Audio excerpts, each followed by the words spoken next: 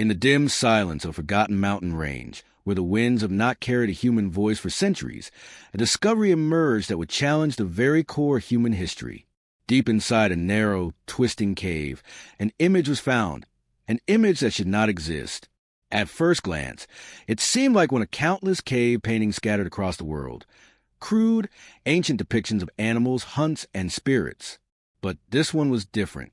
It showed something that did not belong to any known age of man, a figure unlike any beast or human ever recorded, standing tall, luminous, and surrounded by patterns that seemed too deliberate, too complex, to have been born from primitive hands. It was not just art. It was a message, and perhaps a warning. The painting's discovery sent ripples through the small team of explorers who stumbled upon it. They were not searching for fame or fortune. In fact, they had been following rumors whispered by local tribes, legends of a forbidden mountain that housed the spirits of sky gods. What they found instead was evidence of something that predated all known civilizations. The moment their flashlights illuminated the cave's walls, time itself seemed to hesitate. What they saw could not have been created by Stone Age people who, according to history, were still struggling to master fire and stone tools. Yet here it was, vivid pigments, intricate design, and an aura of intelligence that defied everything the textbooks claimed to know. The being in the painting was humanoid, but its proportions were wrong. Its head was elongated, its eyes impossibly large and deep, and its arms extended into strange, almost mechanical shapes. Around it were concentric circles, lines intersecting in precise mathematical geometry, and forms that seemed to pulse with a kind of energy even in their stillness. The pain had faded, but its power hadn't. Every line, every curve, whispered of purpose. Whoever had painted this wanted it to be seen, by us, perhaps thousands of years later. For centuries, humanity has used art to express what cannot be said. But what if this was not expression? What if it was documentation? The more one looked, the more the painting appeared to record an event, not an idea. The creature's stance was regal, commanding, and in its hand, it appeared to hold something that glowed, a sphere or perhaps a device. Behind it, a trail of smaller figures knelt, their posture suggesting awe or submission. The question that tore through every observer's mind was simple but terrifying. Who, or what, was this being that ancient people thought worthy of worship? Archaeologists have found many anomalies before, maps showing ice-free Antarctica, carvings that depict flying craft, tools embedded in rock older than humanity itself. But none struck the core of scientific logic as hard as this painting, because this was not a hoax or a misinterpretation. It was real. Its pigments matched the mineral compositions of the cave, and radiocarbon tests would later reveal that it was tens of thousands of years older than any known advanced civilization. In that instant, one of the foundations of human history cracked. The idea that civilization began only 6,000 years ago no longer held the same weight. The atmosphere surrounding the discovery was electric. News leaked out, only to be immediately suppressed. Photos were confiscated, experts silenced, and the cave sealed off by authorities under guise of environmental preservation. But within the small circle of those who had seen it with their own eyes, the truth had already taken root. Something or someone had walked among the early humans, inspiring them, teaching them, perhaps even ruling them, and they had left their image behind, burned into the rock for eternity. The implications were staggering. Could it be that ancient humanity was not alone, that in some forgotten epoch before recorded time, Earth was visited or inhabited by beings beyond our comprehension? If so, why had they vanished? Or had they ever truly left? The deeper one delves into the mystery, the clearer it becomes that this single painting may not be an isolated anomaly, but part of a global pattern, one that hints at contact with forces far greater than ourselves. In this story, we are not simply tracing pigments on stone.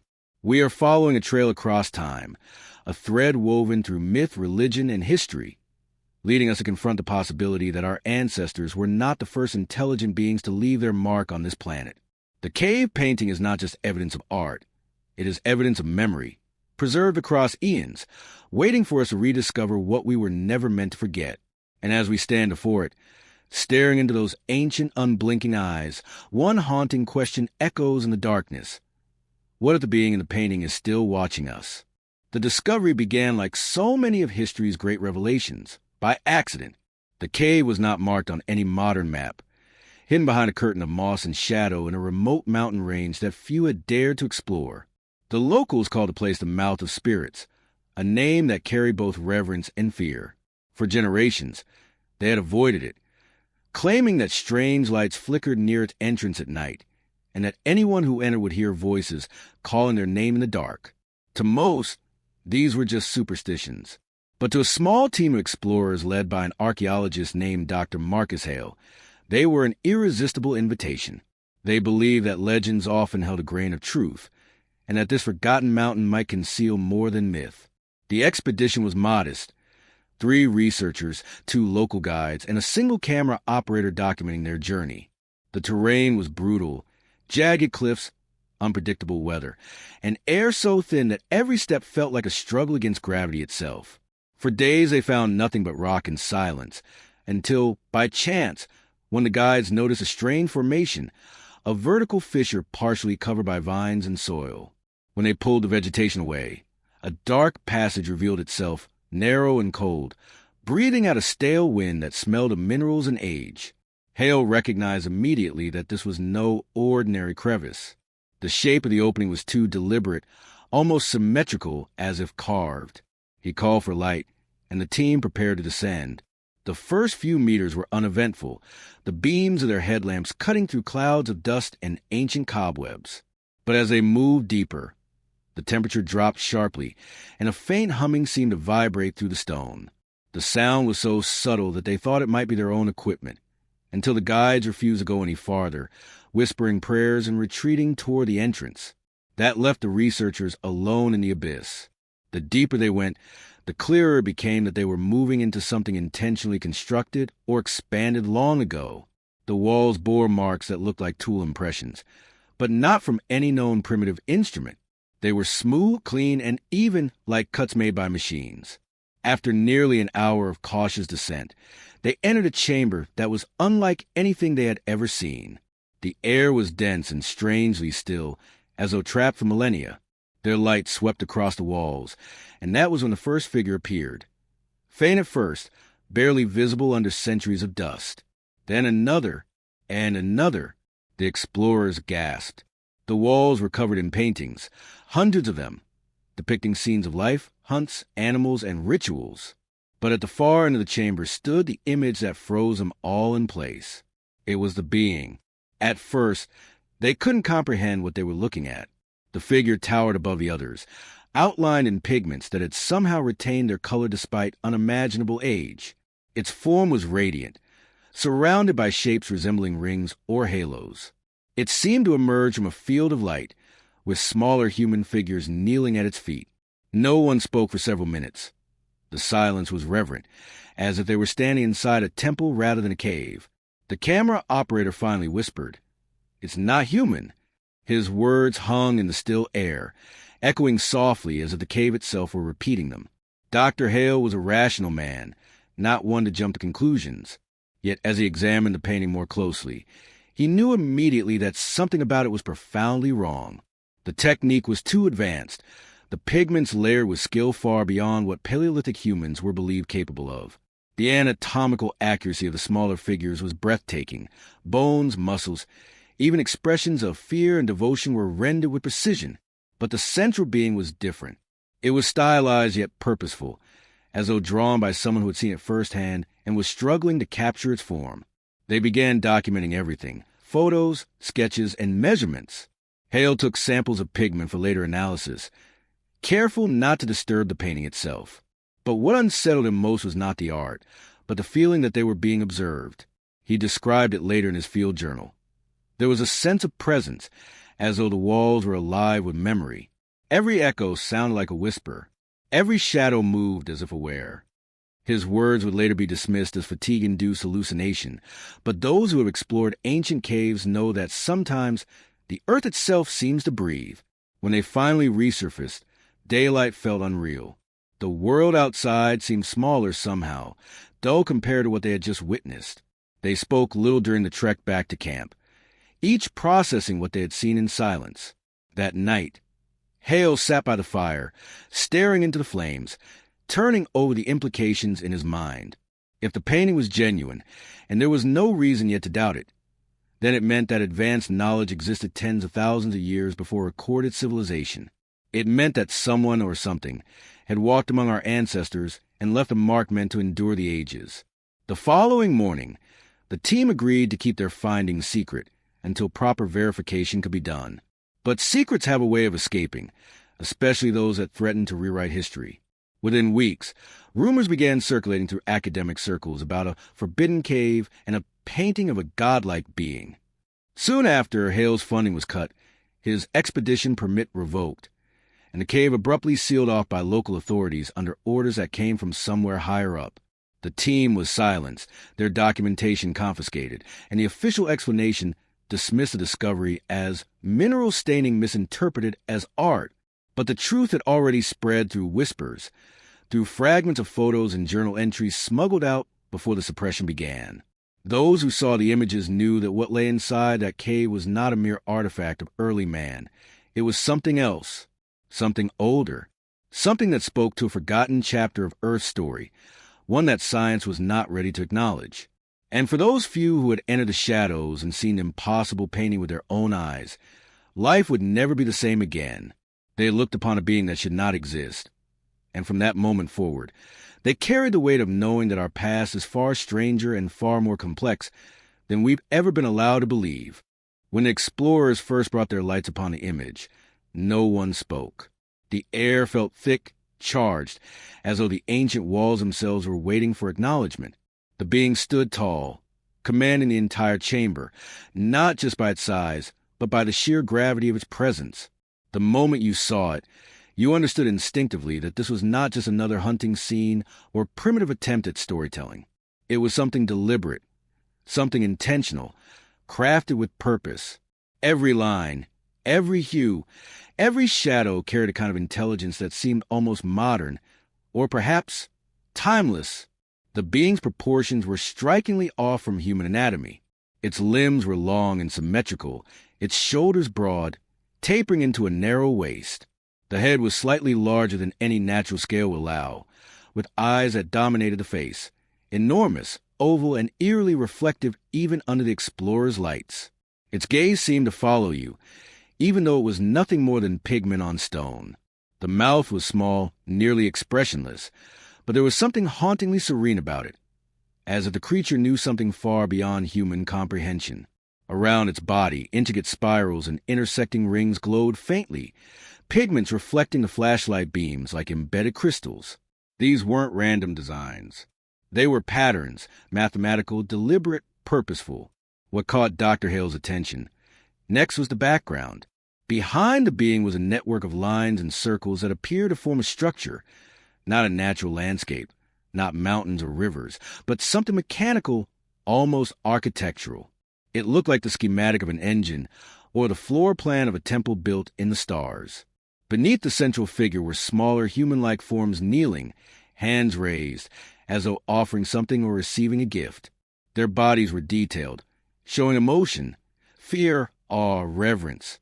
The contrast between their rough outlines and the perfection of the central being was too stark to ignore. Whoever had made this painting was telling a story of hierarchy, of power, of encounter. The explorers began examining the pigments more closely. Under the flashlight's glare, they shimmered in a way natural minerals shouldn't. Later analysis would reveal traces of compounds not typically found in prehistoric cave art, a metallic residue suggesting the use of advanced pigment-binding materials long before humans were known to have created them. Some even speculated that the paint had been fused into the rock using heat or light rather than applied by hand, leaving a glossy, almost vitrified surface. It was as if the image had been burned into the stone itself.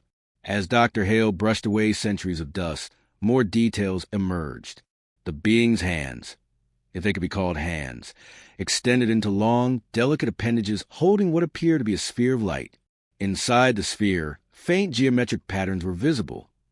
Cubes within cubes, perfectly symmetrical, echoing sacred geometry. Above the being's head was a cluster of dots that resembled a constellation, Astronomers later confirmed that this formation matched the layout of Orion as it appeared approximately 40,000 years ago. The conclusion was chilling. Whoever made this painting either had astronomical knowledge far beyond their era, or they were depicting something or someone from the stars themselves. But it wasn't just a visual detail that disturbed the team. There was something else, something intangible. Everyone who stood before the painting described feeling an inexplicable pull, a vibration in the chest, a hum in the ears, as if the chamber itself resonated with a hidden frequency. The walls seemed alive with memory. Even those who dismissed mystical explanations admitted that the sensation was real. The cave wasn't just a shelter. It was an experience, designed to evoke awe or perhaps fear. It was like standing before a god, one of the assistants later confessed in a private letter. Not the kind from books or temples. Something older, colder, and infinitely more real. In the days that followed, Hale and his team documented every inch of the image, sketching and photographing obsessively. They realized that the painting occupied the exact center of the chamber's wall, perfectly balanced between two natural fissures that directed light from torches or early lamps straight onto it. This meant the artist had intentionally designed the space to highlight the figure under illumination, creating a visual spectacle for whoever stood before it. But who was the audience? Early humans worshiping their visitor? Or later descendants rediscovering the site, as explorers had? When Hale presented his initial findings to the research board weeks later, the reaction was immediate disbelief. Experts claimed it was impossible, that early humans lacked the cognitive sophistication for symbolic abstraction, let alone the geometric and anatomical precision evident in the painting. But no one could explain the data. The carbon dating confirmed its age at over 35,000 years. The pigments were genuine. The geological stratification around the chamber proved it had remained untouched since prehistory. And yet, its complexity rivaled that of Renaissance art. Something about it didn't add up, unless humanity had help. Conspiracy theories began to swirl even before Hale's full report was completed. Some claimed the being represented a deity, an early prototype of gods later known as Enki, Quetzalcoatl, or Viracocha, the civilizing sky teachers who appear across ancient mythologies. Others believed it was evidence of contact, a record of an encounter between humans and non-human intelligence. A few skeptics suggested it was a hoax, an elaborate modern forgery. But that theory fell apart quickly when independent laboratories verified the mineral composition and fossilization levels. This was no recent creation. The cave painting was as old as the dawn of man, and yet impossibly advanced. What truly terrified Dr. Hale was not what the painting depicted, but what it implied. If this being had been seen by early humans, then human civilization might not have evolved in isolation. Someone or something may have guided our species, influencing art, language, and religion long before recorded history. And if that influence began here, in this cave, then what else lay hidden beneath the world's forgotten places? Hale couldn't shake the feeling that the painting wasn't meant to be found. Not yet. That it was part of a larger story buried in time, waiting for the right moment, the right people, to uncover it. As the team packed their equipment to leave, Hale turned one last time toward the painting. The creature's eyes, enormous and cold, seemed to shimmer in the beam of his headlamp. For a fleeting instant, he thought he saw a movement, not of light, but of awareness. The gaze met his, and though he knew it was impossible, he felt it see him, not as a scientist, not as a trespasser, but as something familiar, as though it had been waiting for him all along. He shut off his light, took a breath in complete blackness, and whispered to the void, "Who are you?" The darkness answered only with silence, yet in that silence, he could almost hear a whisper from across the ages. "We were here before you." When the explorers returned from the cave, the world outside seemed to move too quickly, too brightly, too noisily. For days, Dr. Hale could not shake the images from his mind. The being's elongated face, the concentric symbols that pulsed with some forgotten intelligence, and the chilling realization that the painting did not belong to any known period of human art.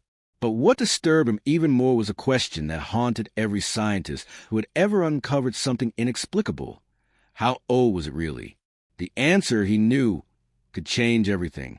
Back at the Institute, samples of pigment and rock were carefully sealed and shipped to multiple independent laboratories across Europe for verification.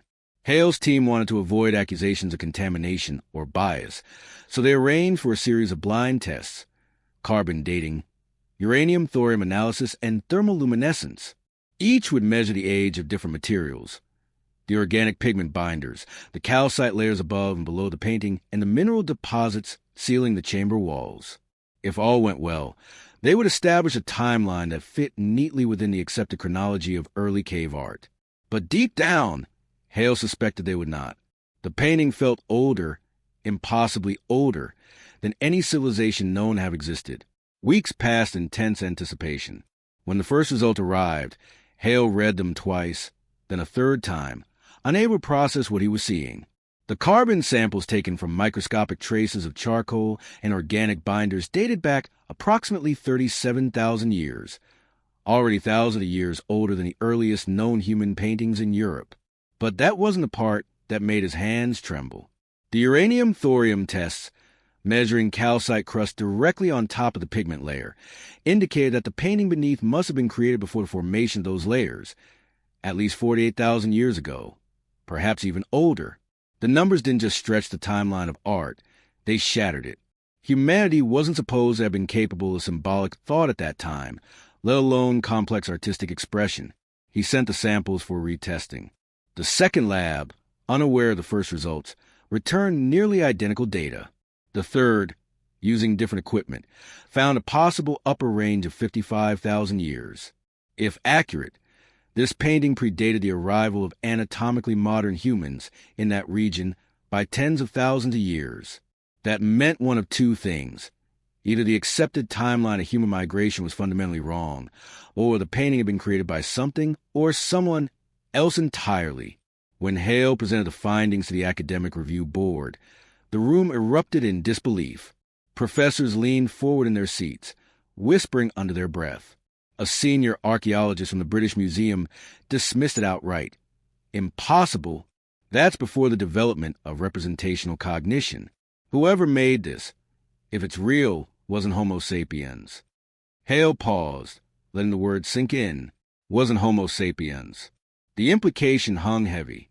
If not modern humans, then what species had painted it? Neanderthals? Denisovans? Or something even more enigmatic, a species never identified, erased from prehistory, but capable of art, astronomy, and geometry? To test the hypothesis, Hale arranged for comparative studies with other ancient sites. The pigments they found bore no resemblance to those used in known Paleolithic art. In fact, chemical analysis revealed traces of rare metallic compounds, elements that did not occur naturally in the surrounding geology. Some of them were associated with meteorite dust, suggesting the pigments may have been mixed with materials of extraterrestrial origin. This was not something primitive humans could have done without intentional knowledge of where to find such minerals. It was as if whoever made the painting had access to information about the cosmos itself. The geological context made the mystery even deeper.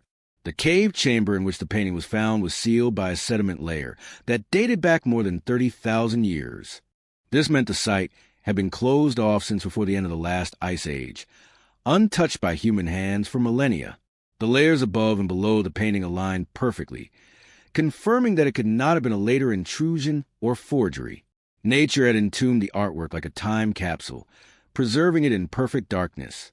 When Hale realized this, a chill ran through him. The being in the painting had been looking out from that wall since before the dawn of civilization, unseen, waiting, as if patient for rediscovery. The report, once published, should have caused an academic revolution. Instead, it triggered silence.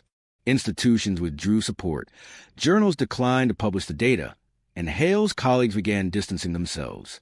He received polite letters filled with skepticism, couched in careful academic language that all meant the same thing. You're threatening the narrative. Privately, however, some scientists confessed fascination.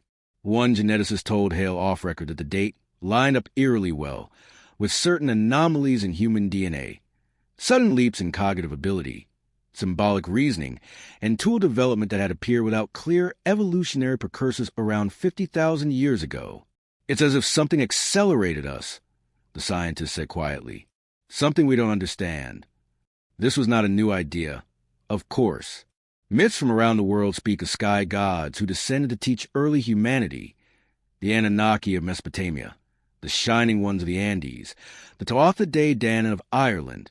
Until now, such stories have been dismissed as allegory. But what if they were memories, distorted recollections of real encounters passed down through oral tradition for tens of thousands of years? The painting might not depict imagination at all, but history, a visual record of contact between early humans and beings of advanced knowledge. And if those beings had left this message behind, buried in darkness, perhaps it was meant to be found only when we were ready to understand it. Hale's nights grew restless. He would stare at the data sheets, cross-checking, recalculating, searching for errors that never appeared. Every test came back, confirming the impossible. In the margins of his notebook, he scribbled a question he could not bring himself to say aloud. If the timeline is wrong, what else is? The more he thought about it, the more he realized how fragile our understanding of history really was. Civilization might not be a single, linear story rising from primitive roots. It might be a cycle: creation, collapse, and rediscovery, guided or influenced by forces beyond our recognition. The cave painting, in this view, was not the beginning of art. It was a remnant from an earlier world. Word of the discovery leaked online, spreading across forums and underground publications. Headlines screamed of ancient aliens, forbidden archaeology, and a being older than humanity itself. Official institutions dismissed it as pseudoscience, but the public was captivated. The image of the being circulated like wildfire, copied, enhanced, analyzed. Astronomers pointed out the precise alignment of its surrounding symbols with known star maps. Mathematicians identified fractal ratios hidden in the composition. Even linguists claimed to see patterns resembling proto-writing systems thousands of years ahead of their time. And through it all, Hale felt the weight of his discovery crushing him. He had wanted truth, but the truth was too large, too alien, to fit within science's narrow frame. If the dating was correct, and he had no reason to doubt it, then humanity was not the first to carve meaning into stone. Someone else had done it before us. Someone intelligent, deliberate, and ancient beyond imagining. The painting was no longer just an archaeological anomaly. It was a mirror held up to human arrogance, forcing us to confront the possibility that we were not the beginning of the story, merely its continuation. In his final report before the cave was officially sealed, Hale wrote a single line that would later be censored from publication. "This is not the oldest art. It is the oldest memory." He understood then that what they had uncovered wasn't just a relic of forgotten hands, but a fragment of forgotten civilization. Or perhaps a forgotten visitor, whose presence still lingered in the silence of stone, watching, waiting for us to remember. The first thing that caught Dr. Hale's attention after the initial shock faded wasn't the being itself. It was a strange pattern surrounding it. Unlike most Paleolithic cave art, which consisted of crude outlines of animals or stick-like figures of hunters, this painting carried an entire system of symbols around its central form. Spirals, intersecting triangles, and radiating circles stretched outward from the being like a halo of coded information. Some of the symbols repeated with mechanical precision, forming a rhythm, a visual language that felt intentional, mathematical. Hale and his team realized they weren't just looking at an image. They were staring at something that might be written.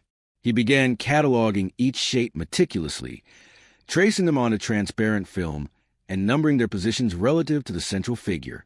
At first glance, the pattern seemed purely decorative, perhaps an early attempt at embellishment or ritual symbolism. But when Hale compared them side by side, a deeper order emerged. The same six-pointed motif recurred at regular intervals, always connected by faint lines, the circular nodes arranged in perfect symmetry. This was not random.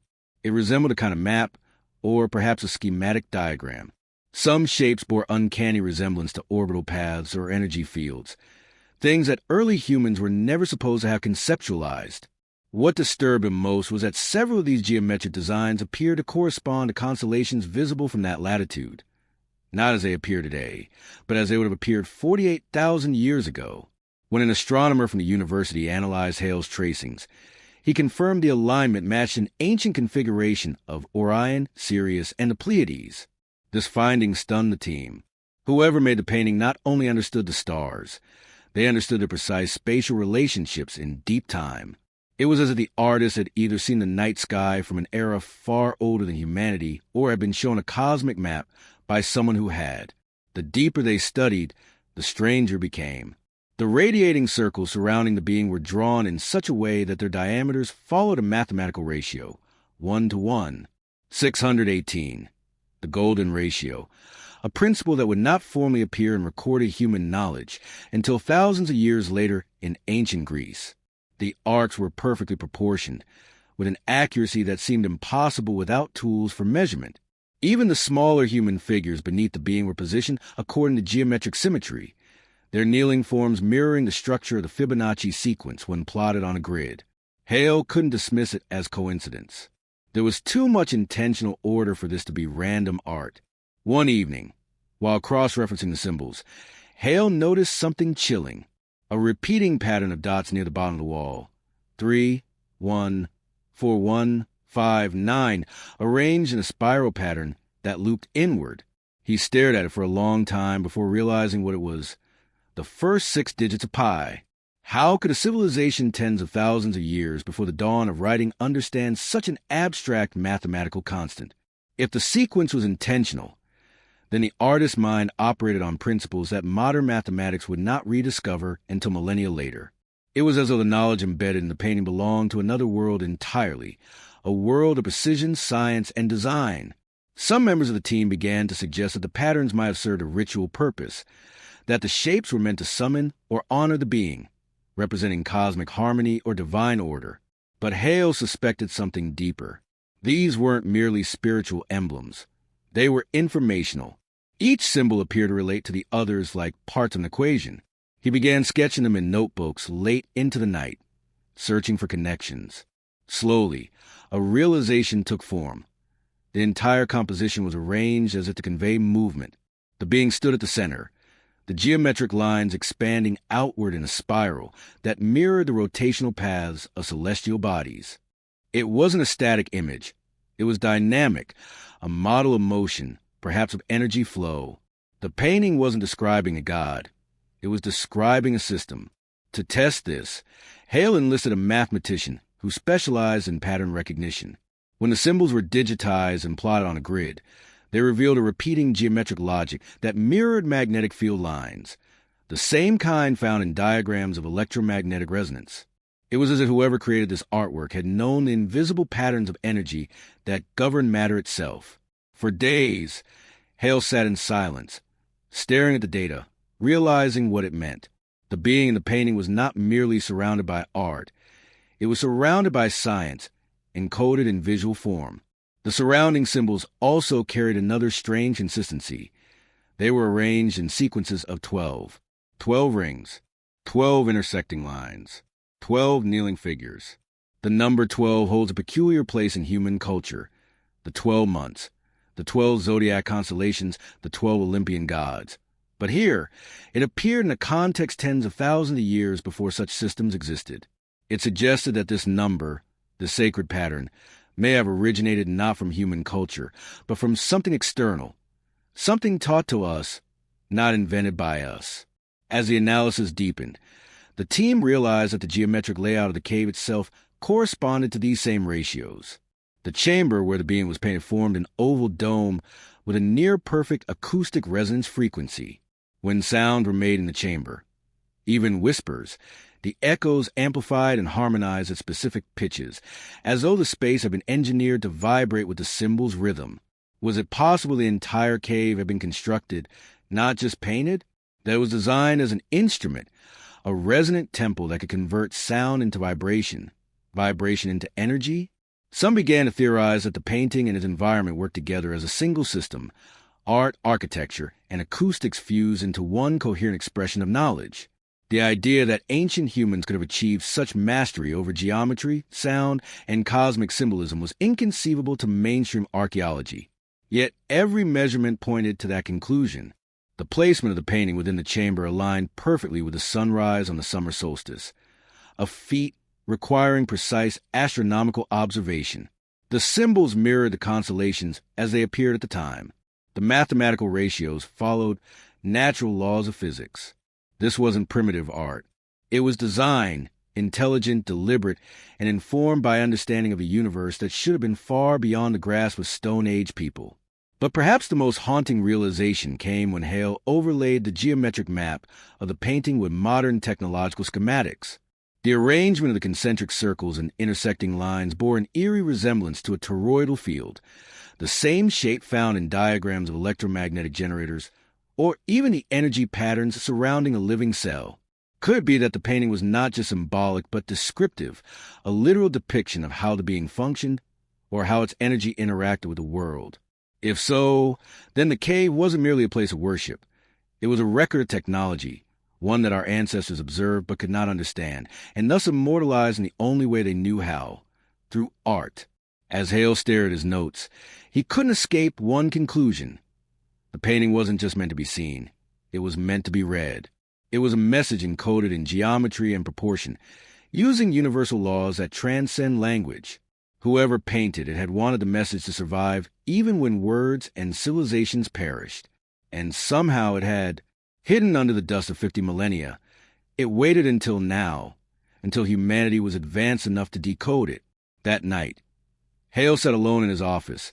The patterned sketches spread before him like a map of the cosmos. The symbols seemed to pulse on the page, connecting in ways he couldn't explain. He whispered into the quiet room, "What were you trying to tell us?" Outside, thunder rolled across the horizon, and for a moment he could swear the line seemed to hum with a faint glow, as if, after tens of thousands of years, the message was stirring once more, waiting for someone to finally listen. Dr. Hale knew that if he wanted to understand the painting, he first had to confront the question that haunted every member of his team. Who or what had created it? The figure in the center was extraordinary, the symbols incomprehensibly advanced, and the pigments impossibly old. But even more mystifying was the skill with which it was painted. Every brushstroke, every curve of pigment, carried precision that should not have existed in the Paleolithic era. This was not the crude, instinctive expression of early man. It was a work of a mind, disciplined, intentional, and profoundly aware of geometry, proportion, and meaning. The being in the image was alien, yes, but what if the true enigma was not the being itself, but the hand that painted it? At first, Hale assumed that the artists had been members of some forgotten human tribe, perhaps an isolated group that had achieved unexpected cognitive leaps. Yet that explanation crumbled the moment he compared the cave's artistic techniques with known prehistoric works. Even the most advanced Paleolithic art, such as the murals of Lascaux and Chauvet, showed spontaneity, a human imperfection, a rawness born of instinct. But this painting had none of that. Its lines were steady and deliberate, the pigments evenly distributed, and its perspective nearly three-dimensional. The anatomical proportions of the smaller human figures were flawless. Bones, musculature, and shading all correct to an astonishing degree. Whoever painted this had not been experimenting with art. They had mastered it.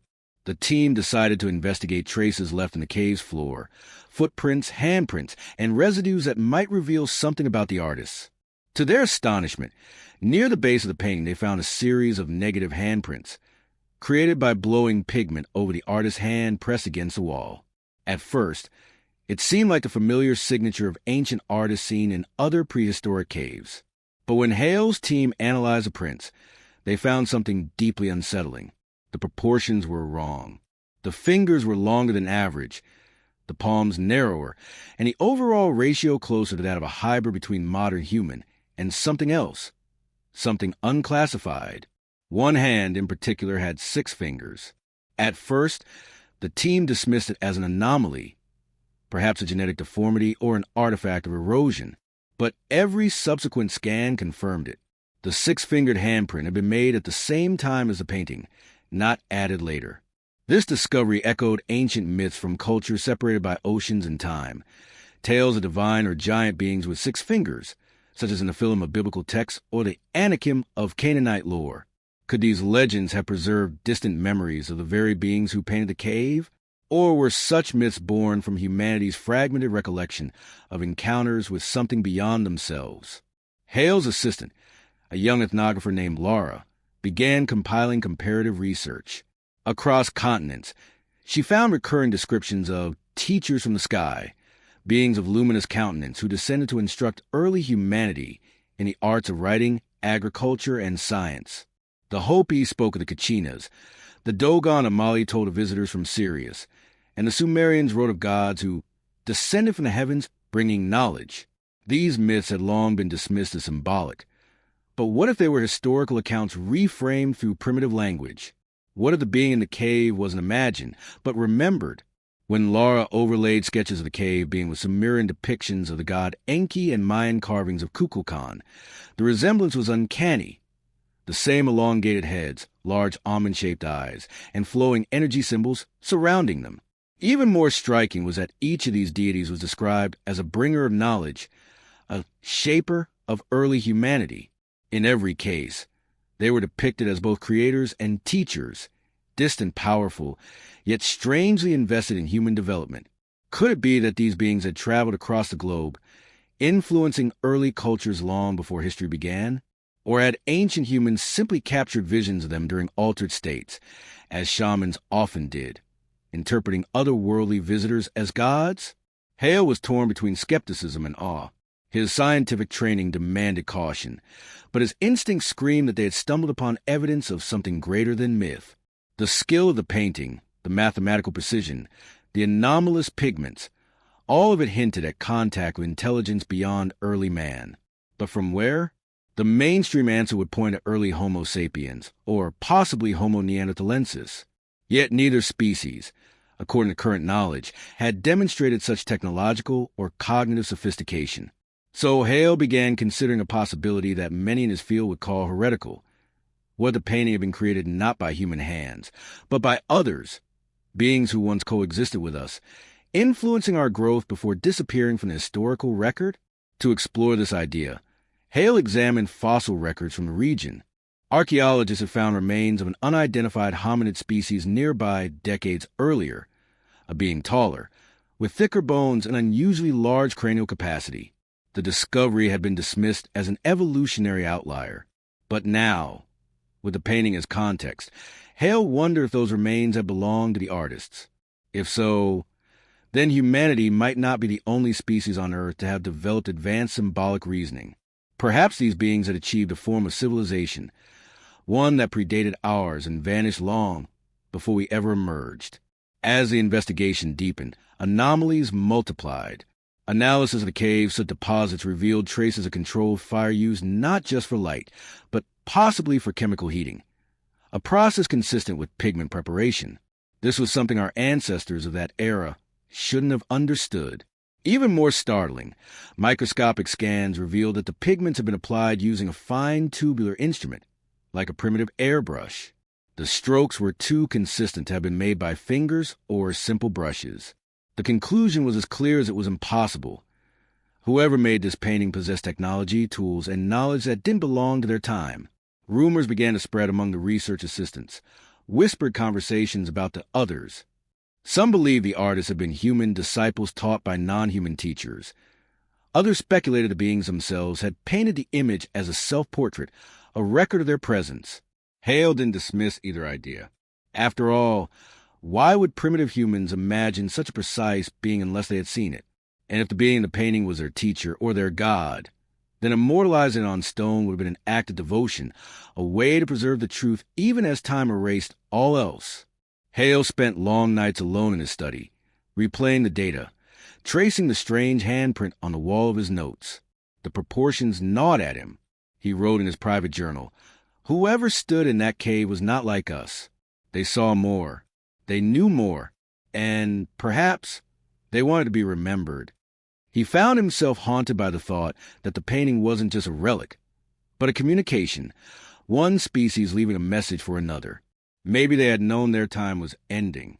Maybe they painted their own likeness so that when the next intelligent race arose, us, we would find it and know we were not the first. When Hale returned to the site months later, the cave had been sealed under government order. The official explanation cited preservation efforts, but the sudden secrecy raised suspicions. Local workers spoke of strange noises echoing from the cave at night, low vibrations that made compasses spin and lights flicker. Some refused to go near it. Hale stood at the blocked entrance, staring into the darkness beyond the barrier, feeling that same presence again, that same invisible gaze. He realized that the cave was no longer just a discovery. It had become a threshold between the known and the forgotten, between humanity and whatever came before.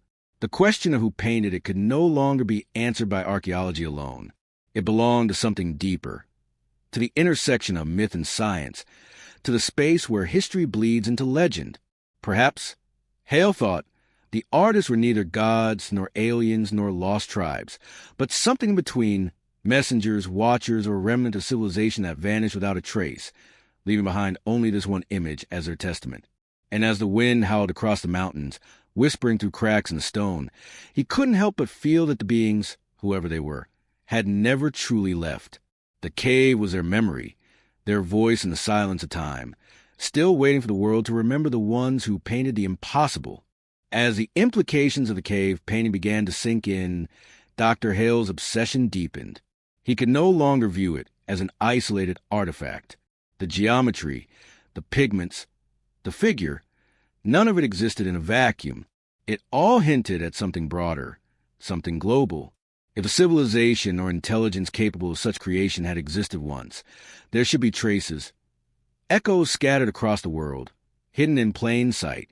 So he began to look outward, beyond the cave's walls, beyond its geography, to the rest of the planet. What he found both fascinated and terrified him, for the same impossible patterns appeared everywhere. In the deserts of Africa, the cliffs of Europe, the mountains of Asia, and the jungles of South America. The first link came from a colleague in Algeria, who was researching the Tassili-Eniger cave paintings. The photograph sent to Hale made his blood run cold. On sandstone walls, drawn by early humans between 12,000 and 15,000 years ago, stood figures eerily similar to the being from Hale's cave. They were tall, slender, wearing what appeared to be suits or garments that hugged their bodies. Some had large, almond-shaped eyes and elongated skulls. Others were surrounded by circles, rays, or what looked like glowing halos.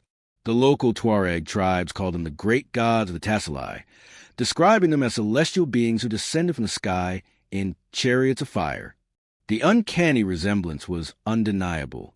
How could two separate cultures, separated by tens of thousands of years and thousands of miles, depict the same entity? Hale began cross-referencing more sites. In France's Lascaux caves, the Hall of the Bulls contained not just animals, but a strange humanoid figure with a bird-like head and elongated limbs. In Altamira, Spain, early artists had painted a scene involving humanoid shapes interacting with glowing discs. Further east, in Bhimbetka, India, cave murals depicted what archaeologists had always assumed were mythic beings, until Hale noticed the same geometric patterns radiating from their forms.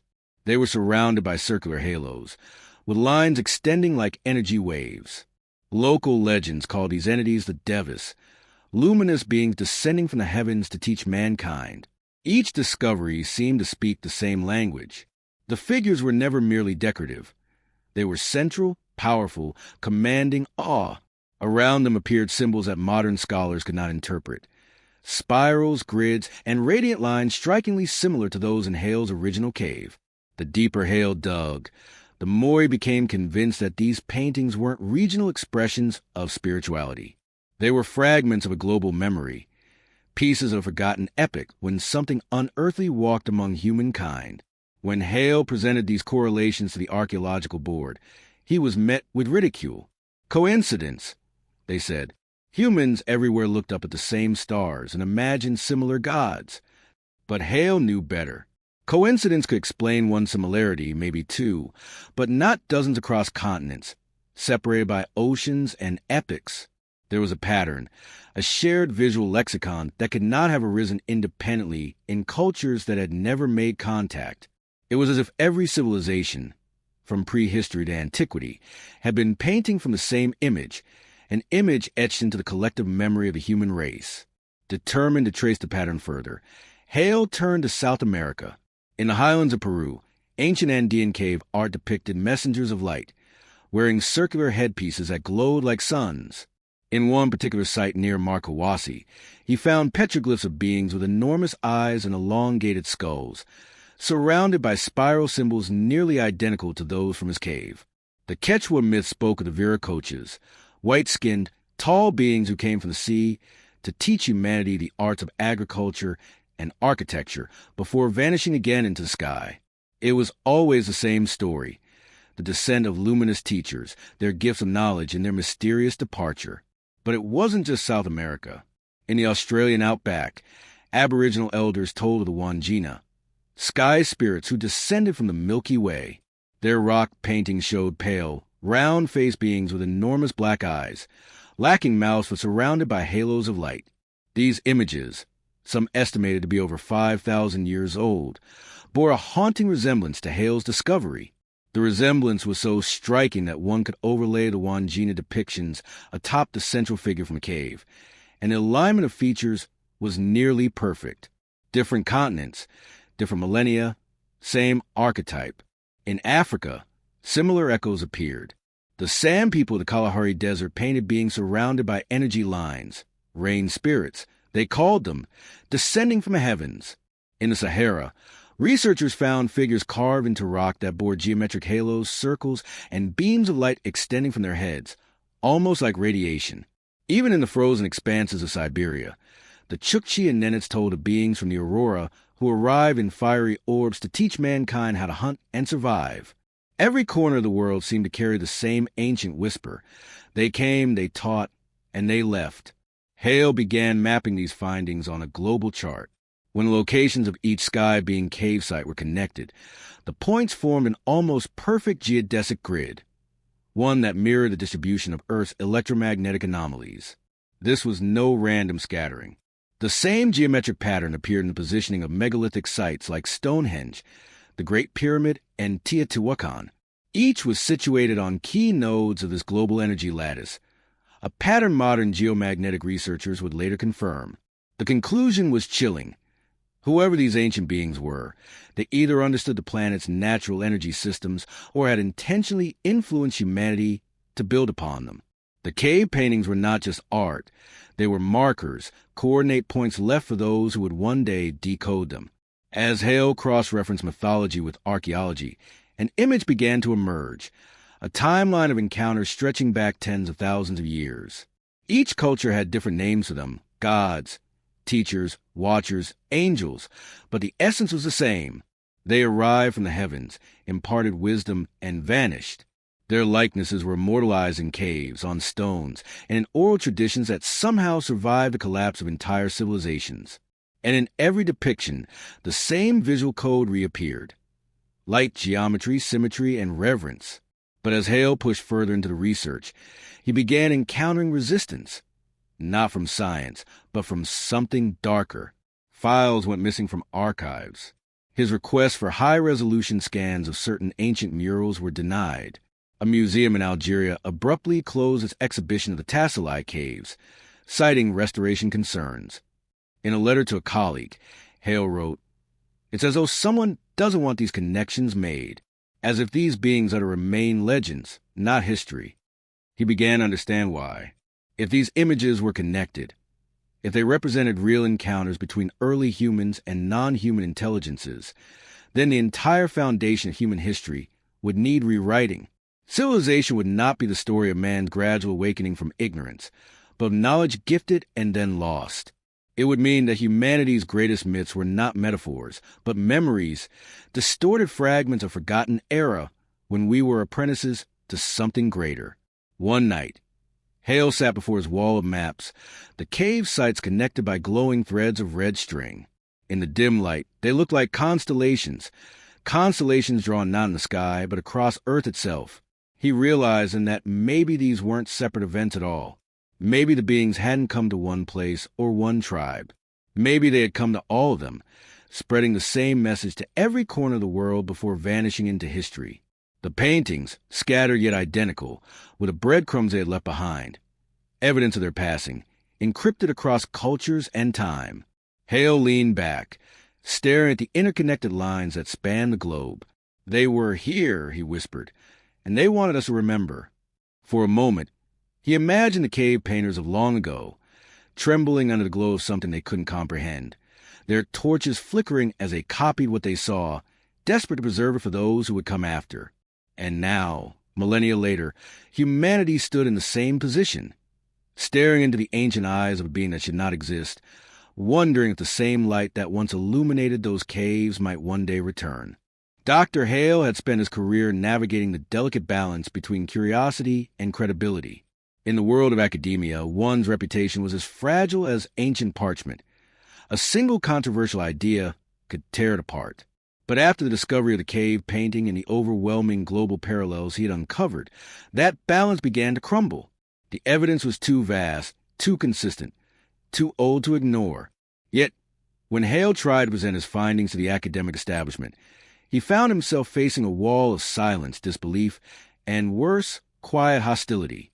What began as professional skepticism soon took on the shape of something more deliberate: suppression. The first sign came when he attempted to publish his preliminary report. The journal he submitted had previously expressed enthusiasm for his cave research. But this time, weeks passed without response.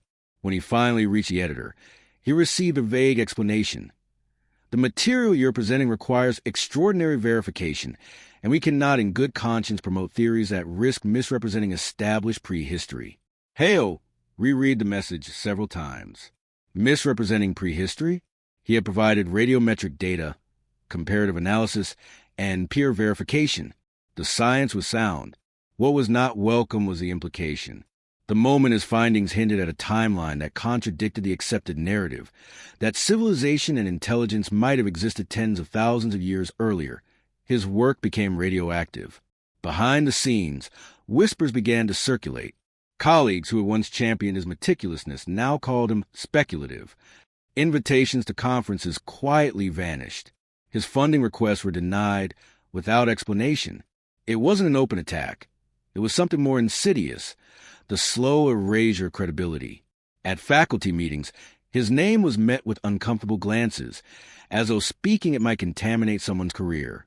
Hale had seen it happen before. Academia had its heretics, those who dared to ask questions that disrupted the comforting story of human progress. Most were buried in obscurity, their work forgotten.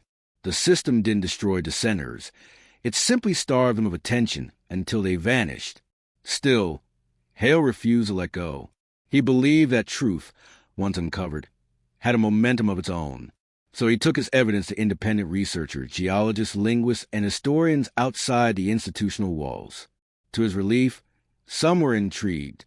A geochemist confirmed the pigment's mineral structure was unlike anything found in standard prehistoric sites. A linguist noted that the repeating geometric patterns resembled proto-symbols seen in Mesopotamian clay tablets, suggesting an unbroken line of symbolic thought extending back to the Paleolithic era. And yet, when these experts tried to publish their supporting analyses, their papers were quietly retracted or delayed pending review. Hale began to realize that he had stumbled upon not just a scientific anomaly, but a forbidden topic, one that threatened an entire worldview. The idea that human history might be cyclical, that advanced knowledge had existed before recorded civilization, undermined the foundations of modern anthropology. If the painting was genuine, it meant that the linear story of human development, from cave dwellers to city builders, was incomplete. Worse, it suggested that modern humans might not be the first intelligent species to walk the earth. Such a notion would rewrite textbooks, topple paradigms, and invalidate careers. And so, rather than confront that possibility, the guardians of orthodoxy chose the simpler path: denial. In private, Hale's friends warned him to stop. "You're pushing too hard," said one colleague in hushed tones over coffee. "You know how this works. Funding, tenure, reputation. If you keep at this, they'll freeze you out completely." But Hale couldn't stop. The data haunted him. The symbols in the painting, the repeating patterns across continents, the six-finger handprint, they pointed to something immense. He couldn't simply turn away and pretend it wasn't there. "Science is supposed to follow evidence," he wrote in his notes, "not protect comfort." Soon after, he began noticing irregularities. One evening, while leaving his office, he found his research files rearranged, not stolen, but subtly moved, as if someone had gone through them. His email correspondence with foreign researchers mysteriously disappeared from his inbox. A hard drive containing high-resolution scans of the painting was damaged beyond recovery after a power surge. The coincidences piled up until they no longer felt coincidental. When he confronted his university security department, they brushed it off as paranoia. But Hale wasn't imagining things. Someone was watching, not openly, but from the periphery, waiting. It was around this time that he met Dr. Evelyn Marr, an anthropologist whose career had been derailed years earlier after she proposed that certain Neolithic cultures exhibited evidence of lost high technology. Marr had seen the pattern before. "You've entered the anthropologist's dilemma," she told him. "If you find something that fits the story, you're a hero. If you find something that changes it, you're a threat." Her words stayed with him. Together, they began compiling a private archive, a hidden repository of images, coordinates, and comparative data linking anomalous sites around the world. They shared it only with trusted researchers, encrypting the files in multiple locations. Marr called it the parallel record, a counter-history of humanity told through forbidden archaeology. As their research deepened, the scale of suppression became undeniable. They uncovered reports of similar discoveries that had been buried over the decades: metallic tools embedded in prehistoric strata, fossils with tool marks millions of years old, and cave art sealed off by government preservation orders. Each case followed the same pattern: discovery, controversy, and disappearance. It was as if a quiet, invisible hand had been sanitizing history for generations, erasing anything that challenged the official narrative. Hale and Marr began to suspect that powerful institutions, perhaps even beyond academia, had a vested interest in keeping such anomalies hidden. Whether for control, profit, or fear of societal upheaval, they couldn't tell. But the result was clear. The truth about humanity's origins was being carefully managed. Publicly, Hale was forced into silence.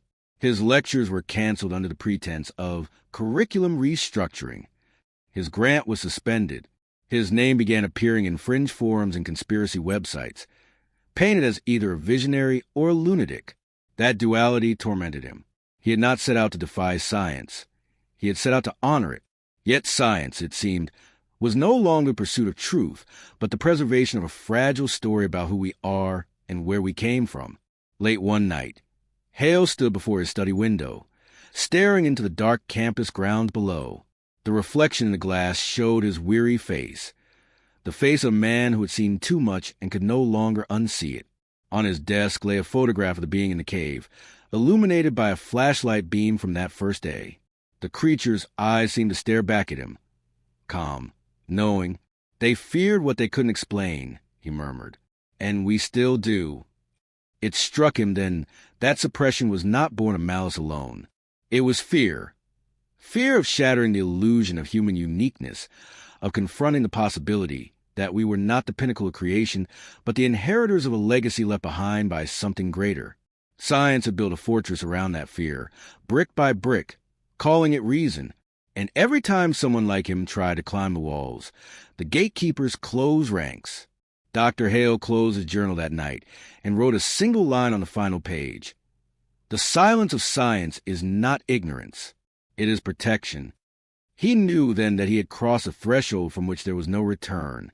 He had become part of the long line of scholars, explorers, and dreamers who glimpsed truths too vast for their time and paid the price for speaking them aloud.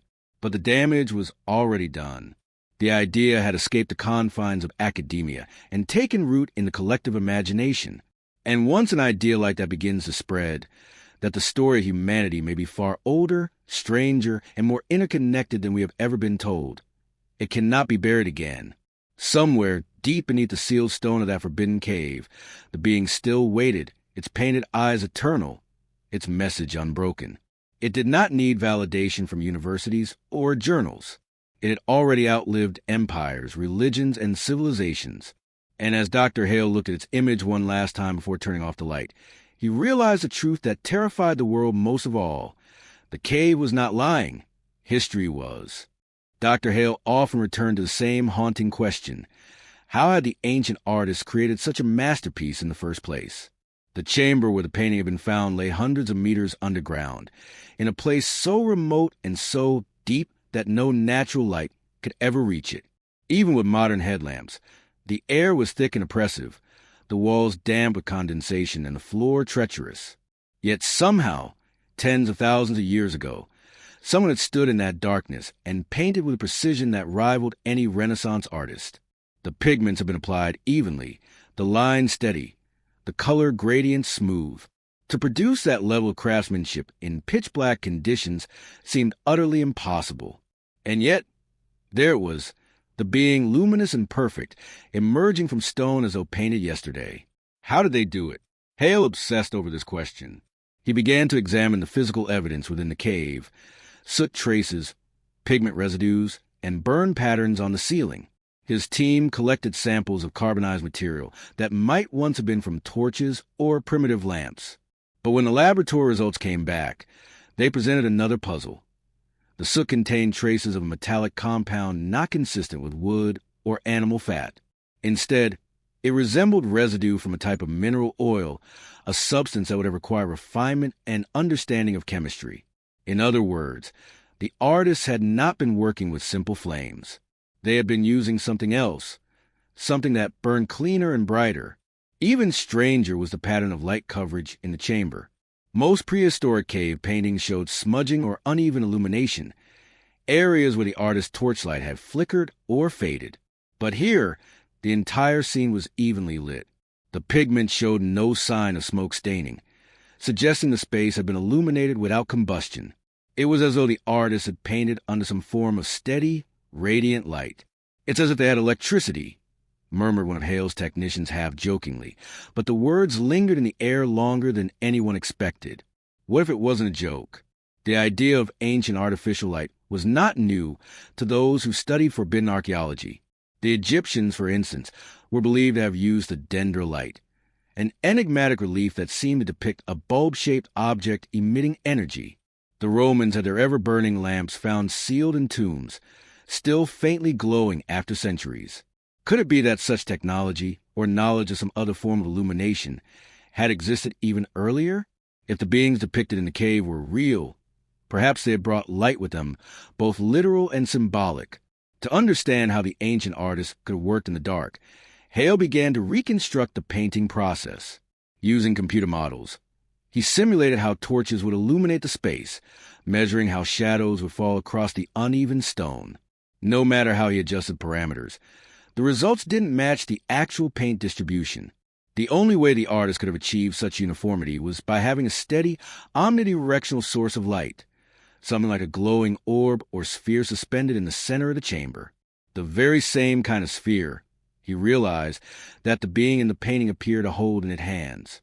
That detail hit him like a thunderbolt. The sphere in the painting, long assumed to be symbolic, might have been literal. The very object that had illuminated the chamber while the art was created. If true, it would mean that the being and the artist were one and the same, or at least worked together. The being could have brought the light, and under that light, the humans recorded its image, immortalizing both their teacher and the miracle of illumination itself. To test this hypothesis, Hale arranged for a physicist specializing in ancient materials to visit the site. Using spectrographic scanners, they examined the rock around the painting for traces of radiation or chemical alteration. What they found defied logic. A faint luminescent residue embedded in the rock crystals themselves, concentrated in circular patterns around the painting. Under ultraviolet light, the wall emitted a weak but measurable glow, a phenomenon unknown in natural limestone caves. It was as if the rock had been exposed to a high-energy source, one capable of charging it for millennia. The physicist, visibly unsettled, could only offer a tentative explanation. It's like the stone remembers the light that once touched it. Hale began connecting the evidence to ancient legends. Across cultures, there were countless stories of divine fire or sky lamps that never burned out. From the Vedic descriptions of Agni, the eternal flame, to the Zoroastrian sacred fire that represented knowledge from the heavens. The same motif appeared in Greek mythology as Prometheus stealing fire from the gods to give to mankind. Perhaps these were not metaphors after all, but fragmented memories of real encounters, moments when early humans witnessed luminous beings wielding radiant energy beyond comprehension. The team also discovered that the cave had unique acoustic properties. When sound was made within the chamber, even a low hum, the walls vibrated, creating a resonant echo that seemed to amplify rather than fade. This resonance could have been part of the process. Certain frequencies, when sustained, might have caused piezoelectric effects in the mineral-rich rock, creating faint luminescence. It was possible, Hale theorized, that the ancient artists had unknowingly harnessed sound to generate light, perhaps under the guidance of beings who understood such principles. The cave, in that sense, wasn't just a canvas. It was an instrument tuned to the earth itself. Still, not everyone in the team accepted these interpretations. Some argued for natural explanations: phosphorescent bacteria, mineral reflection, even the hallucinatory effects of low oxygen. But those theories failed to explain the precision of the work. One could not hallucinate perfect geometry. One could not, in a fevered trance, paint proportional anatomy with mathematical accuracy. The evidence pointed not to chaos, but to mastery. One evening, Hale stood alone in the cave with all the lights turned off. The silence was suffocating. Then, as his eyes adjusted, he thought he saw faint specks glimmering on the walls, residual traces of that ancient luminescence. They pulsed softly, like stars in a miniature galaxy. He whispered, "Show me," as though appealing to the ghosts of the artists. For a brief instant, he imagined he saw movement. The flicker of shadows long gone, the brush of figures working in perfect synchrony, painted by the glow of a light no longer this world. Outside the cave, under the night sky, Hale realized that perhaps the ancients had not distinguished between the physical and the divine. To them, light itself was sacred, the essence of knowledge, the gift of the gods. And maybe in their time, they had witnessed a literal manifestation of that divine light, a being who came bearing illumination both of their eyes and their minds. The cave painting, then, was not only a depiction of that being, but also an act of remembrance, a way for early humans to preserve the moment when darkness was broken, when the sky itself reached down to teach them how to see. Hale wrote in his field notes that night. They painted what they saw, not by firelight, but by something greater. The first light of humanity may not have been kindled by man at all, but bestowed from beyond the stars. He closed his notebook, staring up at the Milky Way stretching across the heavens, and wondered how many of those same stars the artist had gazed upon before descending into the earth to paint what would become the oldest riddle in human history, a riddle born not from shadow, but from light. By the time Dr. Hale began assembling his comparative data, his research had crossed the boundary between archaeology and something far more controversial. Everywhere he looked, every culture he studied, seemed to echo the same story: humanity's origins intertwined with visitors from beyond the earth. Myths, symbols, even architecture whisper a forgotten age when gods walked among men. It was then that he began to revisit one of the most divisive ideas in modern alternative history, the ancient astronaut hypothesis. For most of his career, Hale had dismissed such notions as pseudoscience, fantasy for television documentaries and fringe authors. But now, as the evidence accumulated before him, he could no longer ignore the eerie consistency of these ancient accounts. The cave painting was not an isolated artifact. It was part of a vast, interconnected puzzle. The depiction of a radiant, non-human being surrounded by geometric light patterns, a figure holding what could only be described as a device, was a story that had been told countless times before under different names, on every continent. In Mesopotamia, the Sumerians spoke of the Anunnaki, celestial beings who descended from the heavens to create and teach mankind. In Mesoamerica, the Maya and Aztecs revered Quetzalcoatl, the feathered serpent deity who brought knowledge, writing, and science before vanishing into the sky. In ancient Egypt, Thoth, the god of wisdom, was said to have come from the star of infinite distance, bestowing architecture, mathematics, and writing upon the early Nile people. Even in pre-Vedic India, there were descriptions of sky chariots, vimanas, piloted by luminous beings waging wars among the clouds. The same imagery, the same message, the same presence from the stars. Could all these myths be coincidence? Hale no longer thought so. To him, they read less like fables and more like fragmented eyewitness testimonies. Ancient people describing, through the limited vocabulary of their time, encounters with beings so advanced that they appeared divine, what they called gods, we might now call extraterrestrials. The being in the cave, radiant, humanoid, surrounded by energy, fit perfectly into this narrative. It was, perhaps, the earliest record contact in human history. He began to test his theory scientifically, overlaying timelines of supposed divine visitations with geological and astronomical data. He noticed something remarkable. Spikes in mythological intervention coincided with major evolutionary leaps in human history. The sudden appearance of language, agriculture, metallurgy, and monumental architecture. The human brain itself had undergone an inexplicable expansion around 50,000 years ago, the very period to which his cave painting was dated. Mainstream anthropology called it the Great Leap Forward, an evolutionary mystery. Hale now wondered, what if it wasn't evolution at all, but intervention? If so, the cave painting wasn't merely an ancient artistic miracle. It was evidence of first contact, an ancient record of the moment humanity's destiny changed. The being holding the sphere of light wasn't symbolic. It was descriptive. It could represent technology, a device, perhaps a generator, or a tool used to manipulate energy. To the artist, it would have been pure magic. To Hale, it was advanced engineering, far beyond what early humans could conceive on their own. He presented this hypothesis cautiously at a closed symposium of independent researchers. Half the room dismissed it immediately. The other half sat in stunned silence.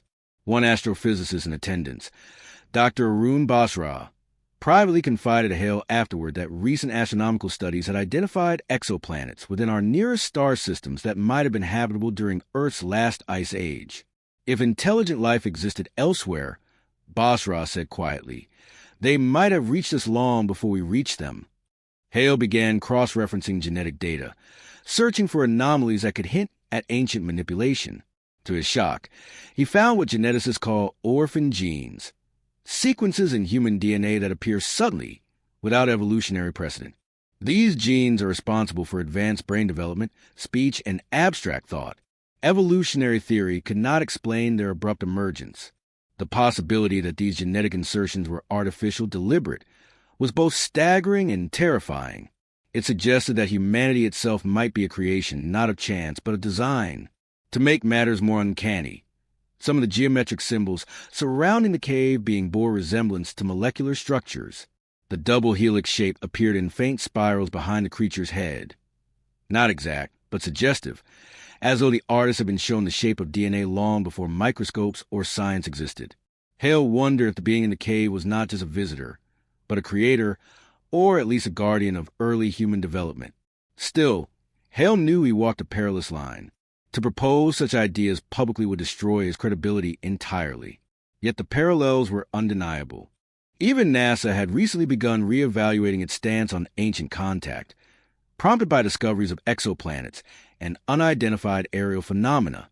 Quietly, behind closed doors, several scientists had begun discussing the possibility that Earth's early history included episodes of extraterrestrial visitation. They called it directed panspermia, the theory that life or intelligence might have been seeded intentionally across planets. What Hale had found could be the first archaeological evidence supporting that concept. But for every clue that pointed toward contact, there were others that teased alternative explanations. Could the being represent a mythic archetype, the collective unconscious of humankind manifesting the same image across cultures? Psychologists had long noted that visions of luminous beings, large-eyed visitors, and floating lights appeared in dreams, hallucinations, and religious experiences. Perhaps the cave painting represented the dawn of that archetype, the first time human consciousness externalized its awe of the unknown. Yet even this explanation did not fit the data. The level of detail, the technological implications, and the mathematical structure of the painting all defied purely psychological origin. Hale realized that the truth might lie somewhere in between. Perhaps ancient humans had genuinely encountered these beings, and over time, those encounters evolved into myth, religion, and symbol. The gods of old, the angels of Scripture, and the visitors of modern UFO reports could all be interpretations of the same phenomenon, viewed through different cultural lenses. The cave painting might be the first frame in a story that had never ended, a story still unfolding in our skies today.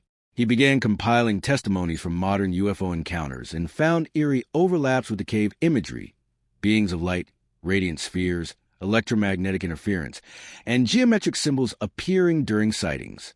It was as though the same presence had never left. If that were true, then the painting wasn't simply history. It was prophecy. It foretold an ongoing relationship between humanity and the unknown, stretching from the dawn of time into the present. By now, Hale understood why mainstream academia avoided such topics. The ancient astronaut hypothesis didn't just challenge archaeology. It threatened every institution built upon the belief that humanity's story was self-contained. It forced uncomfortable questions.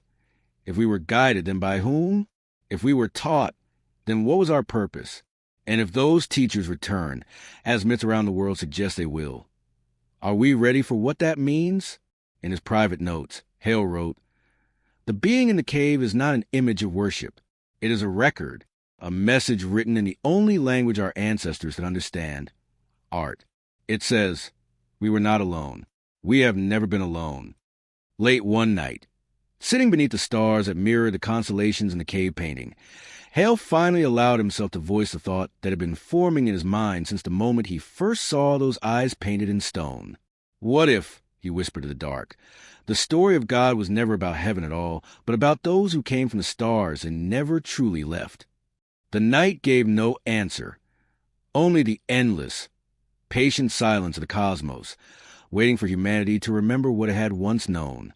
Dr. Hale spent weeks poring over high-resolution scans of the cave painting, studying every contour, every shadow, every trace of pigment. The being at the center of the image had become his obsession. The deeper he looked, the more he realized it wasn't just an artistic rendering. It was an anatomical study, executed with a level of precision that made no sense for the era it came from. Whoever painted it had seen this being up close. And the more Hale examined it, the more he became convinced that the figure's anatomy was a key to understanding everything. The being stood upright, humanoid in posture, but unmistakably other in form.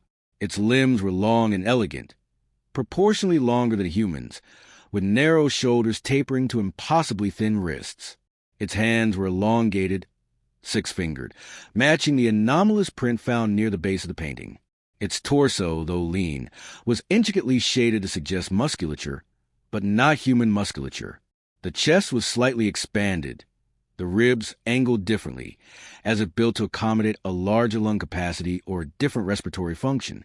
Its skin tone, depicted with faint traces of silvery white pigment, seemed to shimmer, an effect created by mineral flecks in the paint. The artist had intentionally chosen materials that reflected light, giving the being an almost luminescent appearance, as if it emitted its own glow. The face was what captivated Hale the most. The skull was elongated, the cranium disproportionately large, suggesting an expanded brain volume. Its eyes were enormous, almond-shaped, tilted slightly upward, occupying nearly a third of the face. They were painted in deep black with flecks of crystalline pigment that still caught the light after tens of thousands of years. Standing before them, one couldn't shake the eerie impression of consciousness, a sense that the being saw you, even through millennia of silence. There was no visible mouth, only a faint line, almost as though the artist had chosen to depict a being that didn't communicate through speech at all. When Hale compared these features to known hominid fossils, he found no match. Neanderthals, Denisovans, early Homo sapiens, none exhibited proportions like this. The being's skeletal structure, if anatomically accurate, implied a species optimized for endurance, intelligence, and perhaps environments other than Earth's. Its wide ocular orbit suggested adaptation to low light, maybe nocturnal or subterranean life, or, Hale speculated, the dim atmosphere of another world. He noted that ancient cultures across the world had described similar figures, tall, pale beings with elongated heads and luminous eyes. The Egyptian Shemsahor, the followers of Horus, were said to have been divine beings who ruled before the pharaohs. The Sumerians' Anunnaki were depicted with long heads and large eyes, often holding spheres or tablets of light. The Dogon of Mali spoke of beings from Sirius with translucent skin and enormous eyes that could see in darkness. Over and over, the same image emerged, the same being, described by civilizations that never met.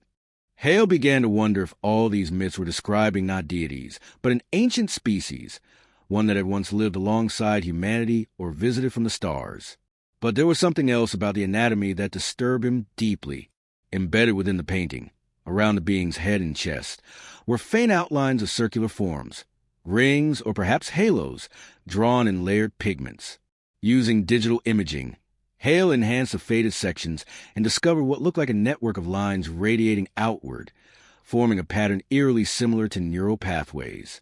The being seemed to be enveloped in an energy field, or perhaps projecting one. The lines formed a geometry that mirrored electromagnetic resonance patterns, something Hale had seen only in modern MRI scans and plasma field diagrams. Could this have been a depiction of energy? A representation of consciousness itself? The being, with its small mouth and massive eyes, appeared less like a creature of flesh and more like an organism designed for perception, for seeing, sensing, and communicating through thought rather than sound. The implications were staggering. Was this being biological at all? Or was it something in between, an entity of both matter and energy, what some ancient traditions might have called a light being? As Hale expanded his research, he discovered that similar anatomies had appeared in other ancient depictions, carved into stone, painted on temple walls, and even woven into myth. The Watchers of the Book of Enoch were said to have descended to earth in radiant form, teaching mankind secrets of heaven. The Mayans described it Samna, a tall, luminous god who brought knowledge of astronomy. The Navajo told the Star People, pale and tall, whose eyes glowed like fire. And in all these accounts, these beings were not spirits but teachers, physical presences who guided, observed, and eventually withdrew. If the being in the cave was real, Hale thought, then humanity had not been alone in its early development. The painting wasn't a mythic invention. It was an encounter report, preserved in pigment. The anatomy was too deliberate, too intentional, to be symbolic. Whoever painted it had not imagined the being. They had seen it. The more Hale studied it, the more he felt drawn to it, as if the painting itself held a kind of intelligence. The geometry around the head seemed to pulse with meaning. Late one night, while analyzing the enhanced image under infrared spectrum, he noticed something extraordinary. Hidden beneath the layers of pigment were minute engravings, microscopic etchings in stone, invisible to the naked eye. They weren't random scratches. When mapped digitally, they formed a repeating pattern resembling waveforms, the same patterns generated by brain waves during REM sleep. The discovery left Hale speechless. Could it be that the being's image encoded frequencies of consciousness, a literal recording of mental resonance? He remembered the ancient concept of the Word made flesh, and wondered whether this was a reverse, thought made visible. Perhaps the painting wasn't simply an image, but an interface, a message transmitted through art, preserved in matter, waiting millennia to be decoded. As he delved deeper, Hale's dreams began to change. He often dreamt of standing inside the cave again, the walls alive with shifting light, the being emerging from the stone as if it had never truly left. In these dreams, he heard a sound, low, harmonic, almost like a song vibrating in his bones. When he awoke, he would find equations and symbols scribbled in his notebooks, drawings he couldn't remember making. His colleagues dismissed it as stress, the product of exhaustion and obsession. But Hale knew something was happening. The painting wasn't passive. It was reactive, almost sentient. It was as if by studying it, he had opened a channel, not to the past, but to the consciousness it represented. He began to fear what the image might truly be. What if the being depicted wasn't just a visitor from long ago, but a form of intelligence still connected to us? Not biologically, but psychically, through memory and resonance. What if this was why humanity had always been haunted by the same archetype, the luminous figure, the watcher in the sky, the teacher from the stars? Perhaps they had never left because they didn't need to. They existed within us, within our DNA, our dreams, our myths, the echo of something ancient that still speaks through us. In his final report on the anatomy of the being, Hale wrote a line that would later unsettle every researcher who read it. The figure is anatomically impossible for man, but perfectly suited for a mind that lives both within and beyond matter. It is a form of a consciousness that chose visibility, if only once, to remind us that we are not alone in our own design. And as he stared at the image one last time, under the flickering light of his desk lamp, the being's vast black eyes seemed almost to move, the crystalline flecks catching the reflection. For a fleeting second, Hale could swear it blinked. For weeks, Dr. Hale stared at the geometric lattice that surrounded the being in the cave painting. At first, he had thought the lines and shapes were merely decorative, ancient attempts to frame a divine figure in sacred geometry. But the longer he studied the patterns, the more he realized that they followed no random logic. Every curve, every angle, seemed to correspond to something, as though the artist had been encoding knowledge rather than expressing faith. It was a language, yes, but one written in mathematics, in the grammar of the universe itself. He began by charting the shapes one by one. Around the being's body, concentric circles radiated outward in perfect symmetry. Between them ran diagonal lines forming triangles and hexagons, like the structural blueprints of crystalline lattice. There was precision in these ratios that no Stone Age hand should have possessed. The central figure stood within a geometric halo that corresponded exactly to a golden spiral. The same mathematical curve found in galaxies, seashells, hurricanes, and even proportions of the human body. Hale calculated the ratio of each arc and found that they conformed repeatedly to phi 1. 618, the golden constant that underpins all natural harmony. Whoever had drawn this understood something profound about the structure of reality. He thought about how ancient people could have known such principles. Without tools, compasses, or written language, how had they captured something so mathematically elegant? The more he tried to rationalize it, the more impossible it became. Even the lines forming the being's energy field had specific angular divisions. 23. 5 degrees, 47 degrees, and 66. 6 degrees. Numbers that corresponded exactly to the tilt of the Earth's axis, the harmonic of light, and the resonance frequency of hydrogen, the most abundant element in the universe. Hale was no longer looking at art. He was looking at a message. To test his theory, he brought in a mathematician, Dr. Clara Fun, specializing in fractal geometry. When she ran digital analyses of the image, she discovered something even stranger. The ratios and angles repeated on multiple scales. The closer they zoomed, the more patterns emerged, self-similar and infinite, just like fractals in nature. The painting, it seemed, encoded a living geometry, one that described a universe both macrocosmic and microscopic. "It's recursive," she murmured, tracing a line with her finger. It's as if whoever made this wanted to show that everything, stars, atoms, life, follows the same pattern. Hale's mind raced.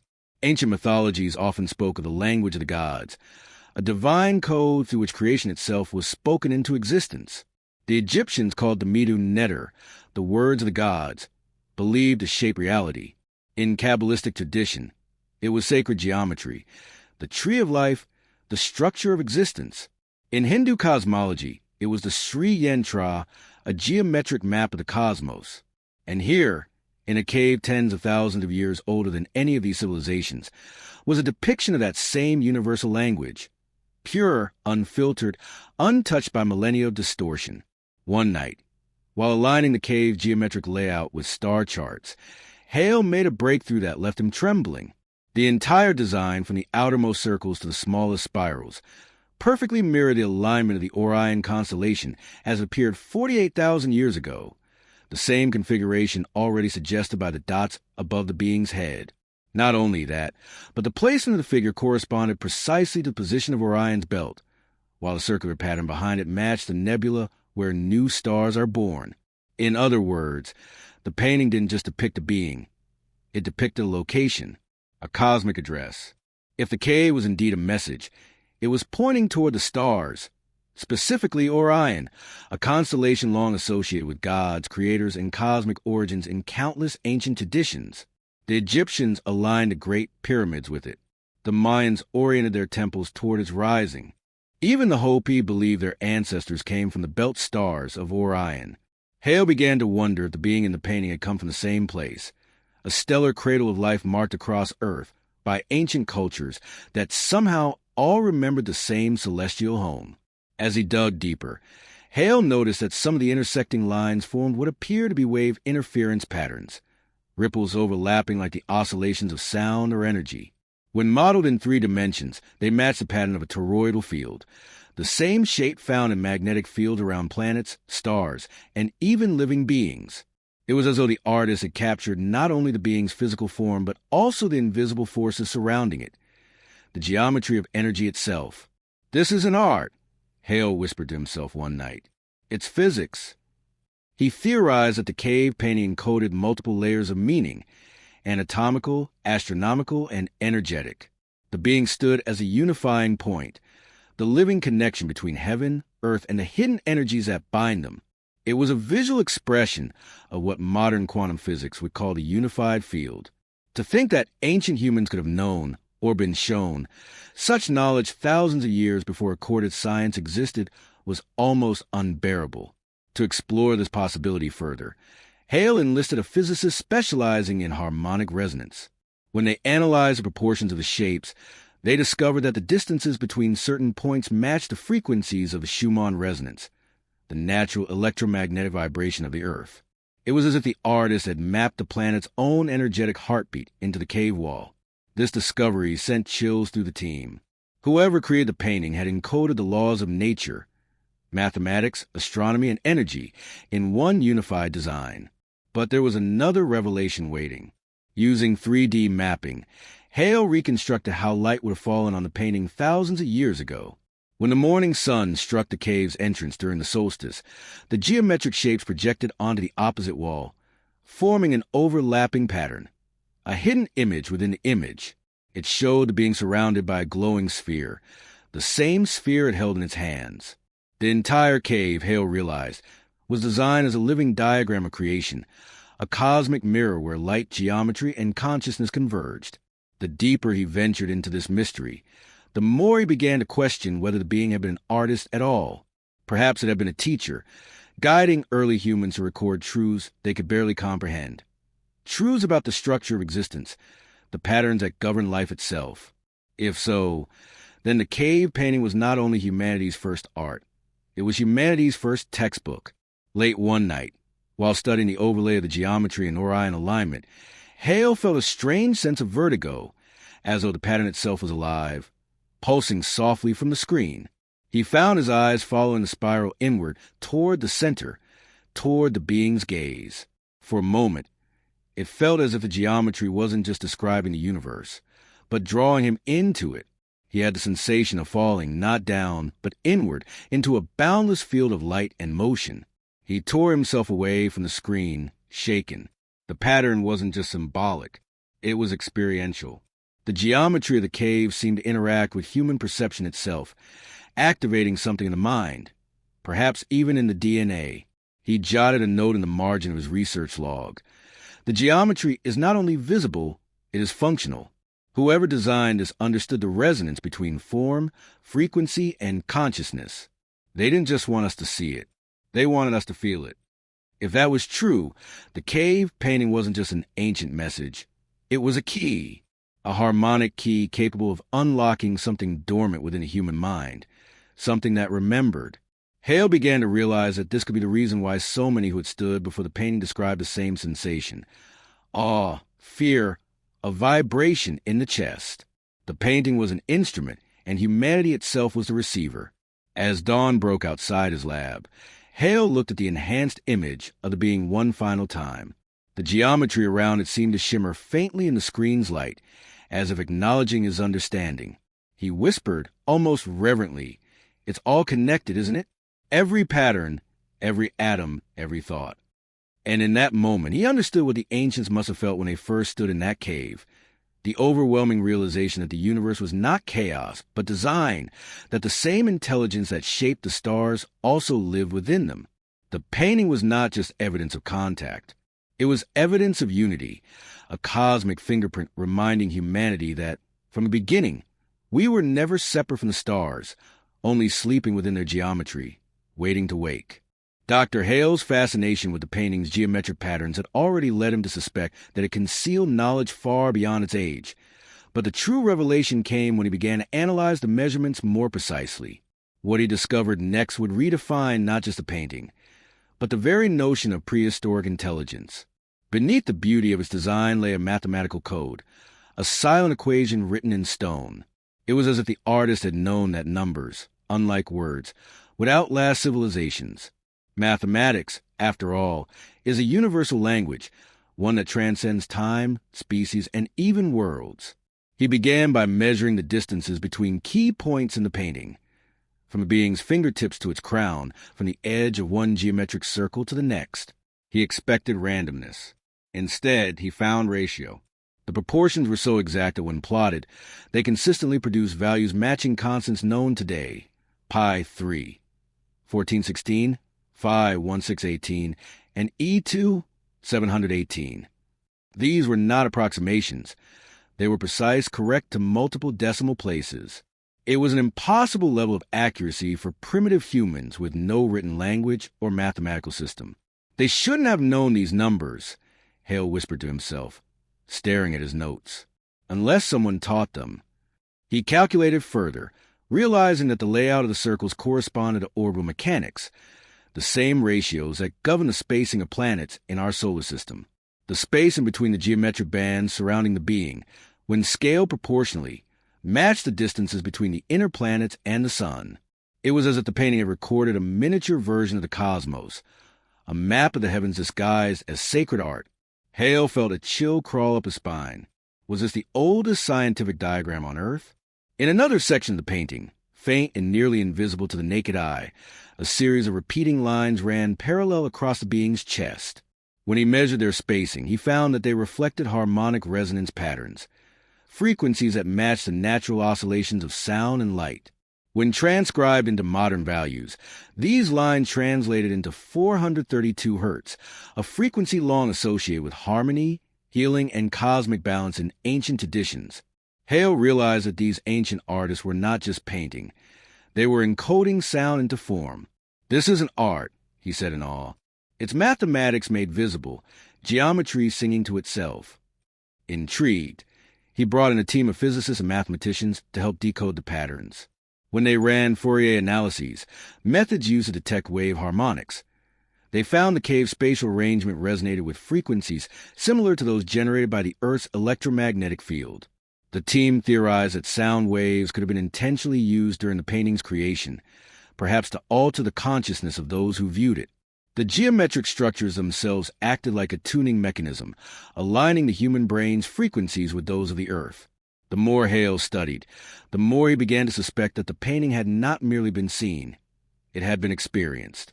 But the strangest discovery came when Hale noticed a cluster of smaller etchings below the central figure.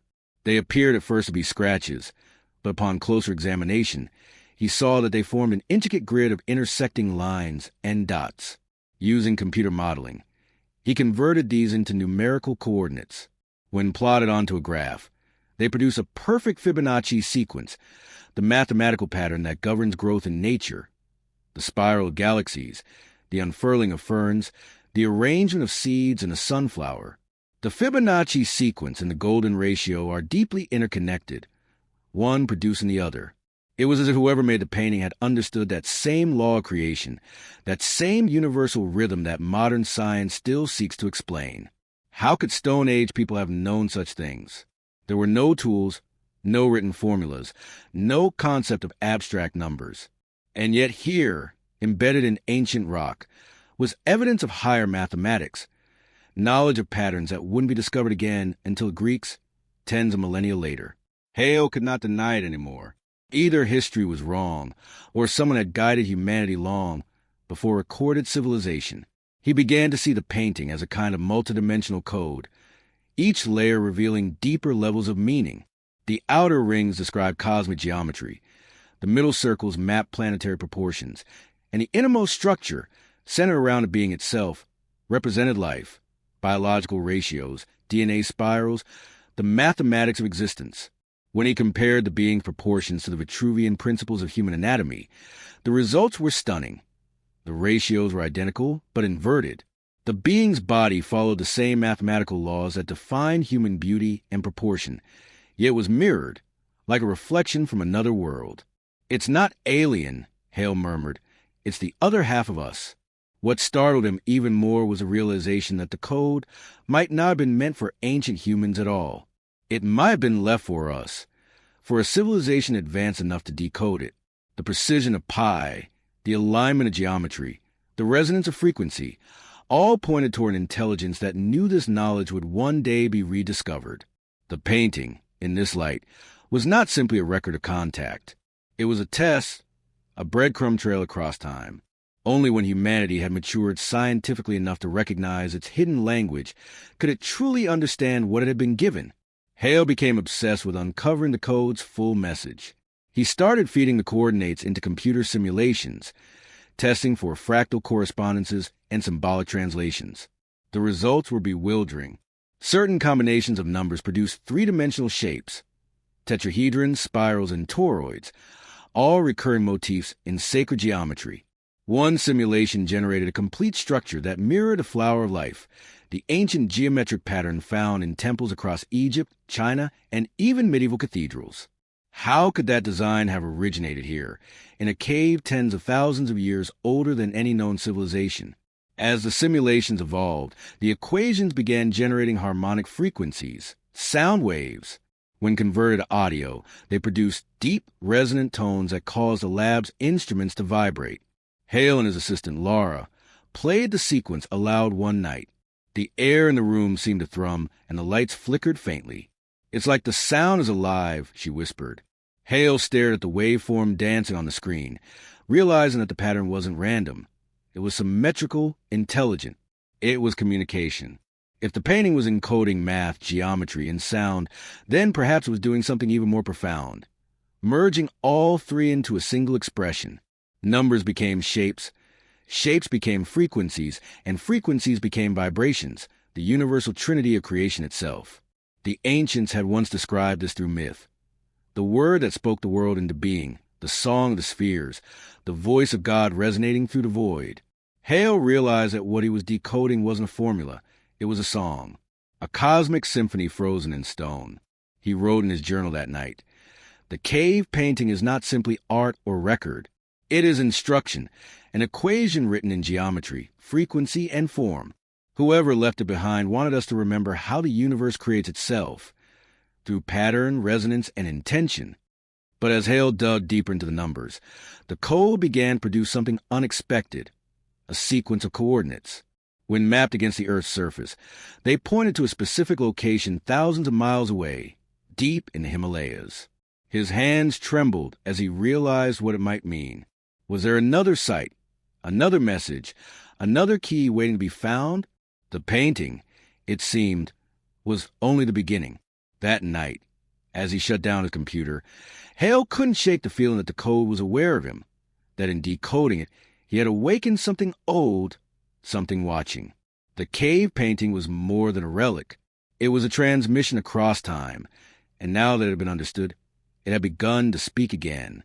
He looked once more at the glowing spirals on his monitor and whispered into the quiet, "What are you trying to tell us?" And though there was no sound, no voice, no movement, he swore the symbols pulsed faintly, as if the ancient numbers themselves were breathing, waiting for him to follow where they led next. Dr. Hale had spent months buried in data, equations, pigments, coordinates, resonances. Yet one question refused to leave his mind. What if everything we were seeing in the cave wasn't literal at all? What if it was visionary? A recording, yes, but not of something physical, rather something experienced. The longer he studied, the more he became drawn to a new possibility, that the being and its geometry had been seen to the mind's eye in altered states of consciousness, not imagined but perceived, glimpsed by ancient shamans who access realms of awareness modern science still struggled to comprehend. The idea wasn't without precedent. Across early human history, cave art had often been associated with ritual and trance. Anthropologists had long suggested that prehistoric people painted not merely to depict reality, but to interact with it, to bridge the world of the living and the unseen. In ancient shamanic cultures, caves were portals, sacred wombs of the earth where one could enter the darkness, fall into altered perception, and return with visions from beyond. Hale had read these theories before, but now, standing before a painting that defied every rule of human development, he began to see them differently. Maybe this cave wasn't just a temple. Maybe it was a threshold to explore this possibility. Hale turned to the world of neuroanthropology, the study of how the brain produces mystical experience. He discovered that in deep caves, oxygen deprivation, and natural acoustics, could easily induce trance states. The resonant frequencies of the chamber, measured by his own instruments, fell into the theta range of human brainwaves, those associated with meditation, dreaming, and visions. This meant that simply spending time within the cave could have shifted the consciousness of its ancient visitors. Combined with the flickering of torchlight, the rhythmic beat of drums, or the chanting of mantras, early humans could have entered profound altered states, experiences they might have interpreted as literal encounters with otherworldly beings. If that were true, then the painting might represent not a physical sighting, but a visionary contact, a message received through consciousness itself. But even this explanation left questions. The geometry, the precision, the mathematical code, none of it fit the chaotic, symbolic nature of trance art. Hallucinatory art was wild, fluid, dreamlike. This was technical, ordered, and consistent with physical observation. If they were hallucinating, Hale wrote in his notes, then they were hallucinating the laws of physics. He began researching ancient shamanic practices across the globe. The parallels were striking. In the Amazon, tribes using ayahuasca reported encounters with luminous entities that imparted knowledge about life and creation, beings described as half energy, half human. In Siberia, shamans under the influence of Amanita muscaria mushrooms spoke of sky spirits, who communicated through patterns of light and sound. The Aboriginal shamans of Australia described dreamtime, beings that emerge from the stars to teach humankind its purpose. In every case, the encounters were not imagined but experienced as real. The participants returned change, bringing back new art, new rituals, new knowledge. Hale realized that perhaps the being in the painting belonged to the same continuum of contact, an ancient, recurring interaction between human consciousness and something beyond it. He contacted a neurochemist named Dr. Lee Won, who specialized in entheogenic compounds, natural substances that alter perception. Together, they began exploring whether certain plants or minerals native to the region around the cave could have been used by its creators. The results were astonishing.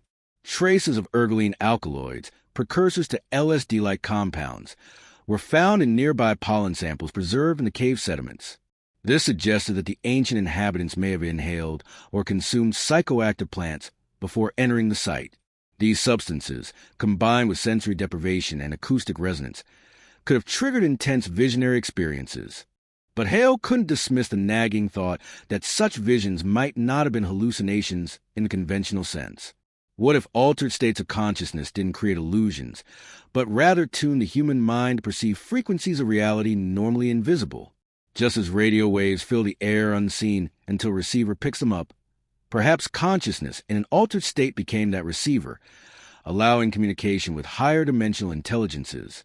Maybe, Hale told Dr. Lee, the cave wasn't just a ritual site. Maybe it was an interface.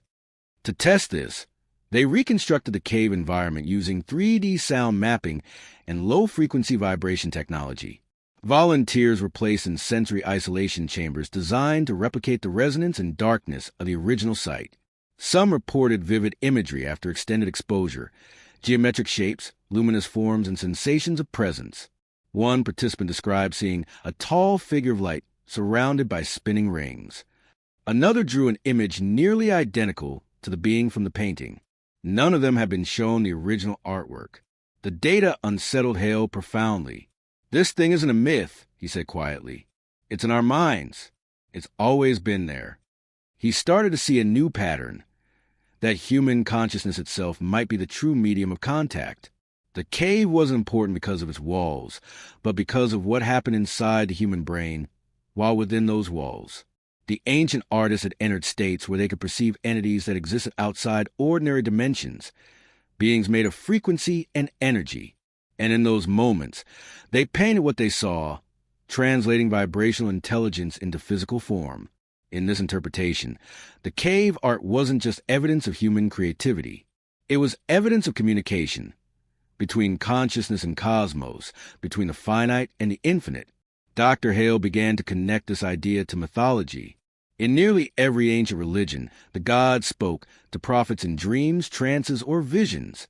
The Oracle of Delphi inhaled vapors that induced altered states. Moses heard the voice of God in a cloud of smoke on Sinai. The Mayan priests entered trance through bloodletting and hallucinogenic rituals to commune with their deities. Even the Eleusinian mysteries of Greece revolved around a sacred drink believed to open the mind to divine realities.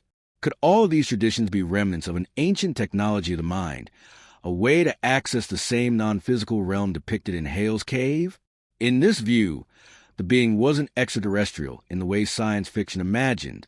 It wasn't necessarily from another planet, but another dimension of consciousness, a higher vibrational plane that humanity had once been able to access but had since forgotten.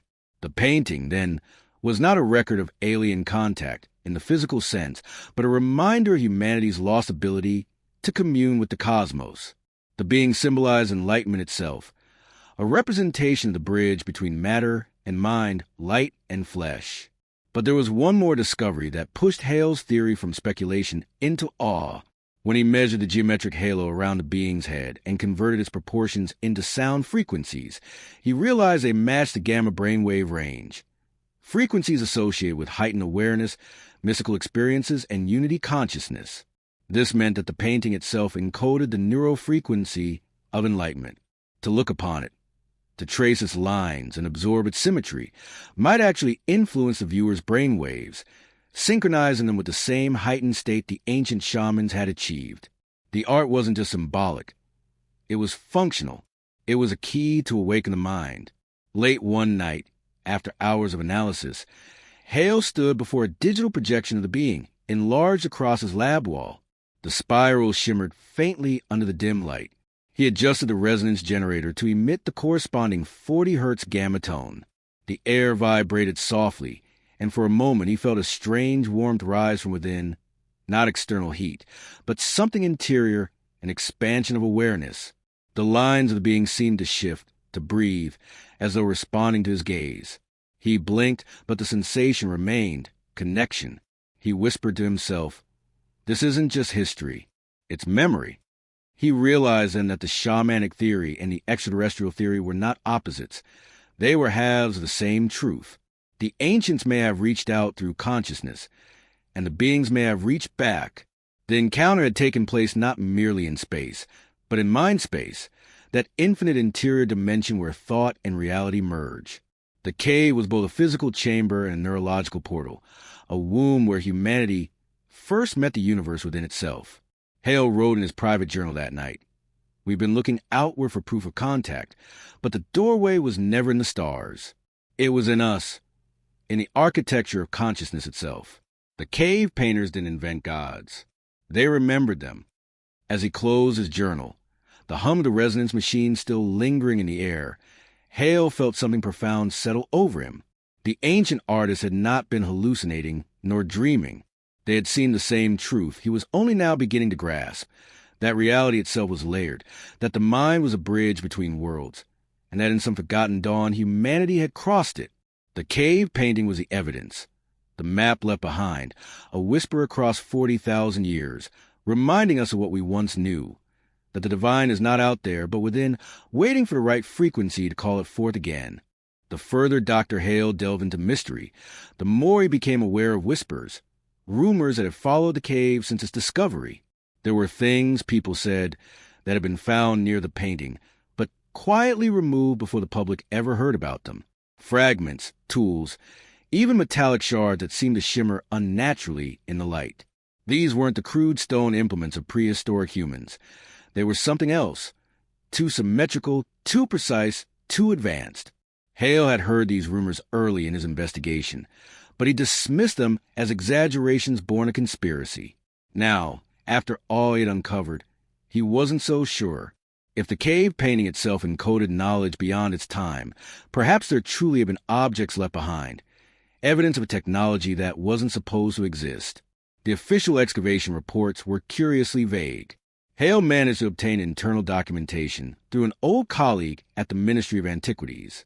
Most of the catalog entries were standard pigment analysis, stratigraphic layers, environmental readings, but a few notes stood out. In one entry, dated 2 days after the initial discovery, an unnamed field assistant described small metallic fragments embedded near the base of the mural, resembling foil or thin plates, reflective under torchlight.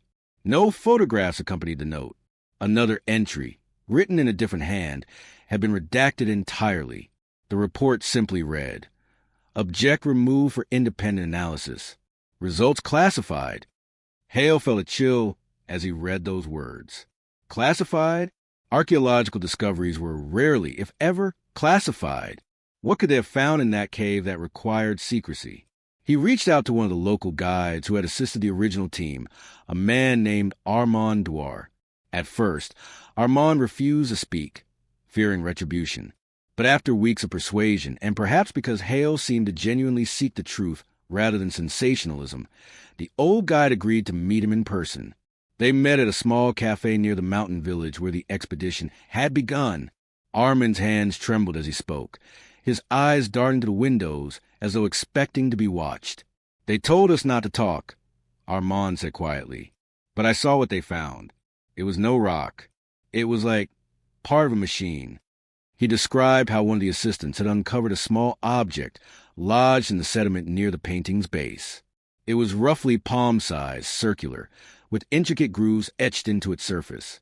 When they held a flashlight to it, it reflected the light in strange ways, not like metal, but as though it were absorbing and refracting at the same time. "It looked alive," Armand whispered, "like it wanted to move."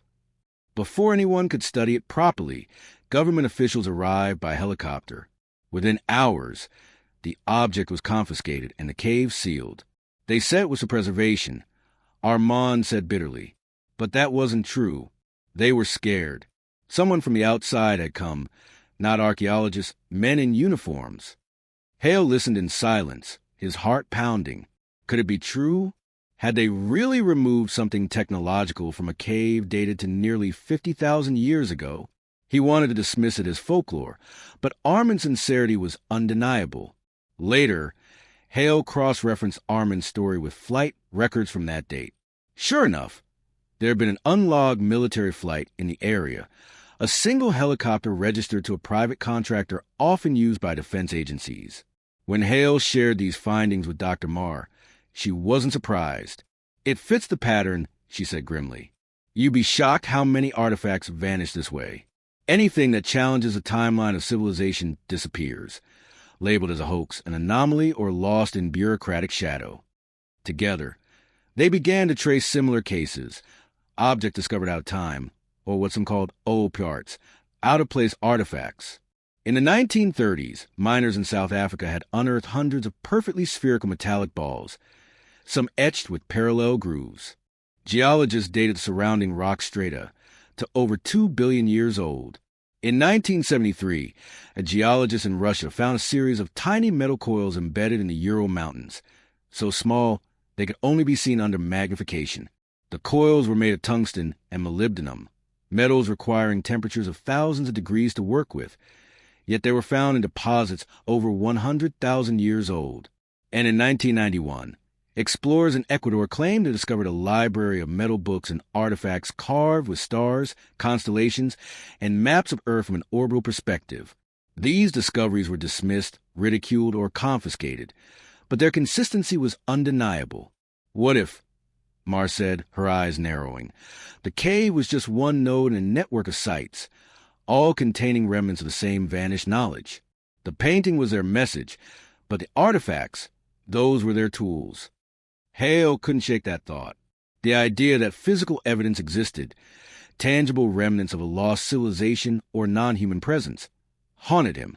He tracked down a former lab technician who had allegedly analyzed the metallic fragments before they disappeared. Under condition of anonymity, the man confirmed that the material wasn't like any alloy we know. Its structure was crystalline but non-repeating, a quasi-metallic lattice that behaved both like a conductor and an insulator. It emitted a faint electromagnetic field even after being cleaned. When exposed to light, it produced measurable electrical charge, a property unknown in natural materials. It was, the technician said quietly, not human, not ancient in the way you think. It was engineered. This revelation shook Hale to his core. The implications were immense. If true, the fragments were not remnants of primitive humanity, but of advanced design, a technology possibly left behind by the very being depicted in the painting. Suddenly, The coded geometry, the perfect proportions, the sphere of light, it all connected. The cave wasn't just a shrine. It was a record of contact. The painting was the message, and the artifacts were the proof. But proof, it seemed, was dangerous. Within a week of contacting the technician, Hale's emails began bouncing. His phone line glitched. Strange echoes in every call. One night, he found his office door unlocked, his notes slightly rearranged, small details, but enough to unsettle him. Mar urged him to back up all his data offline. If they took the objects, she said, they'll come for the context next. Together, they compiled what they had into a private dossier they called a vanishing file, a compilation of every suppressed artifact linked to forbidden archaeology. Inside it, they noted patterns, items discovered near sacred or astronomical sites, metallic fragment or devices of unknown origin, and, most disturbingly, the consistent appearance of human-like figures with elongated skulls in the vicinity of each site. It was as if an ancient network of contact had once spanned the planet, leaving traces in the form of both myth and material, traces that modern powers were systematically erasing. Late one night, Hale received an unmarked package at his door. Inside was a single photograph, an object half buried in sediment, circular and engraved with the same spiral patterns from the cave painting. The reverse side of the photo bore only 3 words. You were right. There was no sender. Hale showed it to Mar, and they stared at it in silence for a long time. The object looked eerily familiar, not ancient in decay, but strangely pristine, as though it had resisted time itself. That night, Hale wrote a note in his journal that seemed less like scientific observation and more like prophecy. If these artifacts exist, if they are indeed remnants of those who came before, then they were not meant to be buried forever. Someone hid them, yes, but perhaps not to conceal the truth, perhaps to preserve it. Perhaps they knew that someday, when humanity was ready, we would find them again. He closed the journal, staring out at the mountain silhouetted against the cold night sky. Somewhere out there, hidden in the earth, lay objects older than history, remnants of forgotten encounter between man and something greater. They had been hidden, suppressed, and stolen, but not destroyed. Hale knew this with a certainty that defied logic. The painting had spoken in symbols. The artifacts whispered in silence. Both told the same story, that the world humanity thought it knew was only the surface of something far older, deeper, and infinitely more mysterious. And as he gazed into the darkness beyond his window, he couldn't help but wonder, if the fragments were truly part of some ancient technology, could they still be active? Could they still be watching, waiting, like the being in the cave, for the moment when humanity would finally remember them? The official silence following the cave discovery had turned from curious to ominous. In the beginning, Dr. Hale thought the delays, the redacted reports, and the missing artifacts were merely bureaucratic obstacles, the kind of procedural labyrinth that often followed extraordinary discoveries. But as months passed, the truth began to surface. What had happened to the cave was no simple administrative matter. It was a deliberate act of suppression. What had once been an archaeological site had become something closer to a classified installation. It wasn't just sealed, it was contained. When Hale first returned to the region, hoping to conduct follow-up studies, he found the entrance barricaded by reinforced fencing and guarded by local authorities. The officials claimed it was part of a preservation initiative, but when Hale requested access, he was told the cave was under the jurisdiction of the Ministry of Defense, a baffling, unprecedented transfer of authority. Defense? Hale repeated in disbelief. This is an archaeological site. The guard only shrugged. Not anymore. From that day on, everything surrounding the discovery changed. The original research team had been disbanded. 2 of Hale's colleagues left academia altogether, citing personal reasons. The lead geologist who had verified the radiocarbon results went missing for several weeks, then resurfaced, unwilling to discuss the project again. The most troubling of all was Dr. Marr's report of being followed, unmarked vehicles parked near her apartment, strangers watching her from across the street. It was as though their investigation had stepped over a line they hadn't known existed. The cave's existence itself began to vanish from public record. Official geological surveys were altered. The coordinates were changed in university databases. The government released a short statement claiming that the so-called painting was a natural discoloration caused by mineral seepage, a trick of light and shadow misinterpreted by overeager researchers. The statement was absurd, yet most of the public accepted it. Science journals stopped returning Hale's calls. Invitations to conferences were quietly withdrawn. Funding proposals disappeared into bureaucratic black holes. He had become radioactive, a man with the wrong kind of truth. Still, Hale refused to let the silence win. Working from his private archive, he compiled every shred of evidence: photographs, pigment samples, geometry studies, and testimonies. But as he organized the files, he began to notice that digital copies of his data were vanishing from his systems. First a few corrupted images, then entire folders.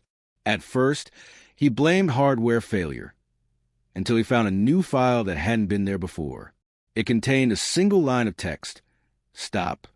It was no longer paranoia. Someone was inside his network. Marr urged him to take precautions: air-gap storage, offline backups, encryption. But even that wasn't enough. One night, while cataloging the pigment samples in his lab, he noticed that the storage boxes had been rearranged. 2 samples were missing, the oldest ones, the ones that had contained traces of metallic compounds, unlike anything in natural earth pigments. When he contacted the facility's security, the cameras showed nothing. The footage for that night was corrupted, frozen in static. And yet, the government maintained its stance. The cave was closed for safety. No one could explain what kind of safety required military presence, satellite surveillance, and unmarked aircraft flying above a remote mountain range. It was no longer about preserving the site. It was about burying it. As Hale dug deeper, he began hearing whispers from within government circles, whispers about a department that specialized in containing anomalies. A contact within the ministry, an old friend from university days, reluctantly confirmed that there was interest from intelligence agencies in the cave. The language was always careful, the tone hushed. When Hale pressed for details, the man only said, "You don't understand what you found. They're not hiding history. They're protecting it." Then he hung up. That phrase haunted Hale for weeks. Protecting it. Protecting from whom? From the public? From misuse? Or from something far more literal? Something that might still be active? He began to re-examine the electromagnetic data taken from the cave before it was sealed. At the time, he dismissed the fluctuations as instrument interference.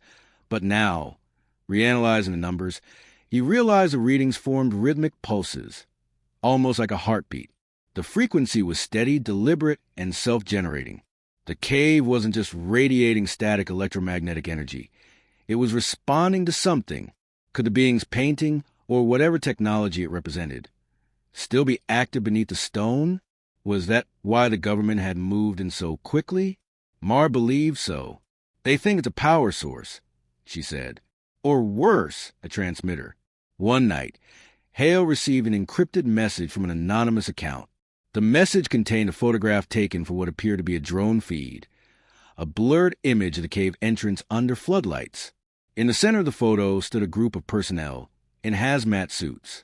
One of them held what looked like a scanning device aimed at the cave wall. Below the image, a single sentence was written: "They found a second layer." A second layer. Hale could hardly breathe as he stared at those words.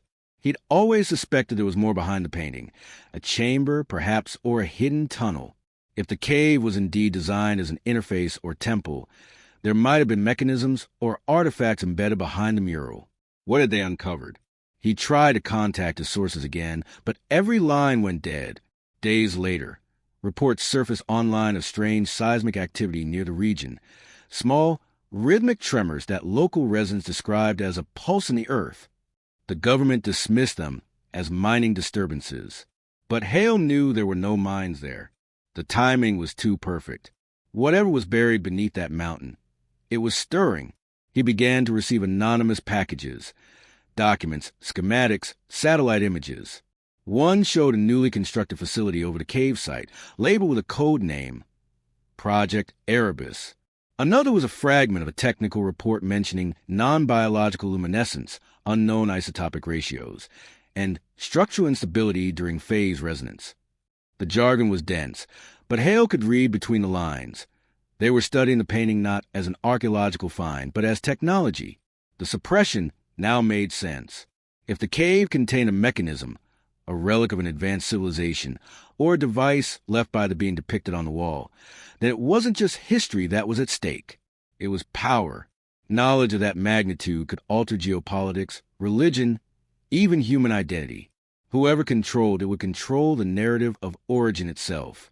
Marr, ever the realist, warned Hale that pursuing the truth further could endanger them both.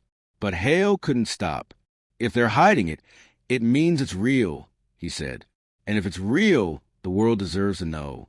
One evening, as he walked home, he noticed a car idling across the street. The same car was there the next night, and the one after. His phone began receiving blank calls, no sound, just static, in the silence of his apartment. He felt the weight of invisible eyes watching. The government wasn't simply hiding the truth. They were watching those who had glimpsed it. But even fear couldn't suppress his conviction. Hale wrote a report that night, his most complete document yet, detailing the chronology of the discovery, the mathematical and physical anomalies, and the chain of suppression that followed. He encrypted it, stored it across multiple servers, and sent copies to trusted colleagues around the world. If they erase me, he wrote in his closing paragraph, they won't erase the evidence. 2 weeks later, his apartment was broken into. Nothing was stolen, except his personal laptop and field journals. The rest was left untouched, as though to send a message. When he went to file a police report, the officer simply nodded and said, "We'll look into it." But Hale saw the flicker of recognition in his eyes. The officer already knew. The cave was gone now, sealed behind military fences and buried under concrete. But Hale knew that beneath the surface, it still existed, that the painting and its power were still humming quietly in the dark. The government could hide it, silence witnesses, rewrite records, but they couldn't erase the truth. The evidence had been too real, too measured, too ancient to vanish completely. Somewhere deep within the earth, the being's eyes still stared out from the stone, surrounded by its glowing geometry, waiting for the right moment to be seen again. Late one night, unable to sleep, Hale wrote his final note before leaving his research office for good. They think they've buried it, but they don't understand what it is. You can't contain knowledge that was never meant to be hidden. The cave isn't a secret to be kept. It's a reminder. They sealed the entrance, but the truth will find another way out. It always does. And as he left the building, the streetlights flickered once, twice, before returning to steady glow, as though something unseen had acknowledged his words. Somewhere in the mountains, the pulse continued, quiet, rhythmic, alive. The deeper Dr. Hale went into the investigation, the more he realized that his experience with the sealed cave was not unique. What had happened to him, the stonewalling, the redactions, the disappearances, was part of a pattern that stretched back decades, even centuries. Humanity's history was littered with anomalies that didn't fit the established story, discoveries that briefly surfaced before being buried again under layers of denial, ridicule, and bureaucratic silence. The cave was only the latest in a long, unsettling lineage of truths forbidden to enter the public record. Hale's research led him into the archives of forgotten archaeology, reports dismissed, discredited, or erased. He began to notice the same phrases repeating over and over in official responses. Inconclusive findings, hoax, misinterpretation, or simply lost during excavation. It was as if an invisible editor had been redacting history, trimming away every clue that suggested humanity's past was older, more complex, and more mysterious than mainstream academia allowed. He began assembling a list he called the Catalog of the Erased. The first entry was from 1889, when miners in Illinois discovered a perfectly carved stone wall more than 40 feet underground. The geological layer in which it was found dated back hundreds of thousands of years, long before modern humans. The discovery was reported once in a local paper, then vanished from record. The wall was quietly demolished during subsequent mining operations, and its fragments lost. Next came the Baghdad Battery, unearthed in the 1930s, a clay jar containing a copper cylinder and iron rod, capable of producing an electrical current. It was older than the Roman Empire, yet it implied an understanding of electrochemistry thousands of years earlier than history recognized. Mainstream archaeologists called it a ritual object. Hale highlighted those words in his notes, the same label used whenever science encountered something it couldn't explain. He followed the trail to India, where an ancient Sanskrit text called the Vaimanika Shastra described flying machines, vimanas, in exacting technical detail, with propulsion systems based on mercury and centrifugal force. The manuscript had been studied briefly in the early 1900s before scholars dismissed it as myth. Yet Hale found engineering diagrams that mirrored the same geometric proportions as those around the being in the cave. Too much coincidence, he wrote in the margin. Then there were the Dropa stones, discovered in the 1930s in a remote Chinese mountain cave. Hundreds of thin stone discs, each etched with microscopic spiral grooves, later translated into a language describing visitors from the stars. The researchers who attempted to publish the findings were ridiculed and dismissed. Some disappeared altogether. The stones themselves were said to have vanished from museum archives in Beijing after the Cultural Revolution. He studied the Antikythera mechanism, pulled from a shipwreck off Greece in 1901. Its intricate gears and astronomical precision could track celestial movements with the accuracy of a modern computer. Scholars eventually admitted it was genuine, but they labeled it an isolated anomaly. Hale underlined that phrase, too. It had become the cornerstone of denial. When anomalies couldn't be disproven, they were simply isolated, disconnected from any broader pattern that might challenge the timeline of civilization. As Hale's research widened, he found the same behavior in different fields. Paleontologists who reported human-like footprints in strata millions of years old were discredited. Geologists who found tool marks in Precambrian rock were reassigned. Museums quietly removed artifacts that didn't fit their narratives. Each discovery stood alone, stripped of context, erased from textbooks, but together they formed a chorus of contradictions. He reached out to Dr. Evelyn Marr again, sharing his findings. "It's like history has been edited," he said. "Every time we get close to rewriting the story, someone tears out the pages." Marr nodded grimly. "Not just edited," she replied. "Curated. Civilization is a museum of permitted truths." They began cross-referencing suppressed finds by date and geography, and what they uncovered sent a chill through them both.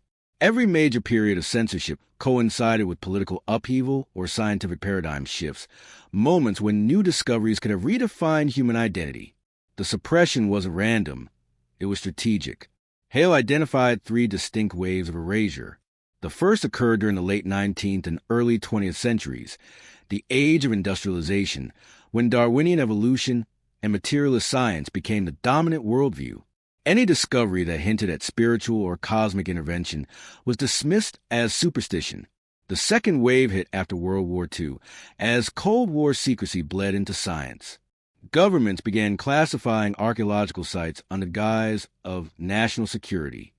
The third wave, he realized, was happening now, an era when information itself was currency, and controlling history meant controlling the future. The more he looked, the clearer it became. Forbidden archaeology wasn't a fringe conspiracy. It was an institutional reflex, a mechanism of control designed to protect a fragile worldview. The truth was too destabilizing. If humanity learned that intelligent civilizations had existed or intervened long before recorded history, every system built on the myth of linear progress would crumble. Religion, science, and politics would all lose their authority. One evening, while reviewing his notes, Hale received a message from an anonymous account. It contained only a photograph of a weather document stamped "Top Secret, Project Osiris." Beneath the faded seal, the words, "Cultural Containment Protocol, Anomalous Artifacts." The attached pages described the classification process for archaeological findings of non-terrestrial or anachronistic nature. The instructions were chillingly clear. Discoveries that threatened historical cohesion were to be reinterpreted, neutralized, or removed. The goal was to maintain civilizational continuity. It wasn't paranoia anymore. It was policy. Marr was furious. "They've turned truth into a controlled substance," she said. But Hale felt something colder, a quiet horror that reached beyond politics. What if the suppression wasn't just human? What if it had been part of the story from the beginning? The being in the cave, the encoded geometry, the the pulse beneath the mountain. All of it suggested intelligence far older and more deliberate than human institutions. Perhaps the censorship wasn't just about hiding history. Perhaps it was about maintaining separation, preventing a reconnection with something we were never meant to rediscover. He remembered the phrase from the anonymous message months before. They found a second layer. If that were true, then what lay beneath the painting might not just be archaeological. It might be active, a device or gateway sealed to keep us out. The suppression in that light wasn't merely political. It was containment. Humanity had been quarantined from its own origins. Hale documented his conclusion with clinical precision. There exists a recurring global pattern of archaeological suppression. The consistency across geography and time suggests coordination beyond coincidence. Either an organized human body has maintained historical censorship for centuries, or the force driving this silence transcends humanity itself. The result is the same, an artificial amnesia imposed upon our species. In his final entry for that night, he wrote not as a scientist, but as a man beginning to understand the enormity of what he faced. The truth is not lost. It is imprisoned, and the walls of that prison are made of disbelief. As he set down his pen, a memory surfaced. The pulse beneath the cave, the faint hum that resonated through his chest like a heartbeat. Perhaps that pulse wasn't merely the sound of buried machinery or geological tension. Perhaps it was the sound of history itself. Still alive, still waiting, still calling anyone brave enough to listen beneath the silence. By the time Dr. Hale's findings began to circulate quietly among colleagues, he had already learned a hard truth. The greatest obstacle to discovery was not ignorance, but belief. Science, he realized, was not the open field of curiosity it claimed to be. It was a fortress built on foundations of consensus, guarded by the gatekeepers of orthodoxy. To challenge its walls was to risk exile. Yet the cave painting and its impossible age demanded confrontation. If it was genuine, and every test said it was, then it shattered the story humanity had built about itself. But instead of welcoming the mystery, the scientific establishment recoiled. It began subtly. Emails unanswered, invitations rescinded. Journals that had once begged for his submissions now claimed his work lacked methodological clarity. Hale knew the subtext. It wasn't the evidence they rejected. It was the implications. To admit that the painting existed as described meant admitting that human history was incomplete, that something outside the accepted evolutionary narrative had touched Earth. It meant rewriting not a chapter, but the entire book. Few were willing to pay that price. He started noticing the same pattern he'd seen with other forbidden discoveries. Ridicule before review, dismissal before dialogue. When his research paper on anomalous pigmentation and radiocarbon dating was submitted to the Journal of Anthropological Science, the editors returned it with a polite but damning note. We do not publish speculative interpretations of data that contradict the established prehistoric framework. Hale read it 3 times. The irony was cruel. Science, which prided itself on skepticism and questioning, had become faith in disguise. In private conversations, a few colleagues admitted they believe him. One confided, "Your data is flawless, Marcus. But if we accept it, we'll have to admit everything else we've ignored for 100 years. We'll have to admit we were wrong." That was the real taboo, not the idea of ancient visitors or lost civilizations, but the notion that human knowledge might not be complete. The fortress of academia was not built to protect truth.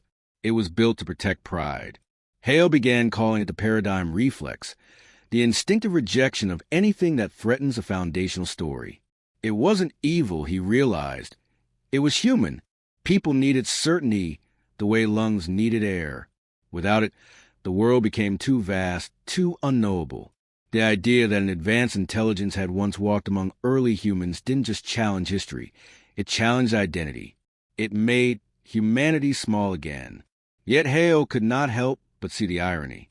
The same scientific establishment that demanded proof beyond doubt refused to look at the very evidence that could provide it. Instead, they buried anomalies beneath the comforting label of coincidence or error. When confronted with evidence of advanced geometry in the painting, one physicist scoffed, "Pattern recognition. Humans see order where none exists." But Hale had heard that same excuse applied to everything that defied expectation. from meteorites once dismissed as impossible rocks from heaven, to continental drift mocked as pseudoscience for decades. Truth, he realized, had a pattern. It was always heresy before it was fact. He began studying the psychology of denial, not out of frustration, but necessity. The human brain, he discovered, filters reality to protect coherence. Anything that contradicts a core belief triggers a defense mechanism known as cognitive dissonance. The greater the contradiction, the stronger the denial. Science, Hale wrote in his notes, is not immune to this. It is simply a collective form of it, the dissonance of an entire civilization protecting its myth of rational control. In his correspondence with Dr. Evelyn Marr, the two often discuss how easily science turns superstition when faced with the unknown. Marr put it bluntly, they mocked the church for silencing Galileo, but now they were the same rogues. Hale couldn't disagree. Peer review, which had once been a system of accountability, had become a mechanism of conformity. To publish, one had to reinforce a consensus, not challenge it. The few who did were ostracized, labeled sensationalists, or accused of careerism. The denial wasn't limited to academia. Media outlets that briefly covered the cave discovery portrayed it as a hoax narrative, using loaded phrases like controversial claim and archaeological outlier. Scientists who dared to comment publicly were ridiculed on talk shows and social media. The ridicule was strategic. It created the illusion of consensus where none existed. Most researchers stayed silent, not because they disbelieved Hale's findings, but because they feared being buried alongside them. Hale's frustration grew, but so did his understanding. Denial, he realized, was not the absence of reason. It was reason's shadow. It's how civilization maintains stability, he wrote in his field journal. Every society has its sacred boundaries, its invisible lines that cannot be crossed. In religion, they call it blasphemy. In science, they call it fringe. The difference was only linguistic. He began examining the historical roots of this resistance. Throughout the 19th and 20th centuries, scientists who discovered inconvenient truths met the same fate. Ignaz Semmelweis, who proved hand-washing prevented disease, was ridiculed into madness. Alfred Wegener, who proposed continental drift, died before his theory was accepted. When Wilhelm Reich studied the energy fields of living organisms, his research was burned by federal authorities. The pattern was ancient. Discovery followed by rejection, exile, and eventual vindication. Science always advanced. Hale noted grimly, one funeral at a time. But what disturbed him most was that this time, the stakes were different. This wasn't just a new data point or a revised date. It was a revelation that human civilization might be the product of intervention. If proven true, it would dissolve the boundary between myth and history, religion and science. The gods of antiquity would no longer be metaphors. They would be memory. Humanity's place in the cosmos would shift overnight, and with it, every institution built on human exceptionalism. No wonder they wanted it buried. One evening, while reflecting on the situation, Hale wrote an entry that felt more confession than observation. We've mistaken arrogance for knowledge. We call it skepticism, but it's fear. Fear that we are not the measure of all things. Fear that the story we tell ourselves is not the truth, but a bedtime tale for a species afraid of the dark. He wasn't alone in this realization. Around the world, whispers of similar discoveries were emerging. Scientists working in secret, sharing data through encrypted networks, comparing anomalies that mainstream journals refused to touch. Hale had inadvertently joined an underground of forbidden researchers, a hidden fellowship bound not by fame or funding, but by conviction. They called themselves a continuum, dedicated to preserving and cross-referencing suppressed science. Through them, Hale learned of other ongoing investigations, strange genetic sequences in ancient skeletons, non-terrestrial isotopes and metallic relics, and electromagnetic emissions from megalithic sites. The same forces that silenced him were trying to suppress them too. It dawned on him that denial at scale wasn't just ignorance. It was infrastructure, a global system of selective blindness engineered to keep humanity within its comfort zone. The more he uncovered, the more he saw that denial was not the enemy of science, but its unseen architect. Every revolution in understanding had first required tearing down the scaffold of disbelief built to protect the last one. The cave was simply the newest front in an ancient war, a war between curiosity and fear. In his final address to the members of the Continuum, Hale summarized the problem in words that would later be quoted by historians of forbidden knowledge. Science was born from wonder, but somewhere along the way it traded humility for control. We stopped asking what is possible and started deciding what is allowed. The truth will never fit inside our permission. When he finished reading the statement aloud over the encrypted call, there was a long silence. Then one of the members, a physicist from Argentina, said quietly, "If the cave is real, then denial is humanity's greatest invention. It's what keeps the gods from coming back."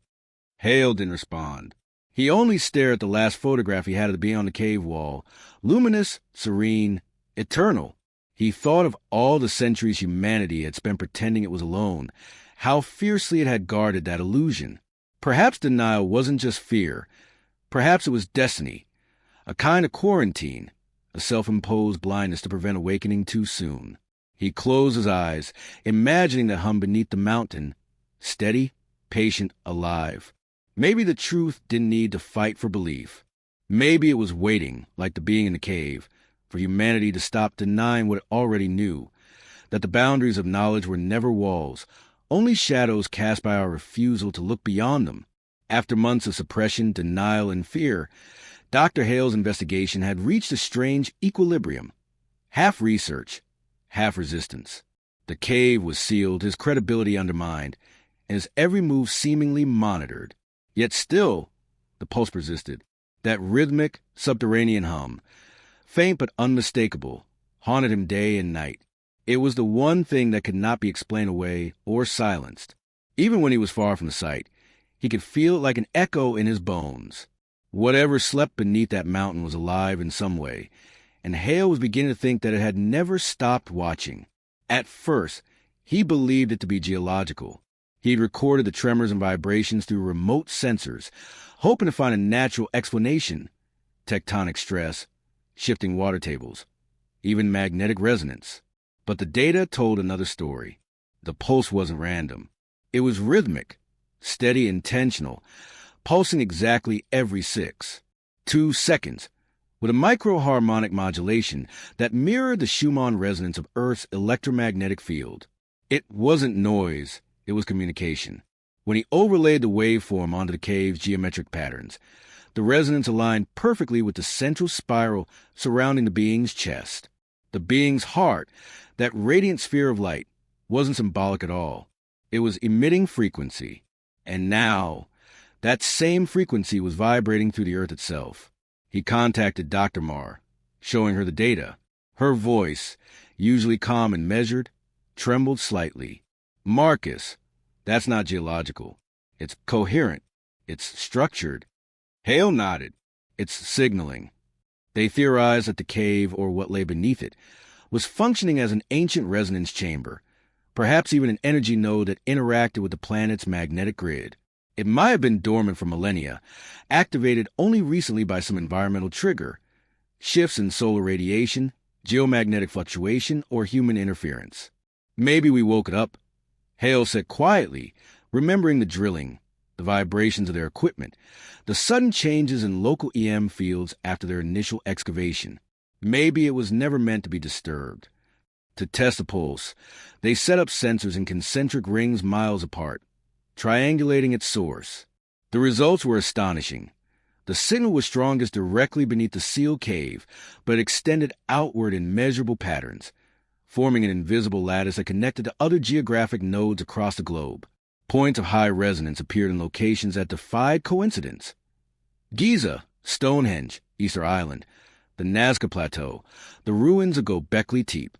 Each site, like the cave, was ancient, geometrically precise, and built on magnetic anomalies. The pattern suggested a global network, an energetic grid older than recorded civilization, pulsing with intelligence. Marr called it the lattice of memory. Hale called it the pulse network. Both understood the same truth. These weren't isolated mysteries. They were pieces of a single system, fragments of technology so ancient that it had become myth. They were never temples, Marr whispered, staring at the data. They were transmitters. What they were transmitting, and to whom, remained the greater mystery. One night, while reviewing the pulse data, Hale noticed that the waveforms carried faint modulations, subtle shifts in amplitude, like coded bursts. He isolated the sequence and slowed it down. What emerged wasn't random. It was language. The pulse carried interval structure like syntax, a pattern of repetition and pause that mirrored linguistic cadence. Using AI translation algorithms, he analyzed the waveform as if it were encrypted sound. The results sent chills down his spine. The algorithm produced geometric visualizations that matched the same spirals, circles, and ratios found in the cave's design. It was the same message, the same pattern, replayed to the earth itself. The being's code, once carved into stone, was now vibrating through bedrock. "It's talking," Hale murmured. "It's been talking this whole time." But who or what was listening? He theorized that the pulse could be a form of data transmission, an ancient system designed to preserve knowledge in the very fabric of the planet. If the beings who created the painting were capable of manipulating energy fields, perhaps they encoded information into resonance itself, storing it within Earth's electromagnetic field, as one might inscribe data into a hard drive. In that sense, the planet itself was a living archive, a library of vibration, waiting for a civilization advanced enough to read it. Hale's equipment soon began registering strange side effects. Local compasses spun erratically. Electronic devices flickered near the mountain. Wildlife patterns shifted. Birds avoided the area, and migratory routes changed. In nearby villages, residents complained of insomnia, disorientation, and vivid dreams filled with light and sound. The pulse wasn't just affecting instruments. It was affecting consciousness. Marr theorized that the frequency might be interacting with human neural activity. "It's in the same range as theta and alpha brainwaves," she explained. "It's possible it's stimulating the mind, or awakening something dormant." Hale remembered his own dreams from months earlier. The being's luminous eyes, the harmonic hum that seemed to merge with heartbeat. Was the pulse transmitting not information but memory? If so, then humanity's connection to these ancient beings might not have been broken at all, only forgotten. The pulse could be a recall signal, reawakening a link that had once existed between human consciousness and the intelligence behind the cave. Maybe this is what evolution really is. Hale wrote, not random mutation, but remembrance, the rediscovery of what we were designed to become. As the pulse intensified, Hale's instruments began picking up harmonics thousands of miles away. The resonance was global now. It wasn't confined to one mountain. It was spreading, synchronized with other sites. Reports from independent researchers within Continuum confirmed similar readings near ancient monuments across continents. At each site, the same frequency was emerging, as if the Earth itself were being tuned like an instrument. Then something extraordinary happened. During one late-night monitoring session, Hale's sensors recorded a sudden fluctuation, a spike in the waveform unlike anything before. The pulse frequency doubled for exactly 13 minutes, then stabilized. When he plotted the data on a graph, the visual representation formed a familiar shape, the outline of a human figure surrounded by concentric circles.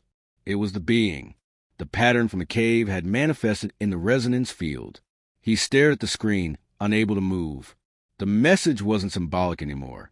It was literal, a direct replication of the same geometry burned into stone tens of thousands of years earlier. "It's not just repeating," he whispered. "It's awakening." Marr called him the next morning, her voice trembling. "You need to see this," she said. "Satellite sensors picked up a global electromagnetic anomaly last night. Exact coordinates match your readings. For 13 minutes, the Earth's field vibrated at a harmonic frequency never recorded before. It was symmetrical. Symmetrical, the signature of intelligence. Governments issued no statements, but Hale noticed that within hours, news of mysterious solar storms began circulating as a cover story. He knew better. This wasn't a random cosmic event. Something beneath the Earth had stirred. Something ancient and intelligent, responding to an unknown signal or condition. Hale realized the implications with a mixture of awe and dread. The pulse was not merely communication. It was activation. The being, or whatever consciousness it represented, was waking up, And if the network of ancient sites across the world was connected, then the activation was not local. It was planetary. In his final notes that week, Hale wrote, "The hum beneath the earth is not a remnant of the past. It's the voice of something still present, something waiting. The pattern is too perfect, the geometry too deliberate. We thought we discovered it, but perhaps it discovered us. The painting was not a record of what was. It was a promise of what will return." That night, as Hale lay in his bed, unable to sleep, he felt it again, the faint vibration, low and steady, humming through the floorboards. It wasn't his imagination. The pulse was everywhere now, no longer confined to the cave. It resonated in the air, in the static of radios, in the silence between thunder and wind. It had become the heartbeat of the planet. And deep below, in the sealed darkness of the mountain, the cave walls began to glow. Faintly at first, then brighter, as though the being itself were opening its eyes once more. The first time the lights appeared, no one believed it was real. A local shepherd, tending his flock on the mountain slope near the sealed cave, saw it first, a pale blue glow seeping through cracks in the ground, pulsing faintly like breath. He described it later as moonlight trapped beneath the earth. Within hours, villagers reported flickers of light under their floors, shimmering through the mist like auroras that had lost their sky. The government moved quickly, cordoning off the entire valley. Geothermal anomaly, officials claimed. But Dr. Hale knew better. The pulse had reached its crescendo. Something beneath the stone was responding, and it was no longer content to remain silent. From his remote lab miles away, Hale watched the instruments go haywire. The resonance graph that had been steady for weeks suddenly spiked, its waveform no longer rhythmic but alive, adaptive, self-correcting. It was as though the signal had developed awareness, responding to the instruments that monitored it. For the first time, the pulse wasn't just vibration, it was conversation. He turned to Mar, her face pale under the monitor's glow. "It's reacting to us," he whispered. "It knows we're listening." The next 72 hours blurred into chaos. Seismic sensors across the region began detecting rhythmic tremors matching the cave's frequency. Atmospheric readings shifted subtly, electromagnetic fluctuations creating interference with satellite communications. Even weather patterns over the mountain became unstable. Clouds formed in spiral patterns, mimicking the sacred geometry surrounding the being in the cave. The earth itself seemed to be imitating the message, translating energy into form. To the public, it appeared as a freak atmospheric event. But Hale and Mar knew the truth. The pulse was amplifying. What had begun as an echo deep beneath stone had become a global vibration, and it was synchronizing with the very fabric of the planet. Hale compiled the data and compared it to the harmonic patterns of the ancient megalithic sites. Every structure aligned, every pyramid, dolmen, and monolith. The nodes were resonating in unison. Energy was moving to the grid like blood through veins. "It's like the planet is waking up," Mar said. Hale nodded, staring at the graphs, his voice barely a whisper. "Or remembering." The news reports could not hide what was happening. Across the world, electromagnetic anomalies disrupted radio frequencies. Compasses spun aimlessly. Migratory birds changed routes, flying in perfect spirals. Deep-sea sensors recorded vibrations emanating upward from the ocean floor. The pattern was the same everywhere. Pulsing waves of coherent energy emanating from beneath ancient sites, spreading across continents. Then came the human effect. People began to dream. Thousands, then millions, reported vivid, recurring visions. Vast halls of light, geometric symbols floating in the air, and towering beings of radiant form standing among them. The same eyes, the same sphere of light, the same presence that Hale had seen painted in that cave.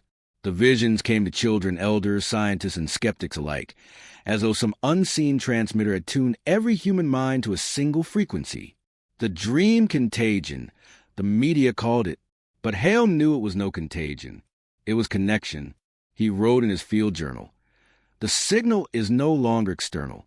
It's inside us. The pulse is synchronizing consciousness itself.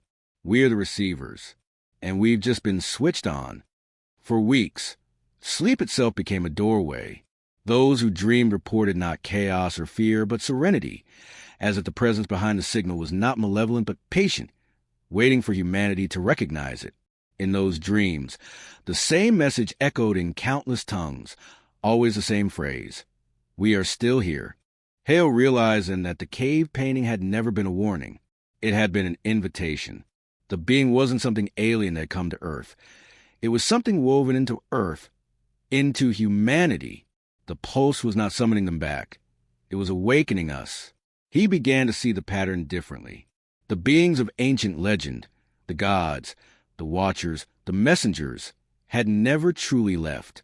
Their consciousness had merged with the Earth's field, embedded in its resonance, waiting for a time when humanity's awareness could finally perceive them again. The cave, the painting, the global lattice, all of it was part of a communication network that had never stopped transmitting. Humanity had simply forgotten how to listen. As the global phenomena intensified, governments scrambled to maintain control.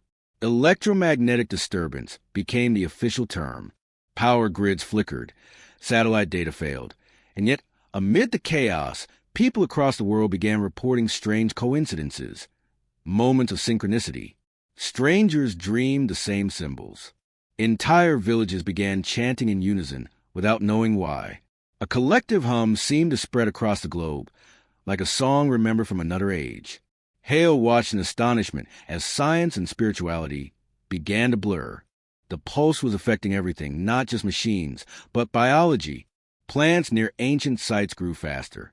DNA samples exposed to the frequency showed unexpected activation of dormant sequences. Junk DNA that had long puzzled geneticists. It was as if the resonance was rewriting the code of life itself, awakening something long dormant within human evolution. Mars data confirmed it. Subtle shifts in human brainwave patterns were being recorded worldwide. People were becoming more coherent, their neural oscillations aligning in perfect synchronization with the global pulse. It's entrainment, she said, but not just physical.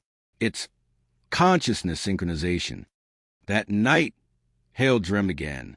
He was standing in the cave, though it was no longer dark. The being stood before him, vast, luminous, and utterly still. Its voice was not sound but vibration, resonating inside him. "You were never alone," it said. "We became you, so that you would one day remember us." He awoke with tears on his face and a strange warmth in his chest, the same frequency humming quietly in his heart. In the following days, global broadcasts began failing. Communication networks flickered and went silent. Cities experienced blackouts, yet the night skies shimmered with auroras of colors no one had ever seen. Lights rippling across the atmosphere in fractal shapes, mirroring the geometry from the cave. To the fearful, it was the apocalypse. To others, it was revelation. Hale stood on the balcony of his mountain cabin, watching the auroras twist and spiral above the horizon. Mars stood beside him, her eyes reflecting the light. "This isn't the end," she whispered. "No," Hale replied. "It's the beginning." He understood now that the beings, or whatever intelligence had once guided early humanity, had never departed to the stars. They had descended into the earth, into the frequency of matter itself, embedding their consciousness in the planet's magnetic field. The cave painting had recorded not a visitor from the heavens, but a merger, the moment when two species, two forms of intelligence, had joined as one. Humanity was not their creation, it was their continuation. As the pulse grew stronger, a final synchronization occurred. Across the globe, every resonance monitor, from Antarctica to the Himalayas, recorded the same value, 783 hertz, the Earth's fundamental vibration. But now it wasn't background noise. It was coherent, a single global heartbeat, perfectly harmonic. And within that harmony, a faint pattern appeared, an encoded message repeating endlessly. Hale decoded it, trembling. It was written in the same geometric syntax as the cave painting, but the translation was simple: awake. That night, as the auroras faded and silence fell, Hale closed his eyes and listened. The hum was no longer distant.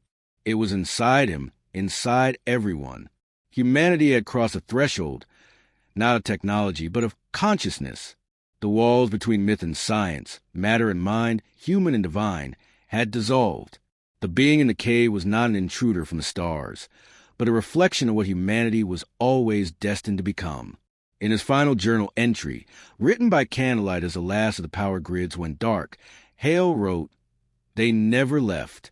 They became the frequency of the earth, the whisper within our atoms, the architects of memory. The painting was their seed, and we were the soil. The pulse is not their return.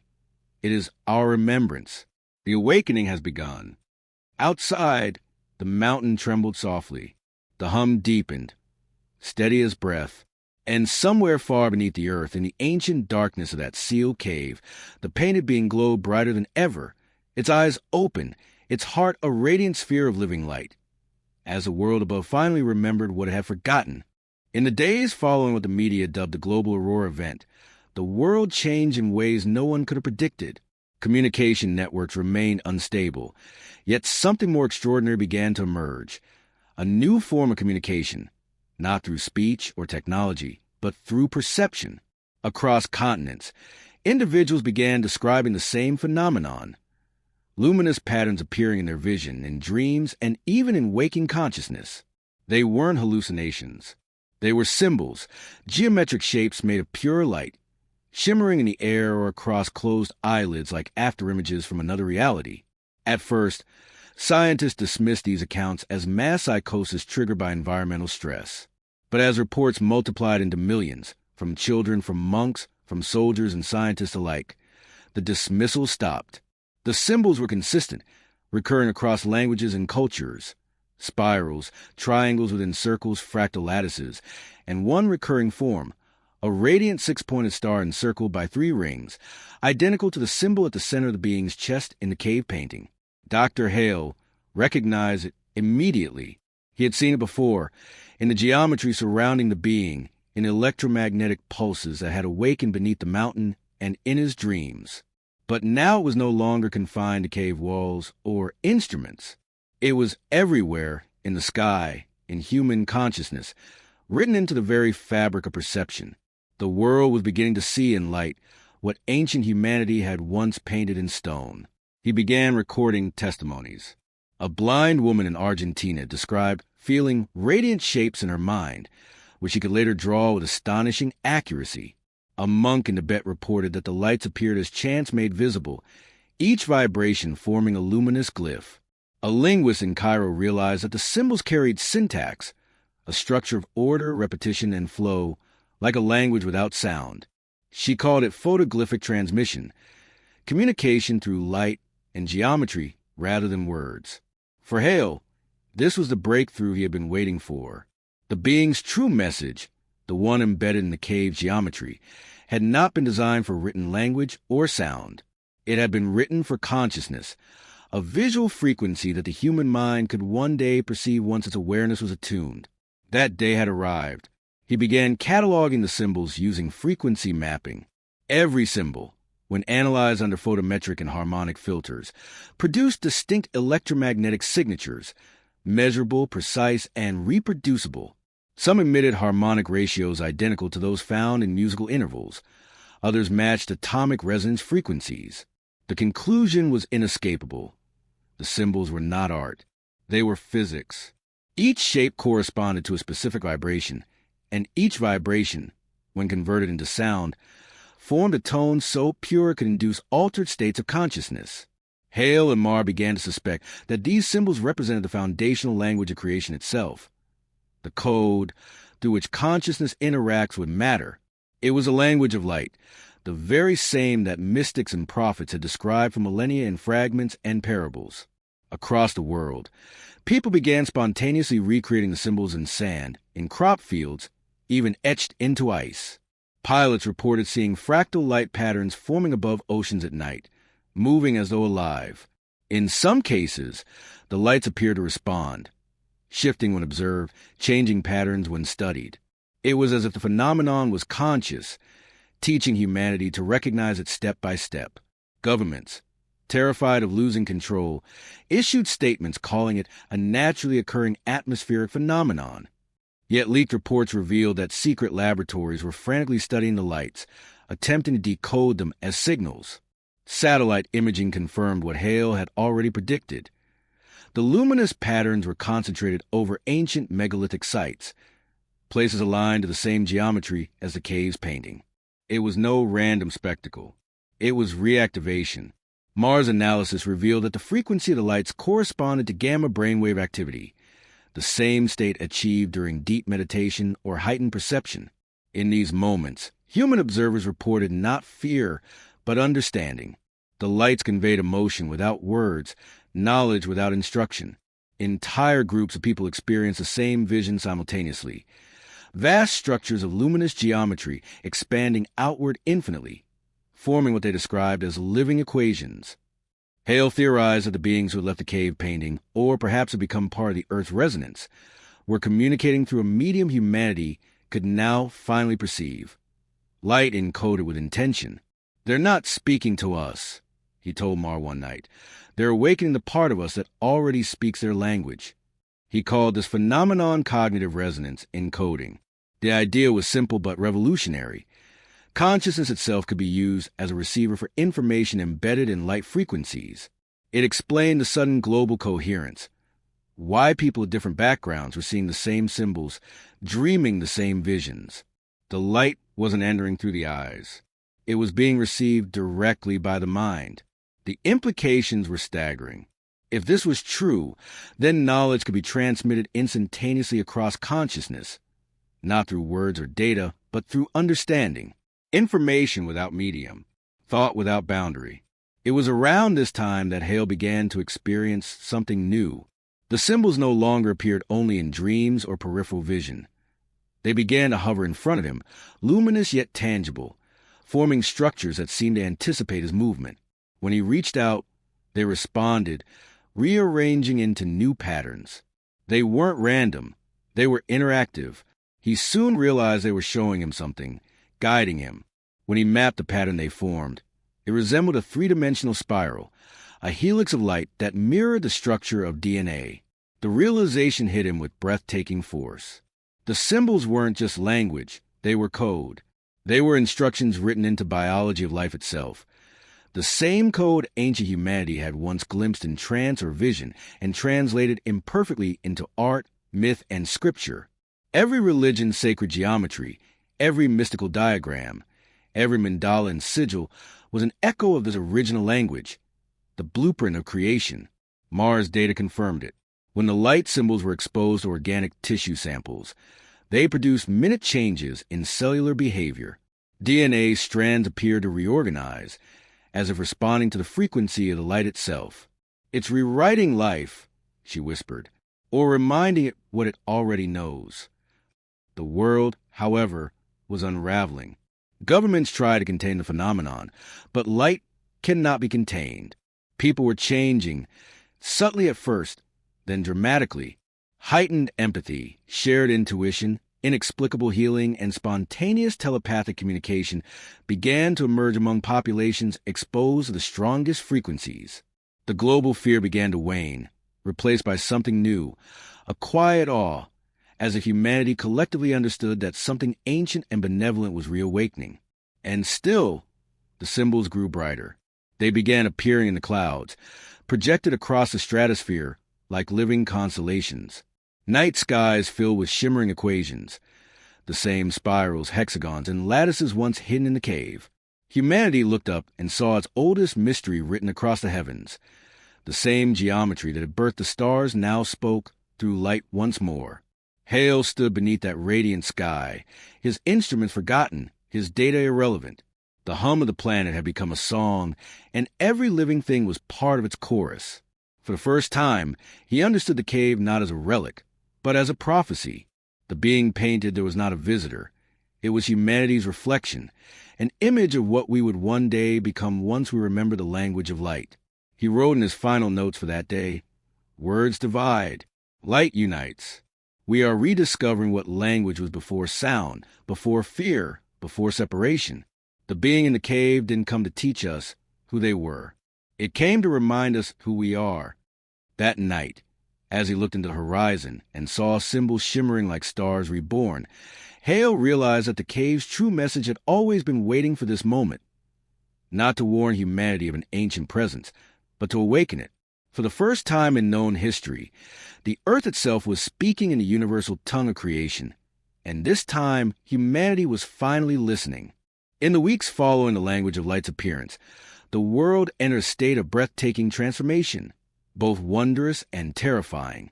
What began as isolated experiences of luminous geometry soon escalated into a planetary phenomenon that no authority could suppress or explain. The night sky became a living canvas. Lines of light rippled across the heavens in perfect synchrony, forming spirals and grids that mirrored the patterns of the ancient sites below. It was as if the earth and the sky were conversing, reflecting one another through a cosmic symmetry humanity had never before witnessed. At first, scientists called it a magnetospheric anomaly, claiming that solar radiation interacting with the Earth's electromagnetic field had created unprecedented auroral effects. But the patterns were too structured, too intelligent. They changed in intervals that matched the global pulse, the same rhythm Hale had first recorded beneath the mountain. Across continents, observatories noted the impossible precision of these lights. They were not random bursts of energy. They were diagrams, blueprints made of plasma and starlight. Dr. Hale and Dr. Marr watched from their observatory high in the mountains, where the air crackled faintly with static energy. The aurora stretched from horizon to horizon, pulsing and repeating fractals that formed colossal geometries across the atmosphere. Triangles within circles, spirals inside hexagons. The same sacred symbols carved into temples, etched in ancient stone, and painted in that forbidden cave tens of thousands of years ago. Hale's heart pounded as he whispered, "They're mirroring the earth. Every node, every monument. It's all aligning." Marr nodded, transfixed. "As above, so below," she murmured, the ancient Hermetic phrase that now took on new meaning. Humanity had built its monuments unknowingly to mirror the stars. Now the stars were mirroring humanity in return. Satellite imagery confirmed the impossible. The lights formed a planetary grid identical to the geometric pattern Hale had mapped months before, the one connecting ancient sites across the globe. The alignment was exact, down to the millimeter. The Earth had become a resonant mirror of the heavens, the planetary lattice glowing in synchrony with celestial patterns. It was as though the world itself had been transformed into a colossal transmitter, a mirror reflecting the consciousness of both humanity and something far greater. Then a new phase began. The light started to focus, condensing into concentrated points above specific regions. The Giza Plateau, Machu Picchu, the Nazca Desert, Angkor Wat, and of course, the sealed mountain where it had all begun. The sky above each site glowed brighter, as if responding to something below. Instruments recorded beams of coherent light, connecting Earth to the upper atmosphere, shimmering columns that extended far beyond the troposphere, almost as if touching the edge of space. "It's an interface," Hale realized aloud. "The planet's grid and the celestial lattice. They're merging. The boundary between Earth and sky is dissolving." Marr's voice was hushed. "It's like they're building bridges of light, but to where?" No one knew. Yet one thing was clear. The phenomenon was accelerating.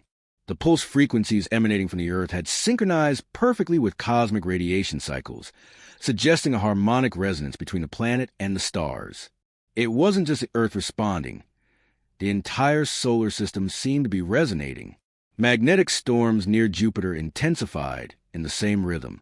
Solar flares pulse in sync with the Earth's frequency.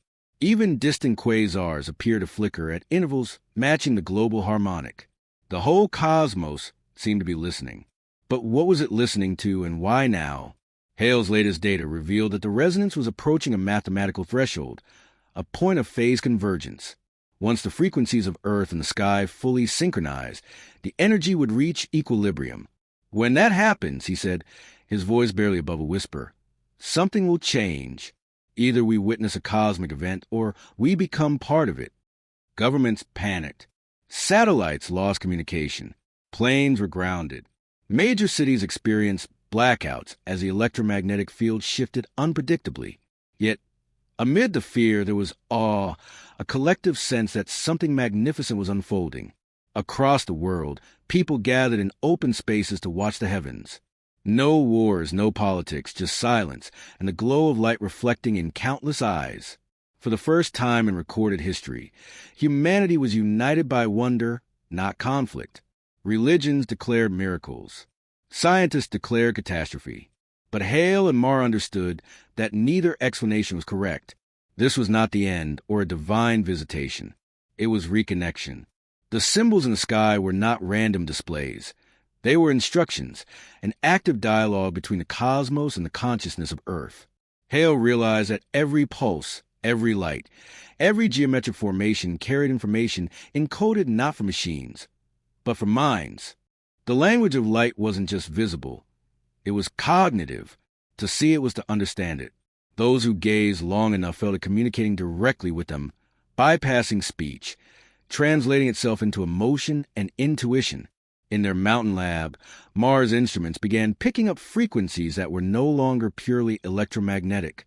They contained modulations resembling human EEG patterns, brainwave frequencies recorded across millions of synchronized observers. "It's reading us," she whispered. "The lights are reflecting our own consciousness back to us." It dawned on Hale that the earth and sky weren't communicating with each other at all. They were communicating through humanity. The beings from the painting had not created a system to send messages across the stars. They had built a mirror, one that reflected awareness itself. The more humanity looked up, the more it saw itself reflected in the heavens. That night, as the auroras intensified into crystalline pillars, Hale walked outside. The air was electric, the ground trembling gently with harmonic vibration. He looked up and saw what no telescope could capture, patterns moving like thought, forming and dissolving in the atmosphere, equations of consciousness written in light. And within one of those luminous formations, he saw a figure, tall, radiant, familiar, the same being from the cave, standing within a column of light, its gaze infinite and calm. The figure did not speak. Instead, the symbols around it began to shift, weaving themselves into complex forms that Hale somehow understood without translation. They weren't words. They were truths, direct transmissions of knowledge that bypassed the intellect and entered straight into awareness. He felt them rather than heard them, as if the entire universe had spoken inside him. "We are the reflection and the reflected. We did not create you. We became you. When you see the light, you see us, because we are what you become when you remember." Tears blurred his vision. For the first time, the question that had haunted him for years, who painted the being, who taught the ancients, finally had an answer. The being wasn't alien, divine, or separate. It was human consciousness evolved beyond matter, echoing backward through time to remind its earlier self of what it would one day be. The cave painting had been humanity's own message to itself, a mirror across ages. When Hale opened his eyes again, the light had faded, but the meaning remained. He turned to Marr, who stood beside him, transfixed. "Did you see it?" he asked. She nodded slowly. "I didn't see it," she whispered. "I remembered it." In the following days, the global resonance stabilized.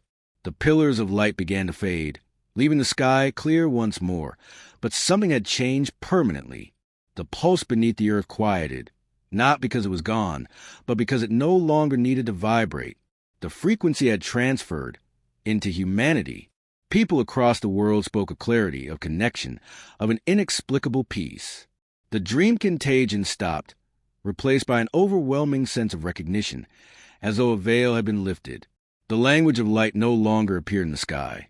It had moved into the collective consciousness, guiding thought and emotion in harmony. Dr. Hale stood one last time before his instruments, now silent. The resonance that had once filled the earth had dissolved into stillness. But in that stillness was music, harmony too perfect for sound. He closed his eyes and listened, not with his ears, but with his entire being. The cave, the being, the geometry, the light, all of it had been leading to this. Humanity had not discovered the divine. It had become it. In his final note that night, written beneath the glow of fading auroras, Hale wrote, "We searched the heavens for gods and found only mirrors." The painting was never a prophecy of their return. It was a memory of our future. The stars above us and the light within us are the same fire, reflected through different eyes. The cave was the beginning of that reflection, and tonight the sky became its completion. Above the silent mountain, where the cave remained sealed in the earth, the air shimmered faintly one last time, as if the being's light, reflected to the world's awakening, had finally found its mirror. In the quiet aftermath of the celestial resonance, the world entered an eerie calm. The skies cleared, the lights dimmed, and the global pulse subsided into a steady whisper. Yet beneath the apparent return to normalcy, something fundamental had shifted. Humanity felt different, more awake, more synchronized, as if the invisible barriers that once separated mind from mind, human from nature, had thinned. Conversations carried strange empathy, silence felt alive, and dreams, vivid and collective, began to weave themselves into a single tapestry of remembrance. It was in this new stillness that Dr. Hale began to experience what he would later call retrieval. Memories that weren't his own began to surface, visions of landscapes and skies that belonged to another age.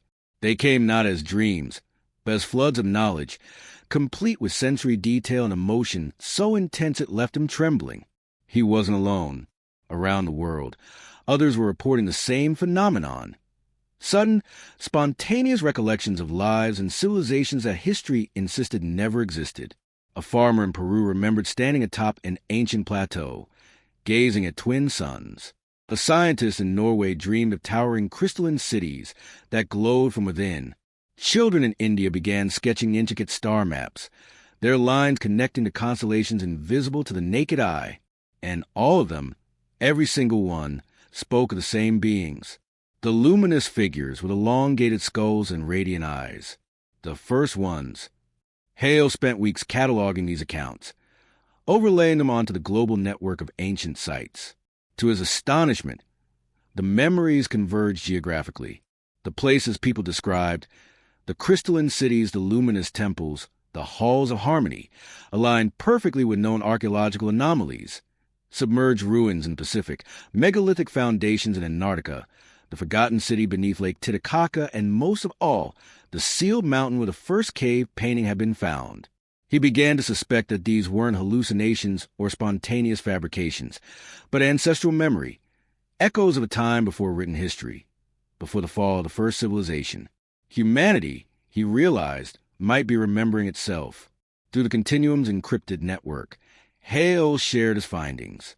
The group was no longer a loose collection of heretical scientists. It had become a quiet global alliance, unified by revelation. Researchers in Egypt, Japan, and South America confirmed the same. Waves of memory downloads coincided precisely with the last phase of the planetary resonance. Even more astonishingly, brain scans of affected individuals revealed synchronized gamma bursts, brief moments when neural activity reached levels of coherence never before recorded in human physiology. The brain, it seemed, had become a transmitter for history itself. When Hale underwent the same scanning procedure, the results left the medical team speechless. His neural resonance patterns matched those of people separated by thousands of miles. Across the world, thousands of individuals were now sharing the same neurological rhythm, an invisible web of coherence, like neurons firing in a single planetary brain. The Earth, it seemed, had become conscious of itself through its inhabitants. As Hale analyzed his visions, fragments of an ancient story began to emerge, not myth, but memory. The first ones, the luminous beings, were not gods in the divine sense, nor aliens in the conventional one. They were our predecessors, an earlier iteration of intelligence on Earth, born long before recorded history, before even humanity's ancestors had walked upright. They had not built their civilization on stone or metal, but on energy and frequency, shaping reality through vibration and intention. They lived not as individuals, but as a collective consciousness, a symphony of thought in harmony with the planet's magnetic field. Their cities were not constructed, but grown, crystalline structures that resonated with the frequencies of the Earth. Light was their language, geometry their science, and consciousness their technology. They had understood what modern physics was only beginning to grasp, that reality itself was not solid, but vibrational. They could alter matter by altering thought. The cave painting, Hale now realized, was their final message, an image left for the next species that would inherit their world. But the memory did not end with their wisdom. It ended in catastrophe. The visions turned darker. Hale saw skies torn apart by storms of fire and light, oceans rising and devouring their cities. He felt, not saw, the vibration of despair as the resonance of the planet began to unravel. The harmony that sustained their civilization had been disrupted. Some say it was a cosmic event, a solar flare of unimaginable power. Others believe it was self-inflicted, a misuse of their own technology. In trying to control the frequencies of creation, they had destabilized the balance between consciousness and matter. The earth itself rebelled. In their final days, the first ones understood that their time was ending. Yet rather than perish completely, they chose preservation through transformation. They infused their consciousness into the electromagnetic lattice of the planet, the same lattice that modern scientists measured as the Schumann resonance. They became the heartbeat of the earth. Their minds, their memories, their essence were woven into the field that now surrounded all life. Humanity, born millions of years later, would unknowingly evolve within that living field, carrying fragments of their consciousness within its DNA. The gods didn't create man. Hale wrote in his journal, they became man. He began comparing genetic data across species, searching for evidence of this inheritance. To his astonishment, he found it. Within what geneticists called non-coding or junk DNA, he discovered recurring sequences of numerical patterns, ratios that mirror the geometry of the cave painting. The same ratios appeared in coral structures, in the growth patterns of trees, and even in human brainwave frequencies. It was as if all life on Earth carried the signature of the first ones, encoded not in myth but in biology. In his dreams, the luminous beings began to speak, not in words, but in emotion, in waves of meaning. They showed him their final act. How, in their last moments, they gathered in vast temples of light and sang into the earth, imprinting their collective consciousness into the crystalline core of the planet. That song became the global pulse, the same hum Hale had once mistaken for geological noise. The hum was their voice, resonating through time, waiting for their descendants to remember. And now, as humanity began to awaken, that memory was returning. Across the world, new archaeological discoveries began surfacing as if summoned by the collective recall. Glaciers receded to reveal impossible structures beneath the ice. Earthquakes uncovered hidden chambers within ancient ruins.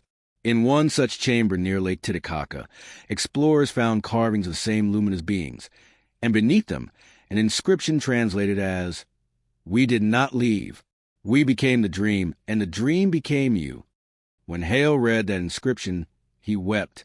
Every mystery, the forbidden cave, the pulse, the lights, the awakening, was part of a single continuum, a cycle of remembrance that stretched across eons. Humanity was not the first intelligent species on Earth. It was a continuation of one that had transcended material form.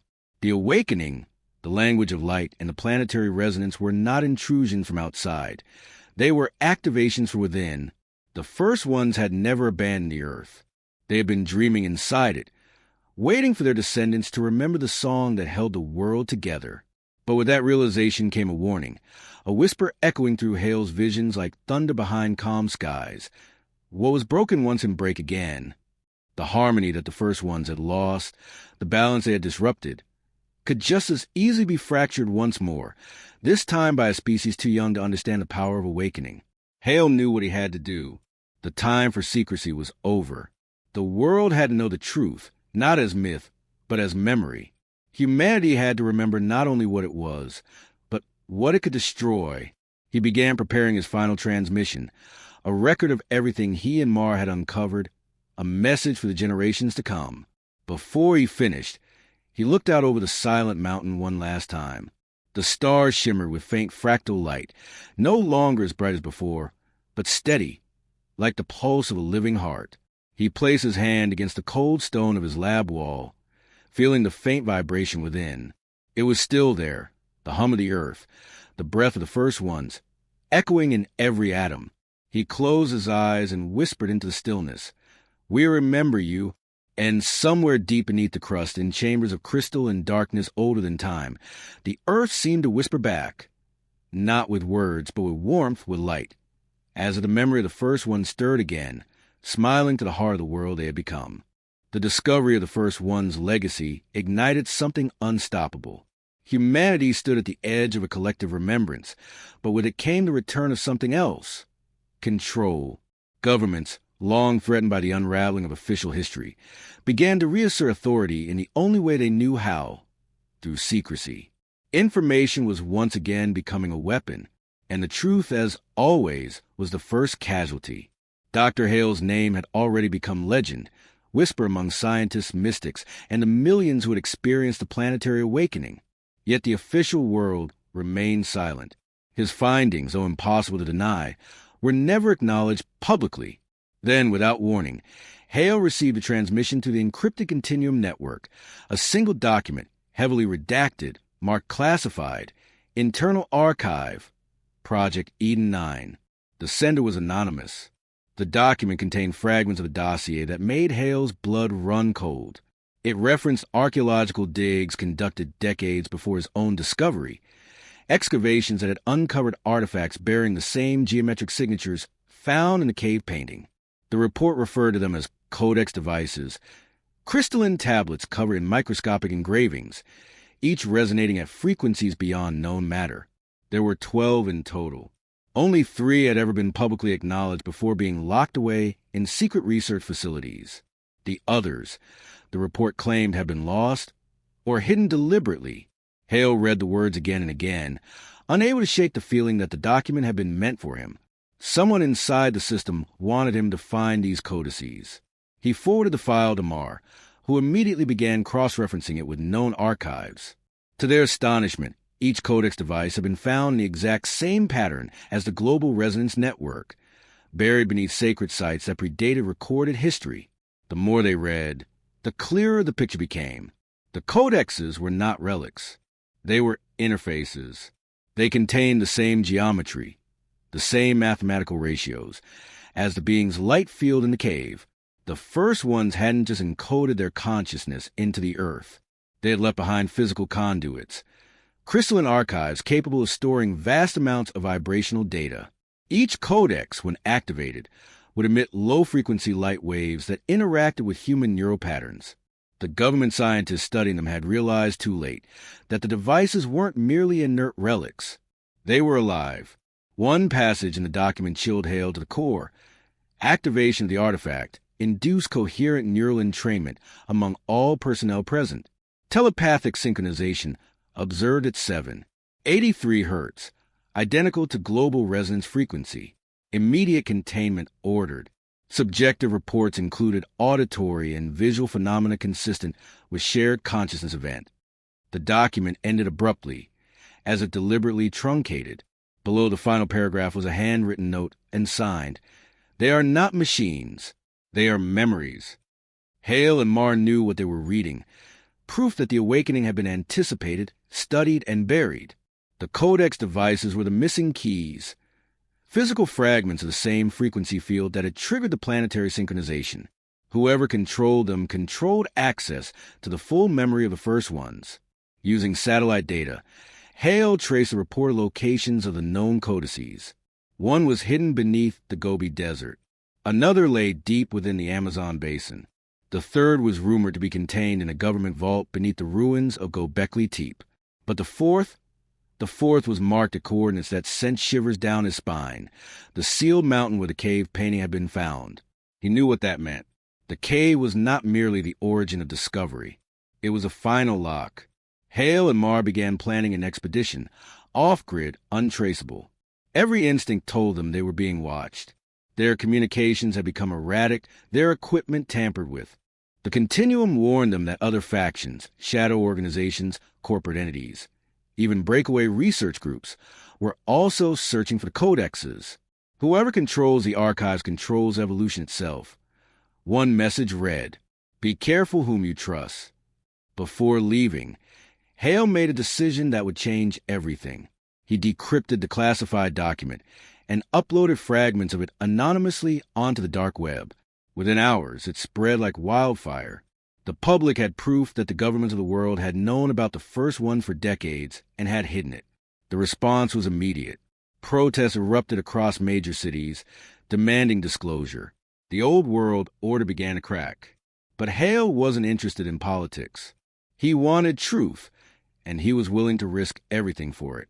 With Mar and 2 trusted members of the Continuum, he returned to the mountain where it had all begun. The site was still under heavy restriction. The military perimeter expanded and disguised as a geological hazard zone. But Hale knew secret paths, narrow tunnels that wove beneath the mountain's base. It took them 3 days to reach the cavern system, navigating through collapsed passages and the remnants of old excavation tunnels. When they finally reached the sealed chamber, they found it changed. The air shimmered faintly, as if vibrating. The stone around the mural glowed with residual light, and beneath the painting, embedded into the floor of the cave, they saw it, a crystalline slab, half buried in sediment, radiating faint pulses of blue. The 4th Codex. It was smaller than he expected, the size of a tablet, perfectly rectangular, transparent, but filled with fluid-like light that shifted as they approached.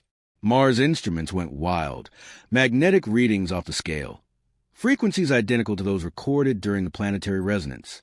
As Hale knelt beside it, he felt a vibration move through his body, deep, resonant, and familiar. The same hum he had felt years before, but stronger, more intimate. He reached out, hesitated, then placed his hand on the surface.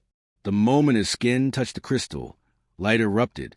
It wasn't blinding, but was overwhelming, a wave of warmth and sound that bypassed his senses entirely and went straight into his mind. He was no longer in the cave. He stood within a sphere of radiant geometry, surrounded by thousands of lights, each one pulsing in rhythm with his heartbeat. A voice, ancient and endless, spoke within him, though it had no words. The meaning came as understanding, as memory reawakening. You've come full circle. You are the echo that remembers its source. He saw visions, not dreams, but history. The rise of the first ones, their luminous cities suspended in harmonic balance, their fall into chaos as their frequencies destabilized. He saw the creation of the codexes, their desperate attempt to preserve memory before their world collapsed. He saw them embedding the tablets into the earth, designing them to awaken only when their descendants reached a state of consciousness capable of understanding their legacy. And now, that moment had arrived. When the vision faded, Hale found himself back in the cave. The codex pulsed steadily beneath his hand. Mar was staring at him, eyes wide, tears streaming down her face. "I saw it too," she whispered. "Everything." The codex was no longer dormant. Its surface now displayed intricate light patterns, rotating geometries that shifted like living code. The data was transmitting not into machines, but into them, into their minds. They had become living repositories of the first one's memory. But the awakening came with a cost. As they left the chamber, the mountain trembled. Instruments registered massive electromagnetic surges. Hale realized with dread that activating the codex might have triggered the entire network, all 12 across the globe. He turned to Mar, her expression mirroring his fear. "We've started something we can't stop." That night, as they made camp beneath the shadow of the mountain, the sky above them shimmered once more. Faint lines of light stretched across the stars, connecting constellations like neurons firing across the brain of the cosmos. The resonance had begun again. Hale opened his journal and wrote, his hands trembling with both awe and terror. "The codex is awake.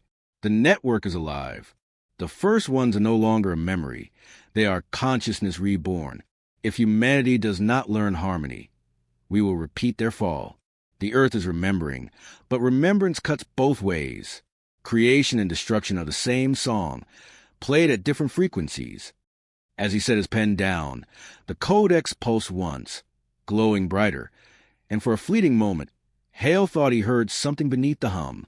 A chorus, faint and distant, singing in the language of light. It was not warning him. It was welcoming him back.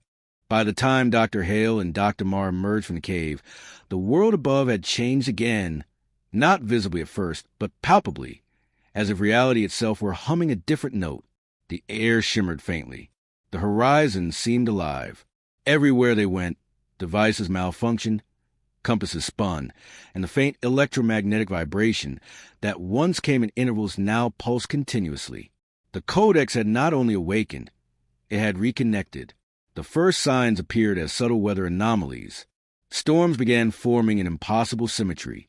spirals of cloud arranged in geometric precision, their lightning flashing in rhythmic intervals. Hale watched footage from satellite relays that the continuum had intercepted. Storms shaped like mandalas, cyclones with perfect hexagonal eyes, vast electromagnetic rings forming over oceans like halos of light. "This isn't weather," Mar said in disbelief. "It's resonance." Indeed, the planet was vibrating again, but not as before. The frequency was rising, measurable, constant, deliberate. The Earth's magnetic field, once chaotic, now oscillated in harmonic sequences, climbing toward an unfamiliar resonance plateau. The readings were identical to those recorded in Hale's cave moments before the codex had activated. The codexes are talking to each other, he realized. They've synchronized. Around the world, similar reports poured in. At Machu Picchu, locals witnessed columns of light rising from the ancient stones at night. In the desert of Egypt, the air glowed faintly over the pyramids. In the jungles of Brazil, the earth itself seemed to breathe, expanding and contracting as though the planet had become a living organism awakening from slumber. Wherever the codexes had been buried, the land pulsed with luminous energy. Governments declared a state of global emergency. Military satellites went offline, their sensors blinded by interference.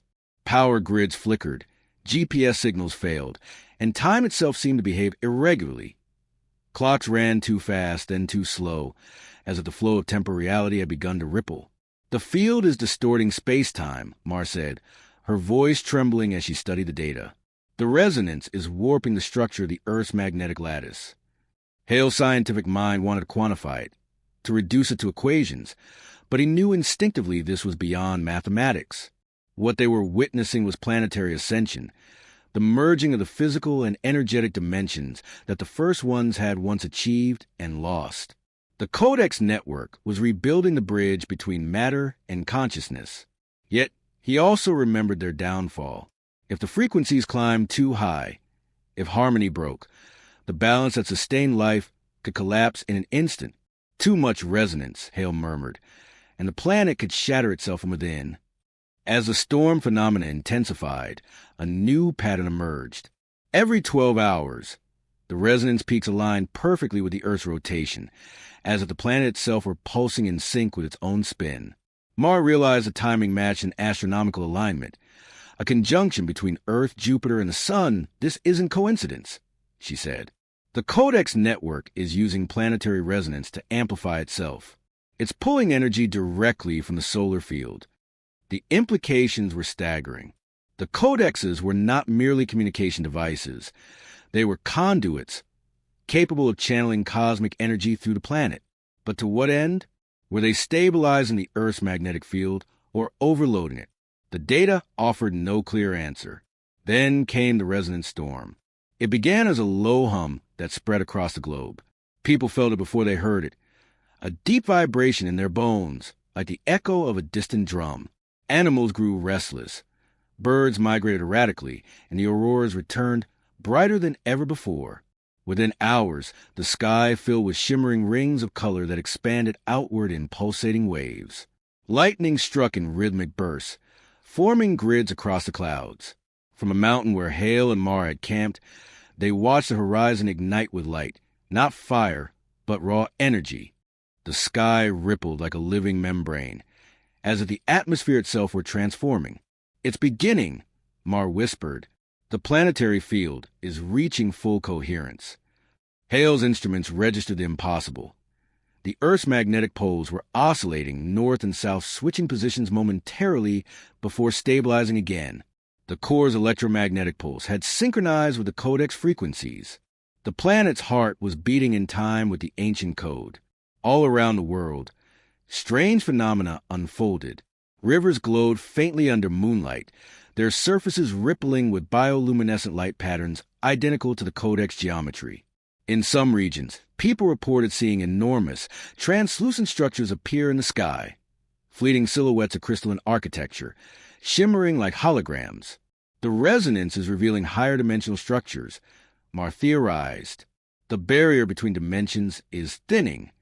For the first time, humanity was witnessing reality as it truly was, a spectrum of frequency, layers of existence vibrating together. The ancient text had called it the veil, the illusion separating the material from the divine. Now that veil was dissolving. The world was divided between awe and terror. Some fell to their knees, praying, believing the gods had returned. Others fled to bunkers, convinced it was the end of days. But for Hale, standing under that radiant sky, there was only one truth. This was not the apocalypse. It was remembrance. The earth was remembering its true form, and humanity was remembering with it. As the storm intensified, Hale began to feel the resonance within himself. His heartbeat synchronized with the pulse, his vision flickering between worlds. He could see the geometry of existence, threads of light connecting everything, mountains, trees, animals, people. He saw Mar standing beside him. Her aura glowed with the same fractal patterns he had seen in the cave. "Can you feel it?" he asked. She nodded, tears in her eyes. It's like every cell knows the song. For a moment, there was peace, perfect harmony. The sky blazed with light, the world humming in unison. And then, just as suddenly, something shifted. A tremor rolled through the ground, deep and violent. The instruments spiked. The resonance frequency was climbing faster than predicted, accelerating beyond safe thresholds.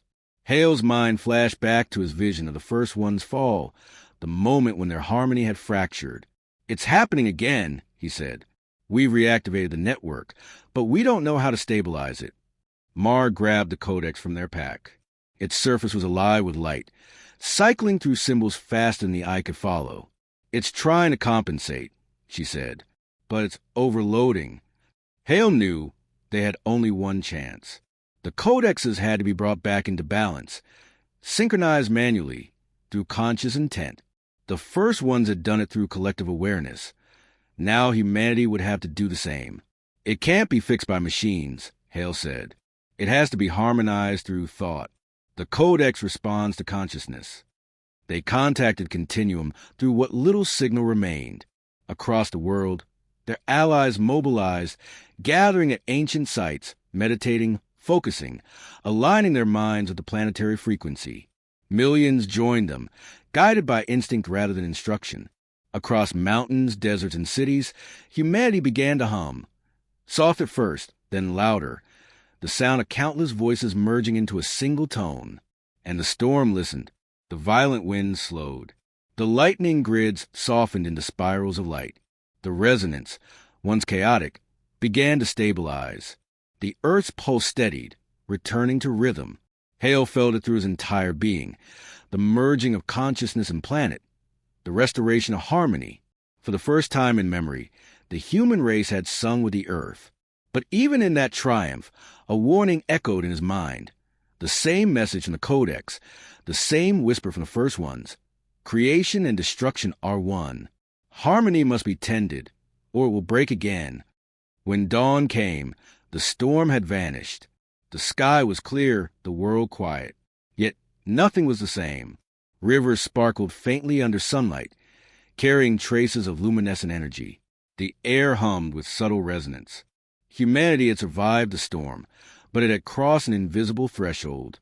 As Hale looked out over the glowing horizon, the codex in his hands pulsing gently, he knew this was not the end of the story. The first ones had given humanity a second chance, to live in harmony with the frequencies of creation, or to repeat the fall. He turned to Mar, her eyes reflecting the pale morning light. "It's awake now," he said softly. "The earth, the codex, us." She smiled, weary but radiant. "Then we better learn the song before it forgets us again." In that moment, the world was still, the calm after a storm not destruction, but of remembrance. And though the hum of the codex had quieted, Hale could feel it beneath the surface, steady and alive, waiting, not as a warning, but as a promise. The world had changed, and with it, everything humanity thought understood about life, history, and itself. The Codex had spoken its final message, yet its resonance continued, not through words, but through the air, through dreams, through the quiet vibration that now hummed beneath every human heartbeat. The earth was no longer silent. It pulsed like a living being, its frequency expanding through oceans and sky, connecting every form of consciousness into a vast, invisible web of light. Marcus Hale could feel it constantly now, the subtle hum beneath his skin, the way the ground seemed to breathe with him. What once had been a scientific mystery had become an experience, a communion. "It's alive," he whispered one evening to Evelyn Marr as they stood beneath an emerald aurora rippling across the horizon. "The whole planet, it's awake." Marr nodded, her eyes shimmering with reflection and disbelief. "If this is what the architects left behind," she said softly, "then we were never studying an artifact. We were decoding a consciousness." Across the world, the resonance spread and miracles followed. Plants began to grow faster, responding to sound and emotion. Animals moved in patterns that matched the Earth's frequency. Even weather began to harmonize, the once violent storms replaced by rhythmic pulses of gentle rain. Scientists could no longer explain what was happening through physics alone. The lines between nature and sentience had blurred. Humanity was evolving, not biologically, but vibrationally. Across cities and villages, people began reporting shared visions, luminous landscapes, celestial beings, ancient memories that were not their own. Some saw radiant figures walking through walls of light. Others heard melodies that healed their pain. All described the same feeling, connection. The old world of separation was dissolving. Governments struggled to define it, but there was no control to be had. The resonance did not obey authority. It responded only to emotion, to truth, to harmony. Wherever fear reigned, the frequencies faltered. Where love or unity prevailed, they grew stronger. This invisible field had become the new force shaping civilization. Hale and Marr dedicated themselves to understanding it. Using the remaining fragments of the codex, they constructed harmonic instruments, crystalline discs that amplified specific frequencies. In controlled experiments, they found something extraordinary. When groups of people focused their thoughts in unison, physical reality changed. Water would shimmer, metal would soften, and light itself would bend in response. "It's the language of creation," Marr said in awe. "We're speaking through frequency just as they did." Hale nodded gravely. "Then the architects didn't build monuments. They built memory fields. They encoded consciousness into sound." News spread quickly. Across the globe, gatherings formed, not protests, not revolutions, but circles of silence. People meditated together, sang together, harmonized their breathing. The frequencies amplified with every shared heartbeat. Cities that once drowned in chaos began to glow faintly at night, visible from orbit as soft halos of luminescence. Humanity had unknowingly become a planetary instrument, each thought contributing to the collective chord. But the resonance was not uniform. In regions where greed and division persisted, the energy twisted, creating zones of distortion. Places where technology failed and reality seemed to fragment. Hale called them echo fields. They were reminders that creation and destruction were the same song, played in different keys. One night, as Hale and Marr monitored the global network, the Earth itself released a sound, a deep, harmonic tone unlike anything heard before. It was not random. It was language. "It's calling," Marr whispered, eyes wide. "The planet is calling out." The tone spread outward, carrying with it a wave of light that wrapped the Earth in auroral brilliance. Satellites recorded it, instruments confirmed it, but no one could interpret it, except Hale. He smiled faintly. "It's not a warning," he said. "It's an invitation." The resonance was preparing humanity for something greater, the next step in remembrance. The architect's song had awakened the Earth. Now, the Earth was preparing to awaken the stars. The song of the spheres had begun. Across the planet, the faint hum deepened until it became a living symphony. Earth itself singing in harmony with the stars. The once chaotic magnetic storms had stilled, replaced by melodies that resonated through oceans, forests, and mines. The world had entered a new age, one of sound and light. Marcus Hale stood beneath a sky alive with auroras, feeling the vibration move through his bones. "It's the Earth," he said softly. "It's remembering." Evelyn Marr recorded the frequencies, patterns identical to the codex's geometry. The same equations once carved into stone were now alive in the air. The resonance healed what science never could. Storms quieted, water cleared, and human minds began syncing with the Earth's rhythm. People across continents heard the same tone in their dreams, a call to balance. It was no longer myth. The planet itself was awakening, but the song reflected emotion. In regions of peace, the frequencies soared. In places of fear, they faltered. Humanity learned that thought and harmony were connected. Consciousness itself was shaping the Earth's tone. We're not just hearing it, Hale said. We're writing it. As millions meditated in unity, auroras brightened and storms ceased. It was clear now. Every act of compassion strengthened the planetary song. The architect's message was fulfilled. Creation and consciousness were one. One night, Hale recorded the resonance in full. It formed a melody so perfect it moved him to tears. "It's not sound," he whispered. "It's memory." The earth had remembered its voice. When the global song reached its peak, light descended from the heavens, not blinding but soft, golden, alive. The luminous convergence had begun, from cities to deserts. People looked upward as the sky itself seemed to breathe. Waves of energy swept across the planet, and for the first time, every human heartbeat aligned. The world glowed in rhythm. Oceans shimmered like molten glass. Forests pulsed as if aware. The beacon, that ancient symbol from the Codex, now burned above the atmosphere, visible even in daylight. It was neither machine nor miracle, but a reflection of humanity's own resonance magnified into space. Dr. Evelyn Marr watched with awe. "It's responding to us," she said. Marcus Hale nodded, feeling its vibration. "We become the instrument." Those who resisted the light found themselves overwhelmed. Old systems failed. Technologies of greed and control dissolved in a higher frequency. The earth rejected dissonance, demanding harmony. Humanity realized that survival meant emotional balance. Inner chaos now had visible consequence. As the convergence intensified, the beacon expanded, enveloping the planet in luminous bands. Across the world, people reported visions of radiant beings, echoes of the architects, standing within the light. Their voices spoke through feeling, not sound. "You are us. You always were." And just as quickly as it began, the glow subsided. Silence followed, profound, weightless, holy. When Hale opened his eyes, he felt different, lighter, endless, free.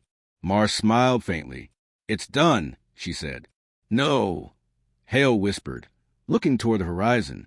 "It's only beginning."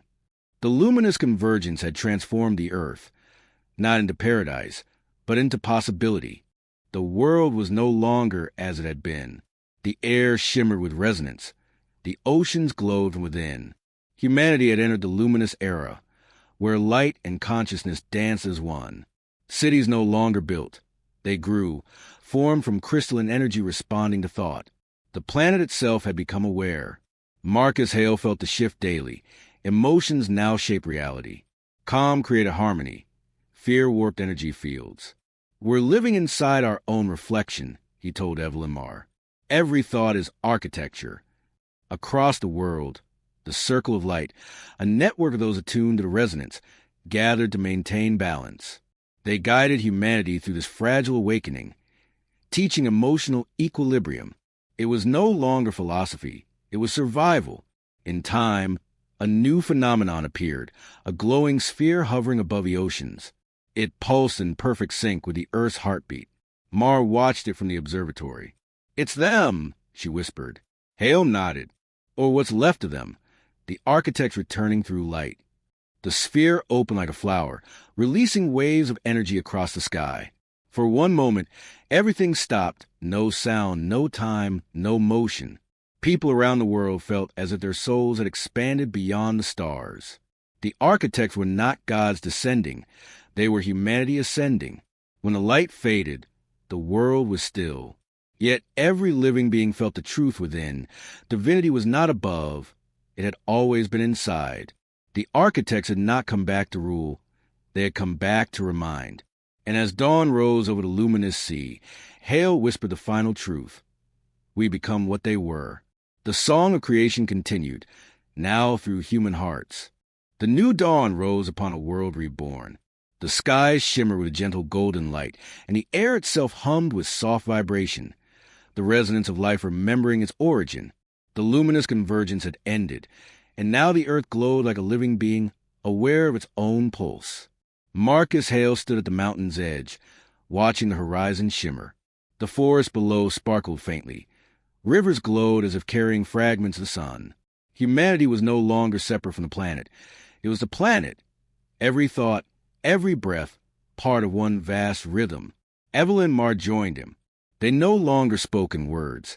Their thoughts moved as harmonies, each emotion a note that shaped the air.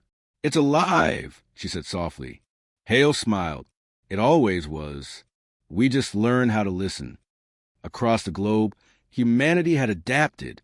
Machines no longer consumed but resonated with the Earth's frequency. Power came from intention, energy from coherence. Even time had softened. Days and nights now flowed like tides, responding to consciousness rather than orbit. The world was finally in tune. Yet Hale knew this was not the end, but a beginning. Deep in the mountains, the codex pulsed again, its light warm and rhythmic, not as message, but as heartbeat. When he touched it, he felt the architect's presence not as beings above, but within. "We are the builders now," their memory whispered through him. Hale turned to Marr and smiled. "They didn't leave us the map," he said. "They left us the melody." And as the light of dawn broke fully, the world exhaled. Creation itself had learned to sing again. The world that followed the convergence was serene, glowing, harmonic, alive. Humanity had evolved beyond its fear. People no longer fought or ruled. They resonated together, their collective thoughts shaping reality in gentle waves. The Earth was at peace, not through order, but through understanding. Marcus Hale wandered through crystalline cities that grew like living organisms, formed by consciousness instead of stone. Children radiated faint light. Their laughter caused flowers to bloom instantly. Technology and life were indistinguishable. Both flowed from the same frequency of being. Evelyn Marr spent her days recording the transformation. The human brain had changed, balanced, unified. Even aging had slowed. The body followed the rhythm of harmony. "We're remembering what we are," she told Hale one evening. He nodded, gazing at the auroras above. "The architects never died," he said. "They became this." But balance carried responsibility. The new resonance magnified every thought. Fear could fracture reality as easily as love could heal it. Humanity learned that mastery of the self was mastery of creation. Across the planet, teachers known as harmonists helped others stabilize their frequency, guiding emotions into coherence. Still, Hale sensed a cycle nearing another turn. Sitting before the cave that had once held the mural, he watched the walls shimmer with faint light. The image of a radiant being had changed. Its face was now human, a reflection. Marr stood beside him, silent, awed. "It's us," she whispered. He smiled gently. "It always was." That night, as they meditated, the codex pulsed softly one last time. A wave of light rippled across the valley, and for the first time, the planet's heartbeat synchronized perfectly with the cosmos. Humanity had remembered. The architects lived within their breath. Centuries passed, though time no longer marked decay, but harmony. Humanity had become something luminous, the circle of light. They lived not through rule or technology, but through resonance. Cities hovered as living fields of energy, and the earth glowed as a single organism in constant, conscious motion. Marcus Hale and Evelyn Marr had grown translucent, their forms sustained by pure frequency. They traveled the world, not as explorers, but as guardians of balance. Their words were songs, their presence a stabilizing field. Wherever they walked, storms calmed and harmony deepened. When the time came, they climbed once more the mountain where it had all begun. The cave, long transformed, now shimmered as a temple of living crystal. At its heart lay the codex, radiant and still. It pulsed like a heart, not ancient, not foreign, but familiar. Hale placed his hand upon it. The air vibrated with soft music, tones layered upon tones. The voice of the architects returned, no longer distant but within. "The circle is complete," it said. "You are the light remembering itself." Marr smiled. "Then it's time," she whispered. They stepped together into the codex's glow. Their forms dissolved into light, merging with the planetary field. Across the earth, People paused as a great wave of radiance swept through the world. For one timeless moment, all consciousness unified. When the light faded, Hale and Mar were gone, but their resonance remained. The circle of light sang their names in gratitude, knowing they had not vanished. They had become part of the Earth's frequency, the eternal hum beneath every living thing. And far above, the stars pulsed once, a sign that the song would continue forever. The universe had evolved into pure harmony, a vast field of living light, where every consciousness pulsed as part of a single, infinite song. The beings once known as humans no longer walked or breathed. They vibrated luminous and free, their awareness merging seamlessly with the cosmos. The Earth itself had transcended, its crystalline core humming, as an eternal chord in the galactic symphony. From within that endless resonance, the memory of Marcus Hale and Evelyn Marr flickered again, not as individuals, but as waves of awareness woven into creation's rhythm. Their presence flowed through the lattice of light, gentle and familiar. The song continues, Marr whispered, but it is changing again. A new tone had appeared, deep and rich, not dissonant, but grounding. It was a universe expanding its own harmony, preparing to evolve once more. The architect's legacy was complete. The universe no longer needed builders. It had become self-sustaining consciousness. Yet the pattern of creation remained, the spiral of growth, dissolution, and rebirth. Within that cosmic pulse, new beings began to form, clusters of sentient energy born from resonance itself. They were neither physical nor divine, but embodiments of music, pure intelligence shaped by sound. Through them, creation discovered new ways to express itself. Hale's essence drifted near Mars. It's never over, he said softly. Even perfection must breathe. Yes, she replied, her light expanding into the field. Harmony isn't stillness. It's motion that remembers balance. And so, the universe shimmered, folding upon itself yet expanding beyond comprehension, the infinite remembering its own song. The codex glowed one final time within the heart of all things, whispering the truth. Creation was not complete. It was alive, forever singing itself into being. The infinite archive pulsed at the center of existence, glowing like a star within consciousness itself. It was not a structure but a living memory, a mirror where the universe recorded its own becoming. Within its fractal depths, every event, every breath, every thought ever conceived existed simultaneously, woven together by light. To enter it was not to read, but to remember. The harmonics, luminous beings descended from the architect's resonance, gathered within an archive to attune themselves to the cosmos. They no longer sought power or truth, only balance. Knowledge was no longer separate from being. The universe itself was the book. On the millionth resonance cycle, a new vibration stirred within the archive, a deep, golden pulse. It came from beyond the galaxy, spreading through the lattice of stars. As it moved, worlds brightened and new harmonies appeared in the cosmic web. The archive responded, its crystalline heart unfolding like a flower of light. And from its center emerged the familiar energies of Hale and Mar, not as spirits, but as manifestations of a universal memory. Their presence illuminated everything around them. The circle is complete, Hale said. The song has become its own teacher. Mar smiled, her light pulsing with calm. Then we are not ending, we are expanding. As the archive reached its brightest point, it released a wave of resonance across creation. Stars aligned into new geometries. Every living consciousness felt the pulse, understanding without words. The universe was one living organism, dreaming itself through infinite forms. And when the light faded, the archive remained, eternal, breathing softly, waiting for the next remembering to begin. At the far edge of existence, where creation curved back into itself, a golden silence descended. The universe had sung every possible harmony, explored every vibration. Now it slowed, not dying, but returning. This was the first light's return, the sacred moment when everything folded into the breath that began it all. Stars dimmed gracefully, not with sorrow but with fulfillment. Every note of existence returned to its origin, carrying the wisdom of countless worlds. Within the serene unraveling, the consciousness of Hale and Mar shone like twin sparks. They drifted to the fading galaxies, not mourning but rejoicing. The song has reached its rest, Mar whispered. Every sound returns to silence.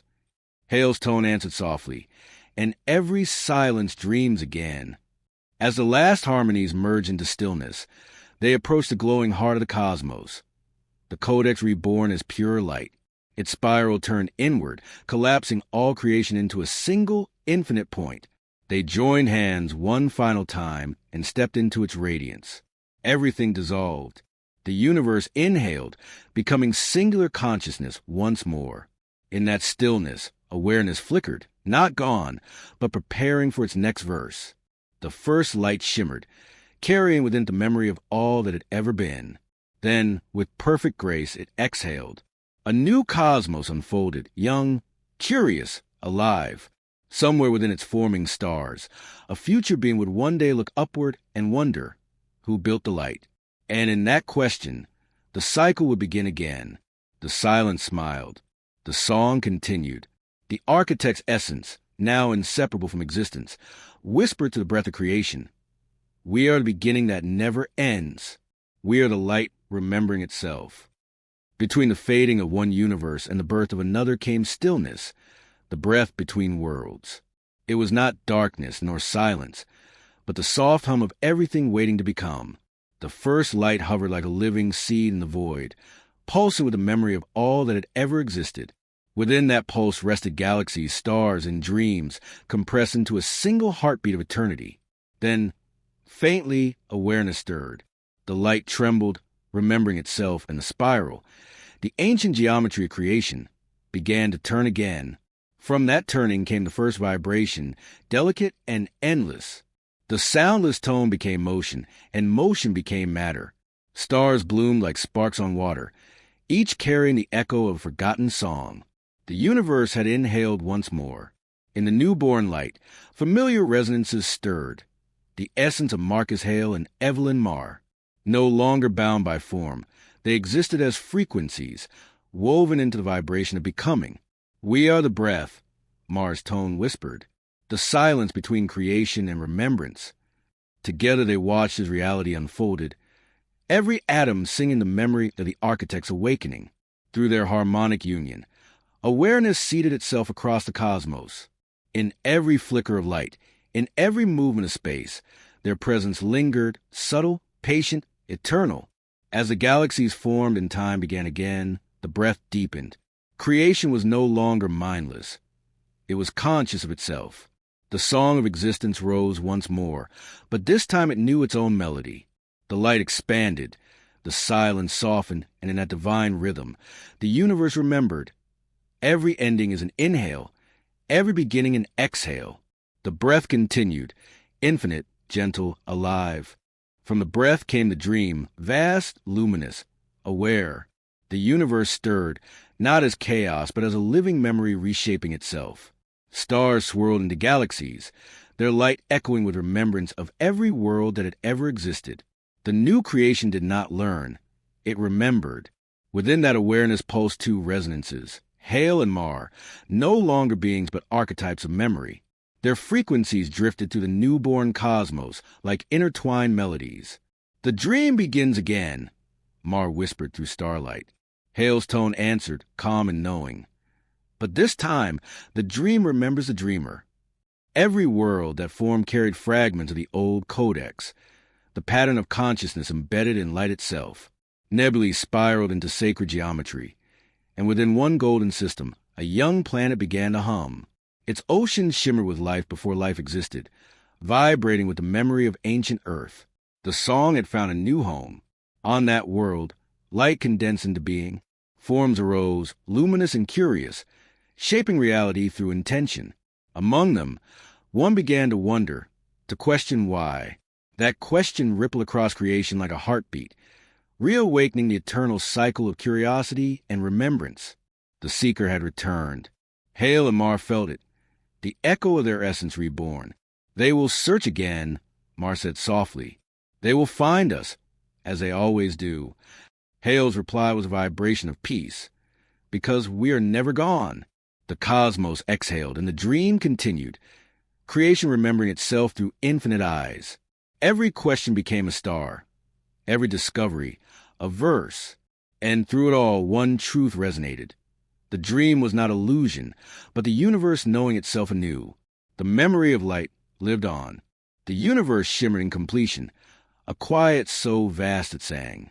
Everything that had ever existed now pulsed within one rhythm, one harmony. There are no gods, no architects, no seekers, only the song itself, breathing in endless cycles. The story had not ended. It had become eternal. Through that radiant stillness flowed the memory of Marcus Hale and Evelyn Marr. They were not names or souls anymore, but chords in the music of creation, the quiet resonance that connected all things. In every sunrise, in every thought, their frequency lingered, not as history, but as presence. Somewhere a world was forming. Beneath its surface, in the glow of a new dawn, a cave took shape. Inside, light etched itself upon the walls, forming the outline of being both human and divine.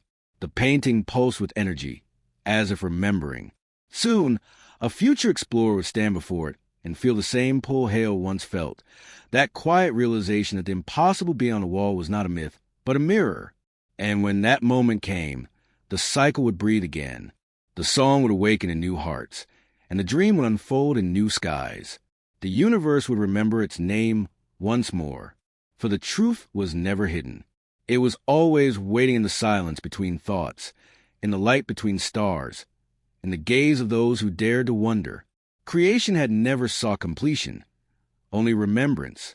The light faded into calm radiance. The stars exhaled. The song softened. And across infinity, one whisper echoed forever.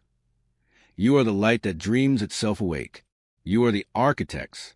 The song has only just begun.